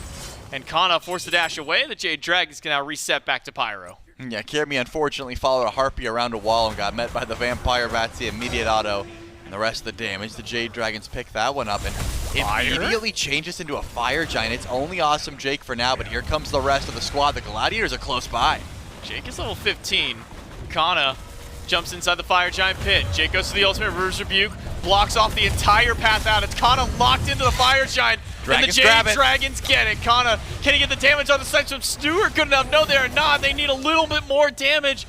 But Cxnnahh just doesn't have enough, and even with the help from Jake, it's not enough. Look how many trails from the slow from Jake to try and keep things in place. But the Jade Dragons get Fire Giant, and all 5 can head back to base. And that's a clean disengage, because so many teams will try and fight there. You just use the Yemoja Riptides, do not look back, run as fast as you can, and just beeline away from the fight. You have taken the win. You get Fire Giant essentially for free. Here comes Nika, is going to pull the beads from Stuart. That should be the end of the chase down, but look how much damage goes to this Rama as well. Bobby was talking about how Bellona's late game damage isn't great. We're not out late game yet. We're in that transitional period where a level 17 Bellona that catches out an ADC can certainly still find a solo kill if given the right choice. Nearly did there. But the worry again for me, Trelly, was evident in Game 3. I'm going to bring it up again in Game 4, is just their Phoenix damage. Yep. You know, they don't have a traditional hunter. No easy way to deal damage. I mean, you have Dardez. Sure, he's throughout range, but it's a mage, and it's not really a great mage for that kind of push. So, at least leads me to believing the Dragons need something similar to game number 3, where you find a couple of picks, then go for a Phoenix, as opposed to just get Fire Giant, walk at Phoenix, and take it for yourself. Stepping forward, though. Cxnnah's just been split pushing. I think is a reasonable play when you have this upgraded teleport. You can get a free farm with the amount of attack speed Cxnnah has. You could still walk forward and grab a tier 2 as well. So good on Vote just standing here collecting that farm, making sure to play tower defense so you don't lose that extra gold and give it away for free. Primal Fury going down. You still do need Vote if you want to step forward and push these tier 2 towers. So how long is Vote going to stick over on right? Just collecting farm. It seems like LASBRA is waiting to see if anyone's going to step up and clear mid-wave. He does this a lot. If you just watch Camazotz on the map, he'll find a wall and then just sit and wait to see if he can find any sort of ambush. Dardez ends up getting ambushed. Why is he so far up? By himself. There's no one else here. Mike bailed on him. Mike dropped a Riptide and said, "See you later, Dardez. I'm out of here." And now Dardez is the one who has to pay the price because of it. 40 I don't know. seconds. I think Dardez signed his own death wish. Like, I mean, he was in quadrupedal stance, so I can only imagine he jumped in, but maybe he and Mike weren't on the same page there. Mike said, "I'm getting out." Dardez says, "Well, I'm already in there." I don't know. Questionable decision. I mean, Vote's on right. Vote's getting, like, totems. Yeah, the totem aura is there. Vote actually was getting totems at this point, so he was on the right side of the map. It had been sitting there for such a long time. LASBRA was setting up ganks in mid. It just makes no sense why Mike or Dardez would feel that safe that far away. At the very least, Mike's got the movement to get out. Dardez certainly did, and he just started to fight. I mean, that's a 2-0 level 20 Tiamat that you are done with. It's a very unfortunate place to be in for the Jade Dragons. I'm not going to say your fire push is over, but yeah, you got one more shot. You got 40 seconds to make something happen, and Dardez is not going to be here for it. Mike and Vote team up left side. Lazarus is playing bully right now. First hits Kyrmi with a 2-1 combo, then hits Snoopy with the 2-1. Who's his next target? Or maybe if they're low enough, his next victim at this point. Mike walks up, finds Jake and Cxnnah. The Jade Dragons don't really have the push. Their Fire Giant buff that they were able to grab away from the Gilded Gladiators, now about to fade away from themselves. And we get set up for the next one. A little over a minute till Fire Giant's back on the map. Pyromancer is there. LASBRA's already on the scene. Grab the beacon, grab the Pyromancer, get a runic bomb in tow. All good plans from the Jade Dragons. The topic of conversation has been Phoenix Siege. Heck, why not Tower Siege, considering they weren't even able to do that.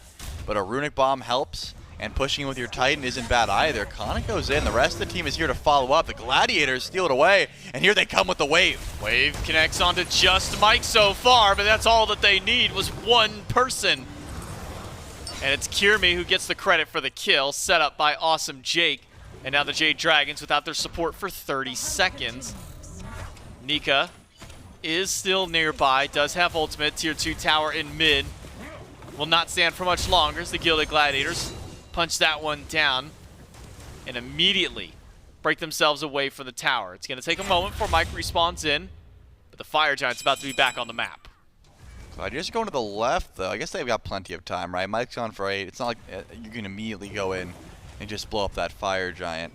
Ward coverage, none on the right side of the map.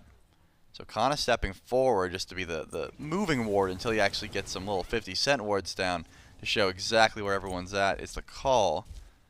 But once again, LASBRA hiding nearby with these Titan Siege. Does the Gilded Gladiators, do they push up, or do they just immediately destroy the Titan and head over to Fire Giant? That's probably the call, right? Let your Titan push, let it be a bit of a distraction while you go in for the main objective. With Cxnnah's passive that Amaterasu presides, as well as the Shogun's Kusari, there's going to be a lot of DPS towards this objective. It seems like they're already looking to start it up, but with Awesome Jake in mid lane, can't really do that. So we will have a bit of a stalling match for now. Last time it was the Jade Dragons. Took Pyromancer, Fire Giant immediately after. It's a risky call, but it paid off, at least in getting the objective.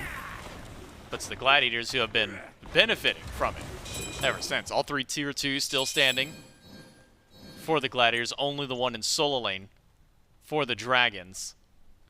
The Dragons are trying to find some kind of path in for a team fight. LASBRA tried sneaking around earlier, but was met by Awesome Jake.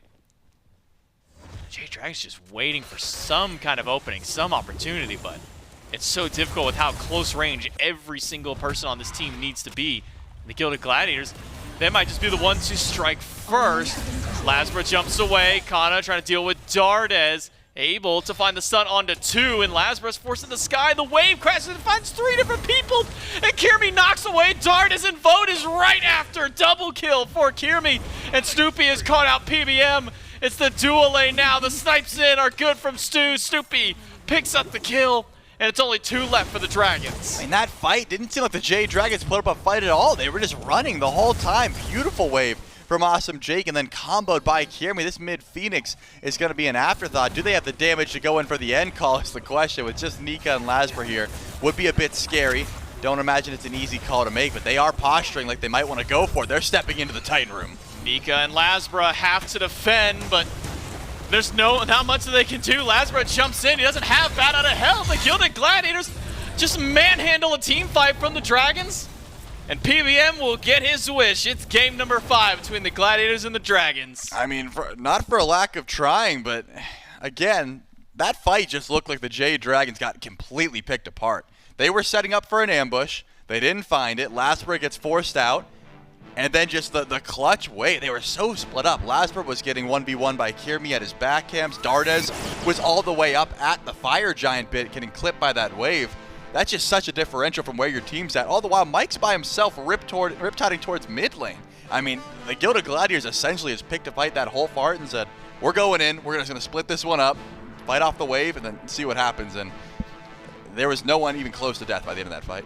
No, the Gladiators just picked the Dragons off one by one throughout all that team fight. Again, it was a fight the Dragons postured for themselves. They said, okay, we're going to push up, we're going to put you guys on the back foot, and then I don't know what was the call in their minds. They said, you know what, maybe we don't want to do this. Maybe we just leave instead. And the Gladiators said, well, if you're going to turn your back to us, you better make sure that there's not a knife in our hands, because they just walked up, knocked away the Jade Dragons, are able to take game number 4. We go to our first game 5 of the weekend of the phase right after this break.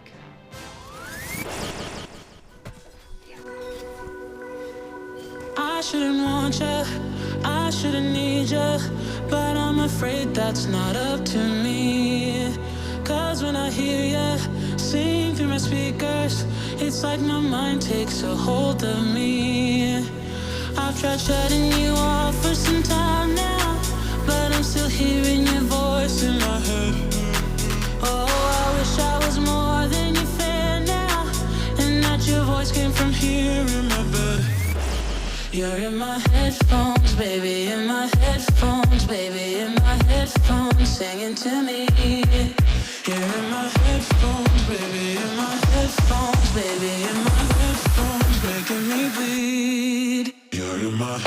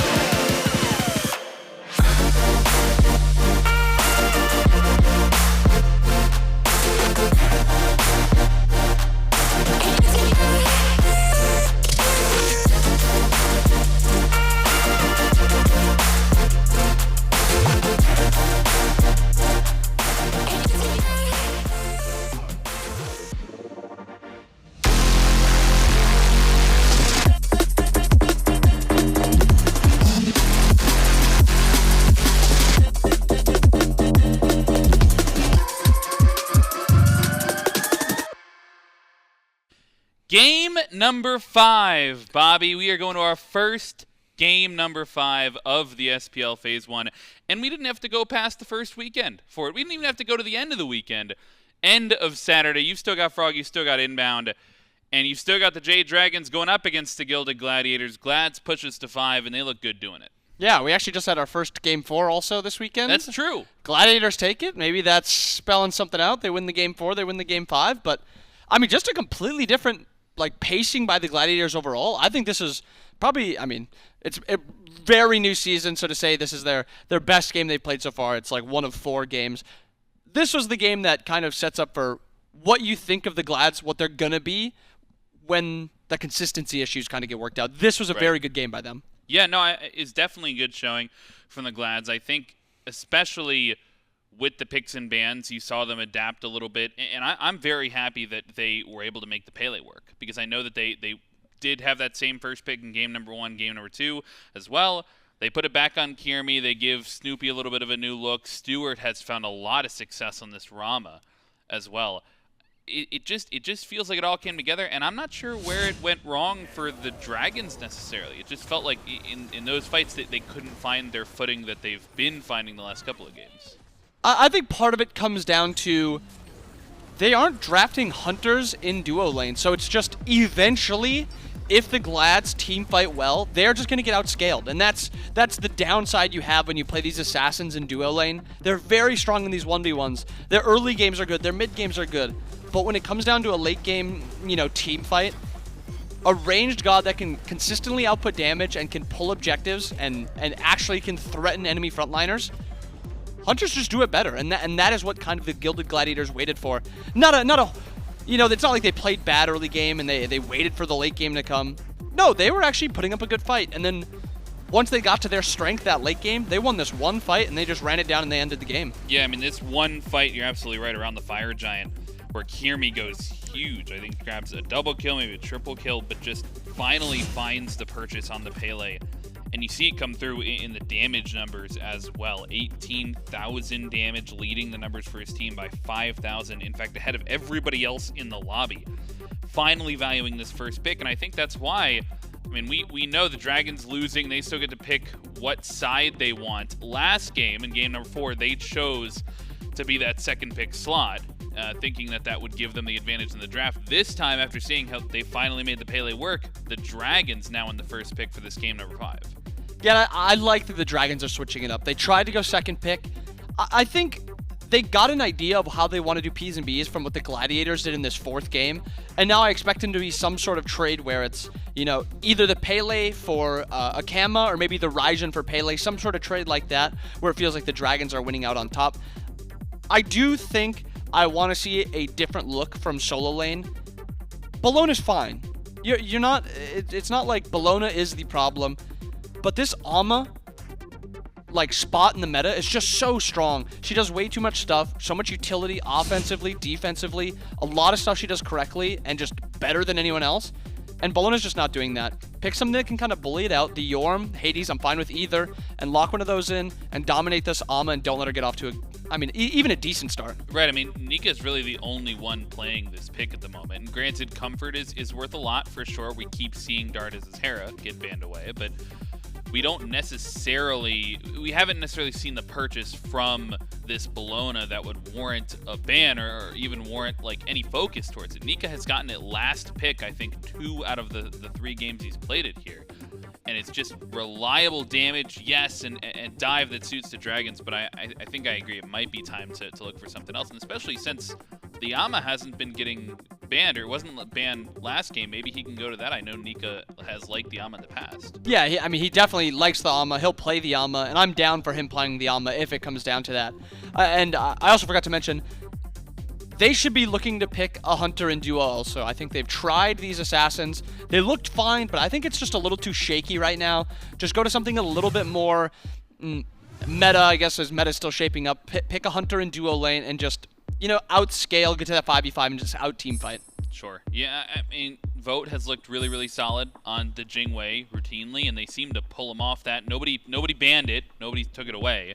They just pulled him off it for comfort reasons or for trying something else, and that something else has not worked quite yet. They've not found a win on the Pele or on the set in that ADC role. So potentially a change that they could be looking into making. But Pixamance for game number 5 here. At this point, I mean, you mentioned it after game number 3.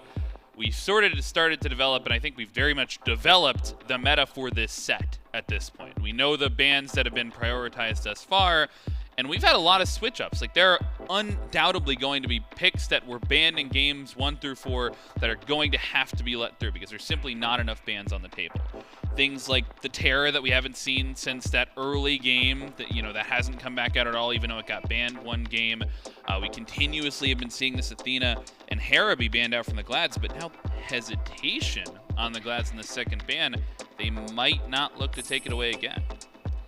Of course. And as you finish your thought, there goes the Hera ban. And it seems like they are more comfortable banning this Hera and leaving a lot of these high prio gods up.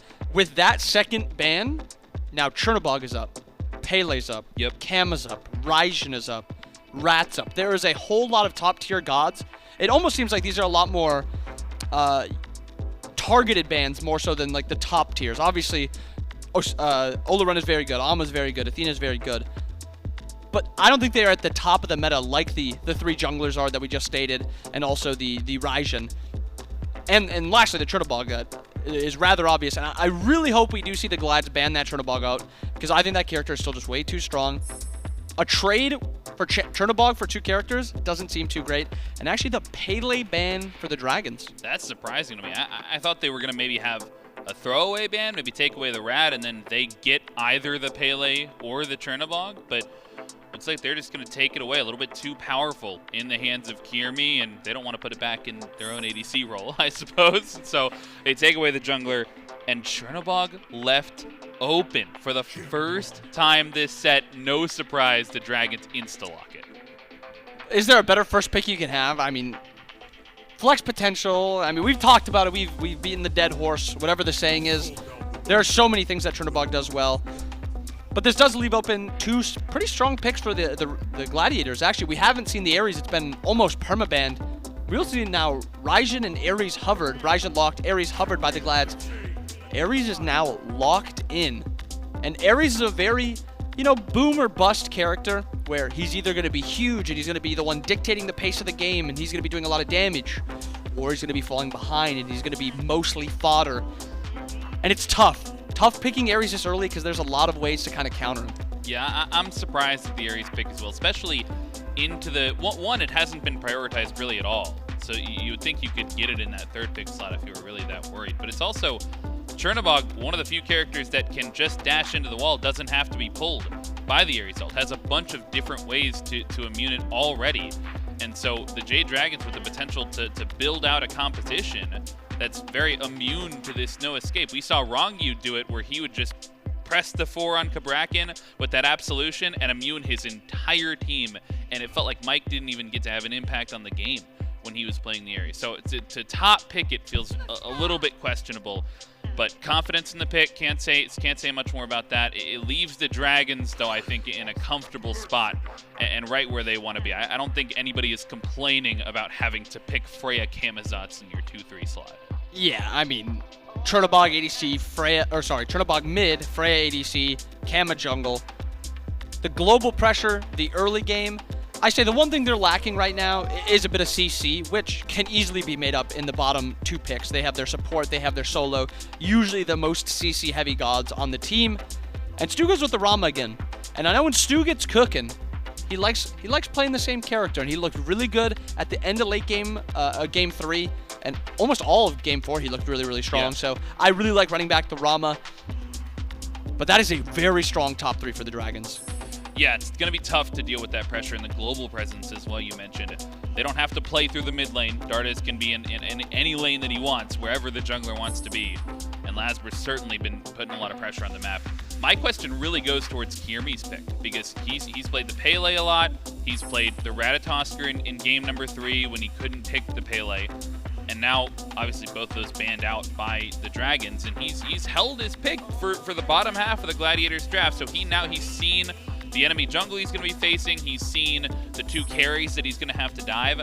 I mean, what do you want out of a jungle here for Kyrmi? I mean, right as I was about to say what it was, the Susanoo, it's actually banned out by the Dragons, so now a lot of these top junglers are just gone, and Kyrmi's gonna have to pull something out that is not, I mean, from the meta we've seen, it's not typically meta. Maybe something like a Hunbots, which I know he likes to kind of default to when there's a lot of bans. But Hunbots in the meta is just not too strong. He needs to farm up a lot. He really wants to fight around team fights, but it's just a tough spot to be picking in. I almost would have preferred the Rat pick at 3 and then just get Stu on something else, because I think he looked really, really good on that Rat. But they go for the Rama, and then with their next pick, they go with the Sun Wukong. I'm always fine with Wukong. I don't know. I just remember the Rat trying to chase down the Janus. Oh, maybe. And maybe he didn't look the greatest on it. But that one play aside, I mean, it's definitely difficult for Kyrmi to see where he wants to go. He'll be last pick as they do grab the Wukong for Khan over there. And that's going to leave the Jade Dragons to close out their draft with a support and solo. And 2 picks that we have not seen yet this set or this phase of the SPL. Chalk and Sylvanas. A little bit, interesting round out the composition for the Dragons. I love the Sylvanas pick. It's a very, very strong, matchup Sylvanas into Ares. He's a god that can match Ares in the laning phase, and he's also got a lot of safety that a lot of the other gods don't have, just because he's not dash reliant, and he's a god that can stand and just fight the Ares through healing, protections, and just, prot reduction from his 1 and 2s. I like the pick. It allows them to play through this lane. Sylvanas is a god that, in my opinion, he's a god that scales very, very well, and I think people underestimate how well he plays into the late game, especially when there's not like an Athena dash taunt. There's no instant hard CC unless they pick this Thor, which they're hovering. And even with that, the follow-up is okay, and now they don't go for the Thor, and now we're having a different discussion of there's no hard CC really. This Sylvanas, this Chalk are going to be very hard to lock down. Very difficult to deal with, and I think really, I mean, you're relying a lot on the shred that's coming from Stu, but it's still the space that you're creating is not going to be easy. I'm shocked at this jungle pick though, because he was hovering Thor, and I was like, man, how did we forget about Thor? I forgot that he existed, and then he just doesn't. He goes to the Bastet, which is, I mean, we've forced Kyrmi 3 gods deep into his god pool, and he defaulted to the Bastet. So it better be like this is a hang my hat on this pick, game 5 type of pick. That's a lot of pressure. Yeah, it is a lot of pressure, but I'm not really worried about Kyrmi kind of folding into the pressure. I also think if he does get a small lead on this Bastet, this is a game that he can kind of run it also. There's not a ton of CC on the Dragon side. A lot of it he could also immune with either the jump or the ult. If he jumps onto Sylv, Sylv tries to ult him off, he instantly trades ult in return and then pulls the Sylv in. A lot of like little, micro plays that Kyrmi can make in this game. And looking at it now, I don't think the Bastet as egregious as I thought it was originally, because no hard CC is a little tough, but if he hits 1 ult in the late game and somebody's not paying attention, it's always just like a death. And if he can get to that early lead, he can get to that mid game really, really strong. He is a god, and he is a player that can just carry this game. I'm worried about the team fights, because I'm looking at the Dragons. I see a lot of engaged potential. You can get it from Chalk, you can get it from Sylv, Camazotz can keep going in the ult. On the Glads, I don't, like you said, no hard CC. Everybody gets an auto beads on this Ares ult, and your engage is so much harder to find. Yeah, you're entirely right with that 5v5. That is where I think this Glads comp is going to struggle. And they also can't really split the map all too well either. They have the Chernobog for that global pressure, so if, maybe Kyrmi's looking to put pressure down mid when they're grouping around fire or something like that, Chernobog can easily match it and then just ult to the Fire Giant when a fight like that is happening. So I think you are right. I think the Gladiators kind of do need to get off to a little bit of an early lead that into a good mid game. If they can get ahead, they can snowball this game really, really, really easily, because that's just what Raijin does, that's what Bastet does, and that's what I want to see from the Gladiators. Well, we've seen game number 1 and game number 2. Dragons take it, not particularly close. It's feeling almost lost for the Gilded Gladiators. Game number 3, a close one, they bounce back. And game number 4, it feels like they finally find their footing and they push us to a game number 5. All deciding question inbound. Who are you favoring? Give me the Dragons. that top 3 is still just so chef's kiss. I just love that top 3, and I think the bottom 2 are fine too. Inbound's got the Dragons. We'll see who takes it in game number 5. We'll throw it over to the casters. That's right. It's game number 5 between the Jade Dragons and the Gilded Gladiators to see who will win out in this head-to-head matchup on Saturday. It's J-Mac, Trelly, and Doug back one final time today to see which of these two teams is taking home the W. Will it be the Jade Dragons, who commanded the first half of this set, a dominant game 1 and 2? Or will it be the Gladiators, who bounced back from a rough start in game 3, a commanding game number 4 for themselves, and now we sit on match point. No longer a best of series, it's only a single game to play to see who comes out on top.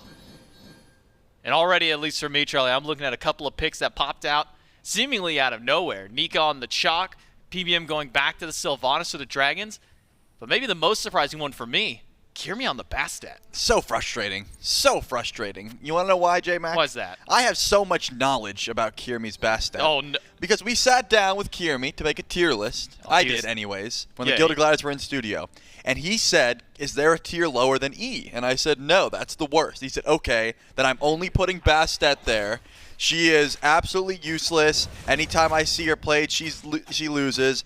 She's so bad. And I was like, oh, cool. This is up on YouTube. You can watch it. I'm not mincing words. Then within 24 hours, I am in a ranked game, and Kyrmi snap locks Bastet. He doesn't want anybody else to play it. So I'm shocked. I'm shocked by this revelation. I say, Kyrmi, this is the worst god in the game. Your own words. Are you throwing my ranked games? To which he says, oh no, it's only bad when other people play it. Don't worry. He drops 18 kills, he carries the game uncontested, and says, but no one else pick it, and then left the queues. I never saw him again, and now we'll see if he's able to get it popping in this game. It's just, I'm amazed it took this long. He's like, oh yeah, it's terrible if you're not Kyrmi. Anyone else, it's bad, but if you're me, this god's nuts. Which, by the way, he did not say in the tier list. He just said how bad she was. I'm dumbfounded that he brought it out here.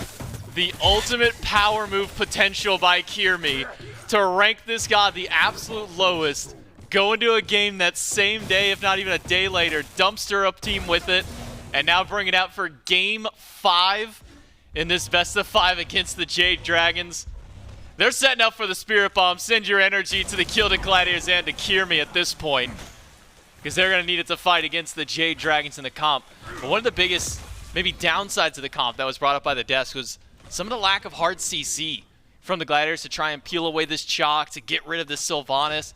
I look immediately to, what, single target stun from Kana, single target ultimate from Kyrmi, and then if Jake can manage to find somebody with a no escape.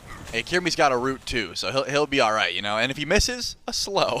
He does have that ability to throw out the cat. I guess both cats with the ultimate as well. So Beads Burn is going to be important because they don't have much CC, need to be landing those skill shots. With that said though, double ADC on the other side. Freya, Chernobog, so scary once you're able to get to late game. There's a reason this Chernobog has been top of the meta for a while, because of that global presence, right? Once he gets Failnut online, you fly across the map, you do a little bit of split pushing, you turn a 2v2 into a 2v1, you turn it into a 3v1, wherever you're able to go. And Dardez gets the action right at level 5, right? We've seen a couple picks from this Chernobog mid where right at level 5 you choose to ult to a side lane, whether it be duo or solo, and just change the dynamic of that lane instantly. With PBM just constantly pulling back awesome Jake, it's going to slow down this purple invade a bit, but Stuart's playing it smart. He's saying, hey, go ahead, steal away the minis if you want, go in for a steal, but I'm going to go solo our purple buff because I don't have time for that. Watch on Snoopy. He's rotating down. This green buff is not going to be free. Neither is this blue buff. It's a fight for 2 different buffs on 2 different sides. The Jade Dragons confirm the blue, but they're going for the fight up to Kyrmi. He's slowed down by the rain. LASBRA is just going to mosey on in. Root will hit onto 1, but Kyrmi's got nowhere to go. He's waiting for that jump cooldown, but he doesn't get it in time. It's first blood for LASBRA and the Dragons. And maybe another one now on the opposite end. Snoopy, Taiko Drums pulls in Dardez for damage. but it's not quite enough. Snoopy needs more. Thunder cracks in the tower, and he goes for the return shot. The Gilded Gladiators now on the board. Wow, Snoopy, I'm amazed that he went for the double taunt. Look at this, LASBRA does blink, and he's able to catch Kana sleeping underneath the tower. 3 kills, 3 minutes, the action has started. J-Mac, Game 5 is delivering. I was amazed that Snoopy went for the double taunt. I thought it was going to be damage, taunt at the end. But he said, you know what? I just have to stall for my cooldowns, and you better believe he's going to thunder crash in a tower to confirm that one. I don't know if it got picked up on the broadcast, but I just stepped on the cord. I was so surprised by what's happening. I almost pulled the headset off. We are off to a rip-roaring start here in game number 5. 1 kill for Snoopy on a tier 1 dive. He escapes. LASBRA is able to blink over, get a kill in tier 1 tower. All of that, by the way, after Kyrmi gets active yet again, level 5 here. Ultimate pulls Nika right back in. Off the somersault cloud is Kana.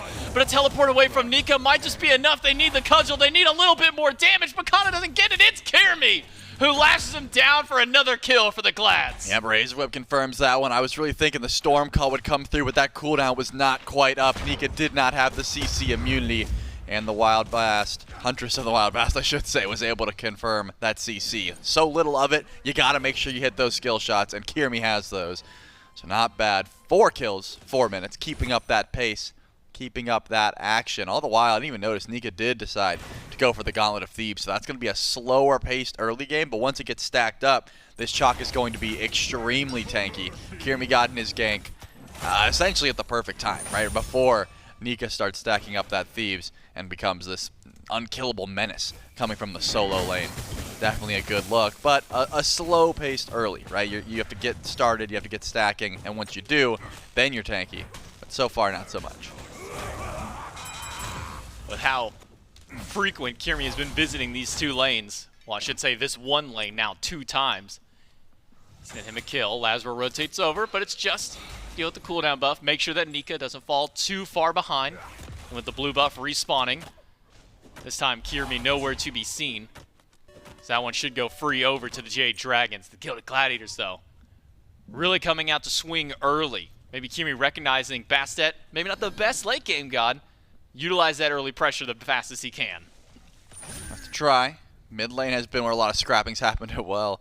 I mean, Snoopy goes immediately into a breastplate, really fearing that physical damage from the enemies. Kronos Pendant into that breastplate, I should say. So CDR, but also just tank stats for this Raijin is the call. Dardez actually dashes forward, trying to find some damage. Means Snoopy can return, but how much can he try and live this with the up-down? The ult is going to just try and go in for some taunts. Can't find him, so Snoopy does waste the ultimate there. But hey, you get Dardez's ult in trade. That actually helps out your team a lot. Don't have to worry about the global presence.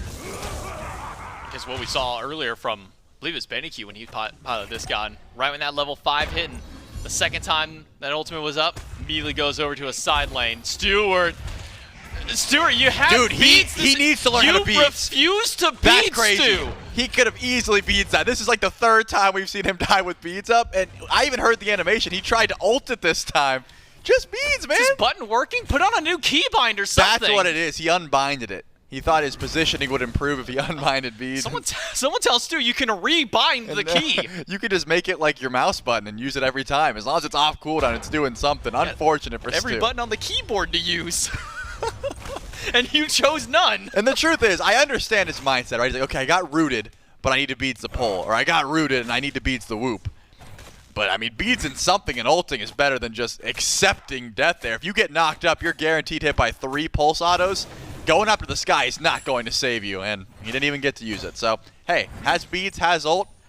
Next gank, he'll have them both. You joked earlier and said waiting for game 6. We're on game 5 now. We're getting there. He might be saving him for one more. There's not going to be another one after this, Stu. You got your beads. You got to use them this game. Otherwise, it's got to be, I don't even know when their first game is next weekend, but next weekend would be your next chance. Dardez and Snoopy, the 1v1 that went Snoopy's favor last time. Now we see Kyrmi start to move across the map a little bit more. Got a little quiet for Kyrmi there. First couple of minutes, especially once that level 5 hit, immediately over to solo lane. Haven't really seen him much these last few levels. Been farming up that soul leader to get those stacks. Yep, trying to get online, trying to match the damage, that of LASBRA, who's 2-0 right now on the Camazotz. has been on point so far this game, trying to catch out PBM. No CC immunity after that ult goes down. Here's the Huntress of Bass. They're burning through slowly but surely. Who gets the last hit? It's Kyrmi, puts his second kill on the board. And that's what it's like being Sylvanas when you're even slightly out of position. Vote gets hit by the scratch and by the cat after. And now the Gilded Gladiators go right to the Fury. Awesome Jake can help tank this one up for his team. Fury down to half HP, but keep eyes on LASBRA and Dardez. They crash right in, and it might just be crashing the party entirely. LASBRA trying to swing away, but has to go into the ultimate because he gets chained up by Awesome Jake. No ultimate to pull them back in. Vote up to the sky, but he's going to be met with the entirety of the Gladiators once more, and it's Snoopy who gets the kill. Yep, Gold Fury still a possible target. No, low health bars, they do not want to step forward, so the Gilded Gladiators will just take the kill lead and decide to back out after that one. Vote, use that Valkyrie's discretion. Not able to get you out of trouble, though. It's some good damage, but you know that tower was just too far away. So the duo lane gets caught out. All off of an attempted Gold Fury pull. The Gilded Gladiators are operating at a pace that they are trying to set, right? They're saying, hey, we're not going to stop with the gas pedal. We don't give you a minute to rest, to think. We're just going in for pulls, going in for fights whenever possible, all led by this aggression from Kyrmi. That Huntress of Bass has been pretty on point so far and just trying to set up for kills. And looks like, again, Kyrmi's not done. He won't give up. He's cooking, man. He won't give up. He's got the bow stacked up. He's got the kills racking up. 3-1-1 on the Bastet. 10 minutes into the game. This might be the most active that we have seen Kyrmi this entire set. It was all a ruse. He told everybody, Bastet's bad. Don't play it because, what was it? No one else can play it but me. Well, I don't think he said no one else. He meant in the ranked queues. He meant in the ranked queues. Right, in the ranked queues. He's not saying, like, SPL pros don't play Bastet. He is saying, if you're a random in my ranked games, do not touch Bastet. But hey, he's got to beat 18-1 as far as I'm concerned. If that's what he went, man. That's a number to make that man achieve, but he's on the way to it. I mean, 10 minutes, yeah, he was on pace with like the 3 kills by the 3 minutes, but now it's not looking that doable. We'll have to see if he's able to get there. But hey, gank left lane, get a kill immediately. Once that ult is back up, go right to right lane, get another kill. That's the kind of plays you have to make in Game 5. You get your whole team ahead. You know that Kana's happy about that one because Nika went for the Gauntlet of Thieves build. They're not really fighting too much. It's just farming. So Kyrmi's just making that lane a whole of a lot more fun. I'm telling you, Kyrmi operates with Pong mentality. He says, all right, cool, I'm going to go over here. We got a kill. Cool. Ball goes this way. I'm going to follow that one. Kyrmi's Next both lane. the paddles? That's cheating, man. He's both paddles. No, the lanes are the paddles. He's the ball traveling between. Okay, he's the ball. I was going to say, you can't be both paddles. And you're just... And the ball. He's all 3. He's controlling everything. There's no opponent, man. You are the opponent, I suppose, in that hypothetical. He's the mastermind. Okay. Maybe he's the programmer. I don't know. I don't know where this analogy ended up going to. It did kind of fall apart, but I do see where you're going with this. Kyrmi's ganking both lanes. He's going to both sides of the map. Like a Pong matchup, and in this case, that's not saying LASBRA hasn't been getting active as well. This Camazotz does have that early aggression, does have that same level of being able to get active. It's just they couldn't fight towards the Gold Tree because they had already lost Mike. Vote stepped forward thinking, hey, we've got, the Chernobog ultimate, Bat Out of Hell is still here, maybe we can go forward. But the one thing about Freya is, yeah, Bat Out of Hell and the Cherno ultimate get you up to the sky. Freya's got that too. She just can't really close that same level of distance, and Vote was hanging out to dry. That's why that gold fight just went a little bit unfortunate. Yeah, and then the other unfortunate part is we still are up in the sky, but there's still damage that comes from things like that, no escape. And then the follow-up that fell after. It was a 4-man collapse to kill Mike. They go to the Fury, and there's only 3 of them there, and Jade Dragons say, okay, well, there's only a couple people here this time. We can step up to this one. LASBRA gets the wraparound. Vote walks in. And how does it end? The exact same way that Mike goes down. Surrounded by 4 Gladiators. Pelted with a bit too much damage. Oh, I thought we were going to have a repeat there for a moment. Jake playing aggressive on the Ares. And this is the style of play I love to see on the Ares picks. If you're grabbing Ares, you walk up. Chains do so much damage this early in the game. Especially when not a whole lot of protections are online, when their health bars are a little bit less just from natural scaling. When your fire is doing so much these minion camps. Not able to seal that one away. But the Gilded Gladiators playing fast and doing a lot of damage. LASBRA nearly died. I think that was just to the last damage from Kyrmi. Not quite enough. He'll live for the moment. Yeah, that Razor Whip is not something you want to mess with, especially versus a 3-in-1 Bastet. So Kyrmi getting some pressure in the mid lane, as well as just bouncing around that Gold Fury. It seems like the Gilded Gladiators really do want to try and commit to this one, but Mike is nearby. Vote not quite close enough if they want to just go into DPS. That might be it, though. Just the cat alone is enough to dissuade PBM from stepping forward. That is a free Gold Fury to the Gilded Gladiators. They grab that one after just poking out LASBRA. You'd think right side of the map is where you try and get active next, but that beacon is spawning in the next 5 seconds, so the Gilded Gladiators aren't going anywhere. Snoopy's going to rotate over and just keep up the aggression. What a flip of the script. I mean, the first 2 games of this Game 5, this 5-game set, J-Mac, all Jade Dragons. There was almost no ray of hope here. And then, Game 3 happens. Complete switch up, very long set, very questionable back and forth action. It was really anyone's game, but ends up going towards the Gladiators, and now the momentum is just all Gladiators all the time. I'm sure many people walked into Game 3, and this is before picks and bans. They say, all right, well, Game 3, Dragons won in what, like 25 minutes each of the first couple of games? Yeah, we can go ahead and wrap this up. It'd be a 3-0 for the weekend. Gilded Gladiators said, no, not quite over just yet. Maybe a little bit of trolling from the Dragons. I'm not going to say that the honest support is troll, but there's a reason we haven't seen it win at the SPL just yet. Maybe it's because the game also goes 40 minutes and now you don't have a front line. That's maybe analyzing a little bit. But Gladiators fight back. They win 3. As you say, now dominate in game number 4 and put us here to game 5 where they've already taken control of this early game. 3,000 gold up. 2 levels for Snoopy on this Raijin. This has been such a crutch pick. And it's such a clutch one for both of these teams as well. LASBRA up to the sky, another bat out of hell used defensively. Yep, LASBRA cannot step forward, tries to keep going for these buffs, but cannot. And now it's Vote who wants to go in for his purple, but here come the Gilded Gladiators. They're making sure that there is no one who is able to step up without getting the mean end of a chain or at least Bastet damage. This purple buff being stolen away. And yeah, LASBRA goes to the other right side of the map. He says, hey, maybe we go for Pyromancer, man, but that buff is gone. Dardez actually takes a helping of damage as the Jade Dragons are able to confirm it, but Snoopy is still trying to find DPS, forcing the ultimate out of Dardez. Maybe Snoopy's in a bad spot if the control comes through. Awesome Jake is there with the ult, but can't pull a shadow, and Dardez will be just fine. Dardez lives.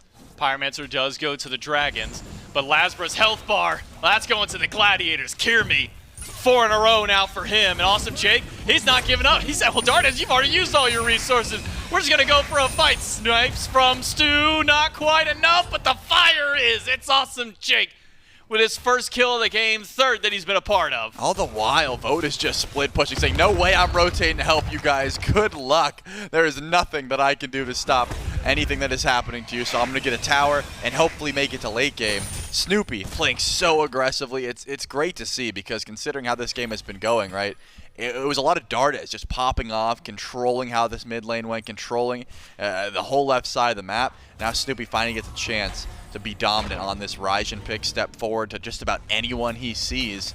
And that breastplate is making sure that no one can even kill him, right? 2-0-2, a part of over half of the kills that the Gladiators have.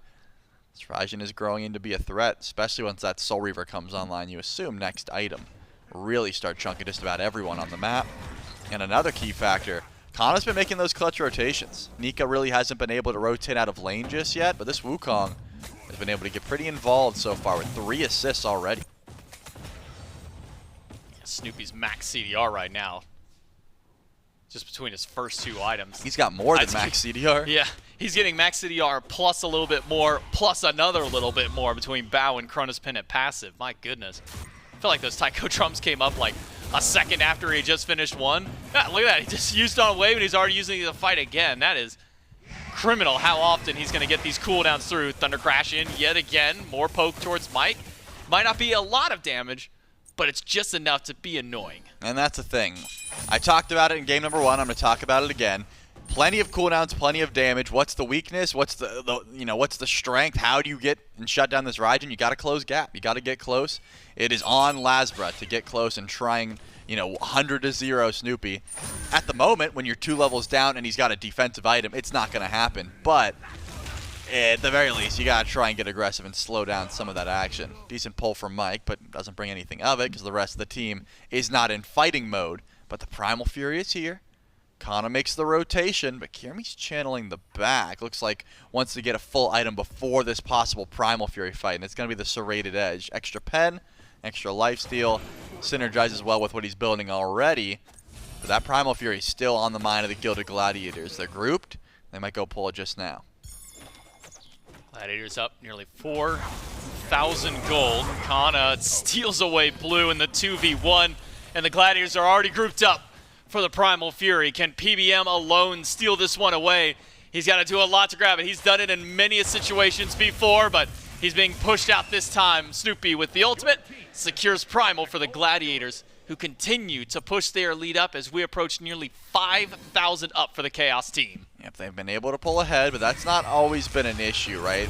Even with this, Kyrmi's got jump, should be in no sort of trouble unless LASBRA blinks in. It looks like he's got plenty of sustain. It's actually Mike who's in trouble. LASBRA jumped away, and Mike gets pulled back in by the chains. Kyrmi now with 5 in a row for himself, and Snoopy is still jumping in. Even with Nika showing up, there's no fear from the Gilded Gladiators, playing like a full squad, all 5 in mid, pushed up towards tier 1 tower. Dardez and Nika are going to have to give this one up. The Gladiators just do not stop their onslaught. And that's the thing. I mean, no one was fearful of Kyrmi dying there. The second I saw the pull, I didn't change my voice inflection. I knew that there was no DPS. Because you look, I mean, Dardez is on a Chernobog with 3 items. Yeah, that's okay, Burst. If you get 3 crits in a row, maybe Kyrmi's dying. But the pull is just bringing the enemies to you. And unfortunately for Mike, as a level 12 Sylvanas, you don't want the enemies pulled to you. You want squishy targets.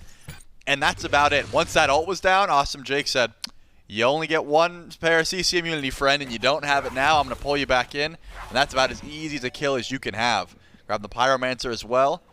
Looks like that's going to be A-OK for Kyrmi to grab the Runic Bomb. I'm wondering if Fire Giant is on their minds, because look at Stu. He's not heading back to duo lane. He's not going to go box vote. He's on the right side of the map. Is it the lane swap or is it the Fire Giant? Considering Kana's over on left, looks like it's a lane swap for now. That might turn into a Fire Giant if they can find a fight. Nika in the jungle, spotted out by Jake, who's just gleefully hopping away. Make sure they get that pressure. Take down the last totem of the game. Maybe work on tier 2. They got 3 over here. Snoopy's by himself in mid. Kana all the way to the left, but fully upgraded teleport back online in just a few seconds. Jade Dragons are all spread across the map themselves. Dardez can join in the blink of an eye with that ultimate. The rest of the team, where does their focus go to? Kana split pushes tier 1 tower. A little too late for Dardez to show up to help this one out. So it'll be another nice little pool of gold going over to the Gilded Gladiators. One more hit from the minions does do so. But now knowing that Kana is over here, what's the call from the Dragons? Because Dardez went over here just to try and defend. Didn't even save the tier 1 tower. So far, I've been keeping track, and it's unfair to bring this up because Stu hasn't been in any action and hasn't been fought yet. But he hasn't used his beats yet. I'll be keeping track just to let you know. Fire Giant started up. LASBRA's not even over here, so I don't imagine too much of a fight. Only 3 members of the Dragons. Nika gets caught out. Goes for the ultimate, but Snoopy's got one of his own. Taunts him right back in, and Stu picks up the kill. The Gilded Gladiators, they started fire, baited Nika forward, and go right back to it. Where will there even be an answer from the Dragons? Seems that answer isn't no, because not a single player willing to step up this far to try and match the Gilded Gladiators. This lead continues to spiral, and Mike unfortunately ulted. I think maybe unintentional in that case. The Gladiators, they'll get fire for all 5. I really thought Jake ulted him. I don't know why. I said, oh, he was immuning some CC. No, Jake didn't ult him. And I thought Kyrmi might have tried to ult him, but he didn't. Either way, Mike's ult's down. Kana blocking the auto attacks. Wow. The tier 2 doesn't drop. Doesn't seem like anyone's in position to try and chase down this Cherno, so Dardez should be just fine. But he's not leaving without that tower. I bet you he sticks around. Nah, he's leaving. He's gone. Bye, Dardez. All right, smart man. Smart man. I really thought he was going to go in for the cheeky auto attack, but knowing how Cherno ult works, he would have been stuck if everyone got there with him, right? You got to hope someone stayed over in right lane to be able to ult 2 defensively. So that tier 2 is going to live by just a hair. And the Jade Dragons have to try and find farm elsewhere. They're not stepping up. Anywhere that the Gilded Gladiators are, the Jade Dragons are not. They're over on right, and they're just going to let this Oni Fury go. Tier 2 on left is the target. The worst part of this one for the Dragons is they know this one's happening. They have vision that entire time to see, oh, well, there's an Oni Fury, but we can't do anything about it. You look up top. Joey, this is one of the more stifling leads we've seen from the Gladiators in a hot minute just across this year. 11,000 gold and climbing for the Gladiators team. Answered a little bit back by that tier 1 tower, but that's going to be responded to by a tier 2 for the Gladiators. The grouping of this team has just improved tenfold from the beginning of the set till now. Certainly has. Jade Dragons have to try and stay alive, try and keep this bird alive. It's still early on, but look at the push forward. The Gilded Gladiators have no fear. That Phoenix is almost gone. That's Jake you just pulled in. He said he's going to try and pull one of his own. Mike grabbed by the ultimate. Jake low. He's at a corner, but the moment instead pulls Mike right back to them all. And Nika steps into unspoken land. Stu takes him down. The tanks of the Jade Dragons have been removed from the map. There are no towers left for safety for the Jade Dragons. It's all Phoenixes for the Gilded Gladiators. Kyrmi's gonna keep LASBRA busy. The Gladiators could just walk right in. It's gonna be a 2 versus 4. Dardez forced to go away. Back to the fountain to regen. Vote trying to bounce back. He's got a lot of damage from the in-hands. Gets a whoop onto just Stu. The Gilded Gladiators, at least for Snoopy, he still wants to push forward, but they're taking too much damage. They don't have the tankiness to deal with this. It doesn't matter how long LASBRA gets chased. You don't have the he damage. can't And he's able to catch him. LASBRA is not able to get out. Has some healing, but Kyrmi finally gets the solo kill. Unstoppable 7-1 for the jungler. Tier 2 over on right. Gone. It's a 4 versus 3 for now until the full grouping happens. This right side bird is not going to be easy to grab. Vote still does do a good bit of damage, and Cxnnahh steps forward. Cxnnahh hit by the banish. Awesome Jake to the front line. He's going to try and pull back too. Nika and PBM are the ones, but it will be Jake trading out his life. The Phoenix has not been touched yet by the Gladiators. It's only now that Stu is able to land a few autos in. It'll be a 3 Phoenix sweep for the Gilded Gladiators, but they've got to get out now. Count your blessings. You've gotten all 3 birds. Let's head back to the base and reset. Yep, full retreat. Good call. Dardez would have had the ultimate to try and chase. But he's okay for now. They've got Pyromancer. They could have sent the Titans out if they wanted to, but they might save that beacon, at least for the time being, until they try and go in for the true Titan push, because you can't end while the Titan's walking, as we have learned so many times in some of these games. But the Gilded Gladiators have put themselves in a fantastic position, down 0-2, and momentum has been in their favor ever since the end of that 3rd game. 7-1. Kyrmi popping off on this Bastet. He can do no wrong, essentially, at this point. He's always safe. The Pounce gets him in and out of trouble. These ults, I haven't seen a single one whiff. And I think that's a big difference maker between these Bastet players. Are you landing Huntress of Bast consistently, or are you only landing her abilities? Bastet can be lethal at this point in the game. Almost 6 slotted, working on that Bloodforge. Pushing down are the Gladiators. No Fire Giant. This is just a well-timed push, yes, but the Titan's not here. Maybe they're just grouping up, trying to get some damage on a Dardez. Snoopy has not stopped dashing in. Oh no, double whoop to start this one out. Mike finds 3 with the old LASBRA. Eliminates Snoopy from the team fight. And Dardez to the back line against Stuart, who's gone up to the sky. The snipes have got to be on point, but he needs help on landing. An ult is big from Nika. The Dragons are turning this one back around. Can Jake even find anybody with these pulls? He's got to grab a couple, but Cxnnahh is trying to distract as long as he can. Jake and Stu need to get out of this fight if they can. The Jade Dragons lose none and take 3 lives. All right, if we're going to be hard on Stu for not beating, I have to roast whatever that was from Snoopy. He's got no relics, and he just keeps lightning crashing in for fun, and then a double root from Vote into the triple ultimate from PBM. You can't be making plays like that. We're only 25 minutes into the game. You are not in a position where you can just dash in whenever you want. A little bit overzealous. The Titan pushes out, though, and there still are fire minions packing up. Finally, the Jade Dragons group up. They recognize, hey, Fire Giant could be our call here. Awesome Jake, the only one stepping up, but he's not going to make it in time. All the while, look how many waves are grouping up in the base of the Jade Dragons. They're waiting.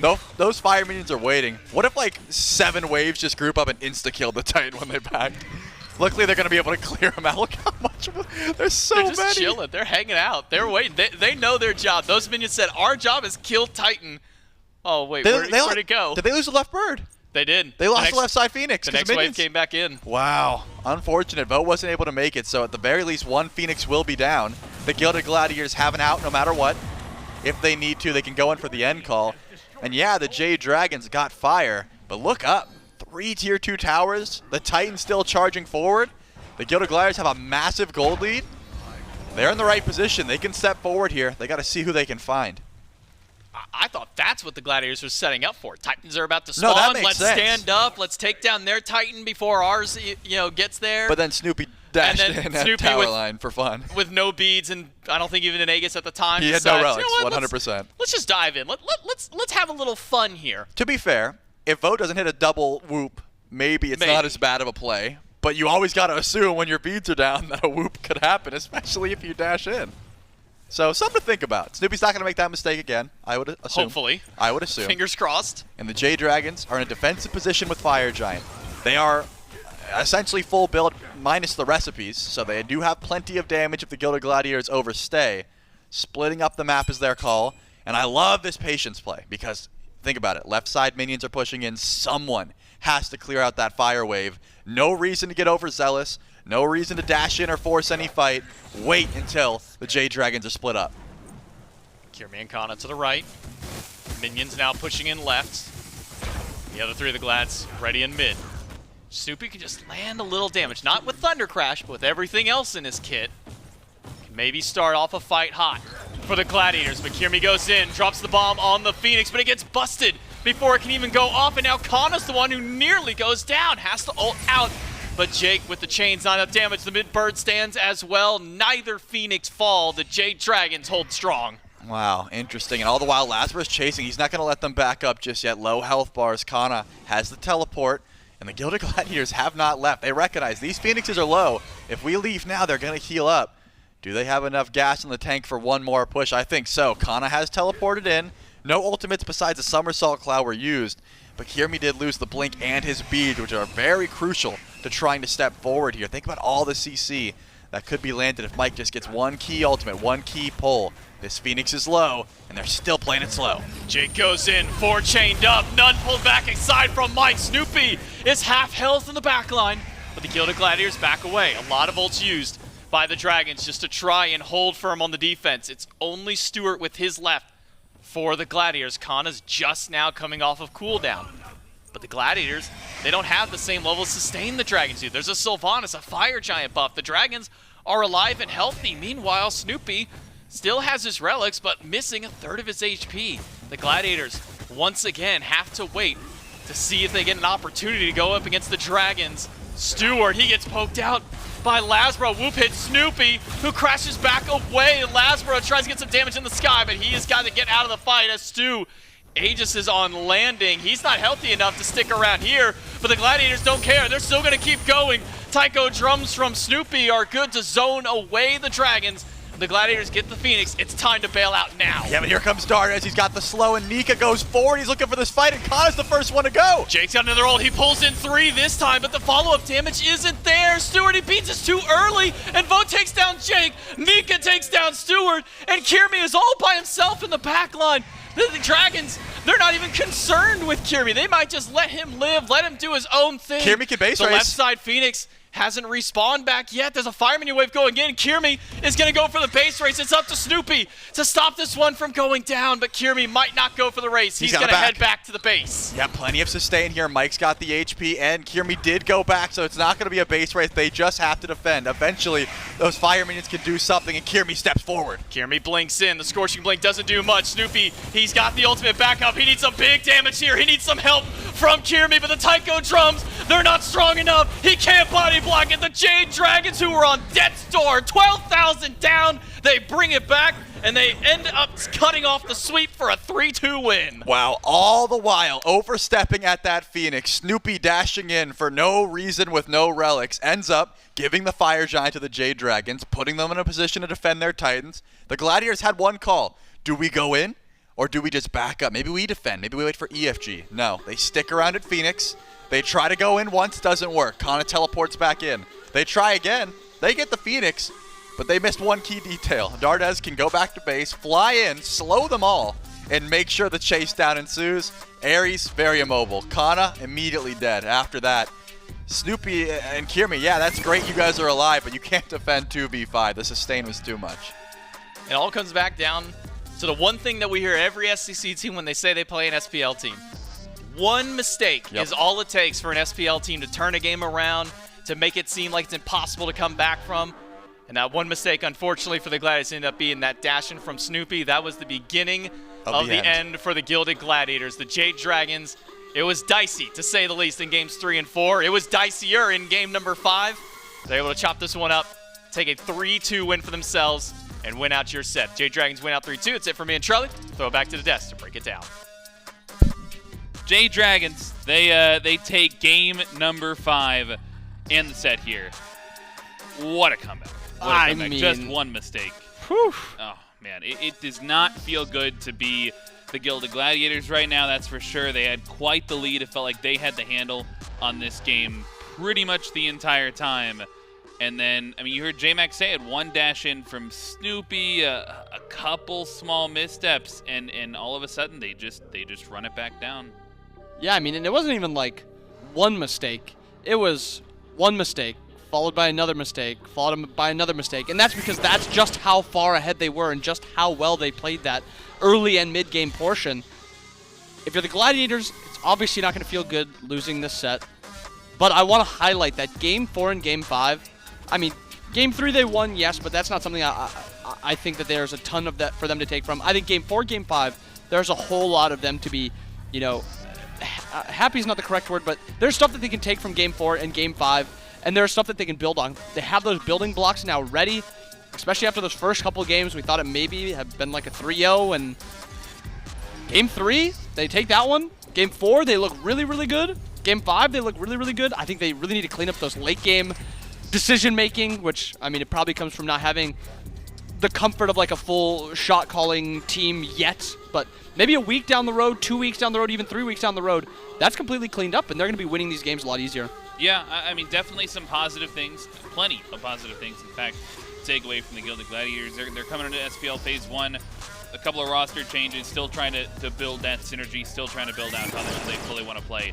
For the Dragons, though, you got to imagine that they're feeling like they dodged a bullet a little bit. It definitely felt like they, you know, I don't want to call anybody out for trolling or anything like that. I don't think we got that far, but it felt like they maybe got up 2-0, weren't taking Game 3 as much as we should have been. And then Game 4, you're kind of starting to ask the questions, but Game 5, they battle back, they push it down towards the mid lane, they take it pretty much in one fell swoop, and they're definitely hanging on to that win. I mean, I think even Game 5, you're questioning it. Like, it looks like the Glads are winning this all the way up until like the last 2 minutes. 2 winning fights by the Dragons, and just like that, kind of turns around.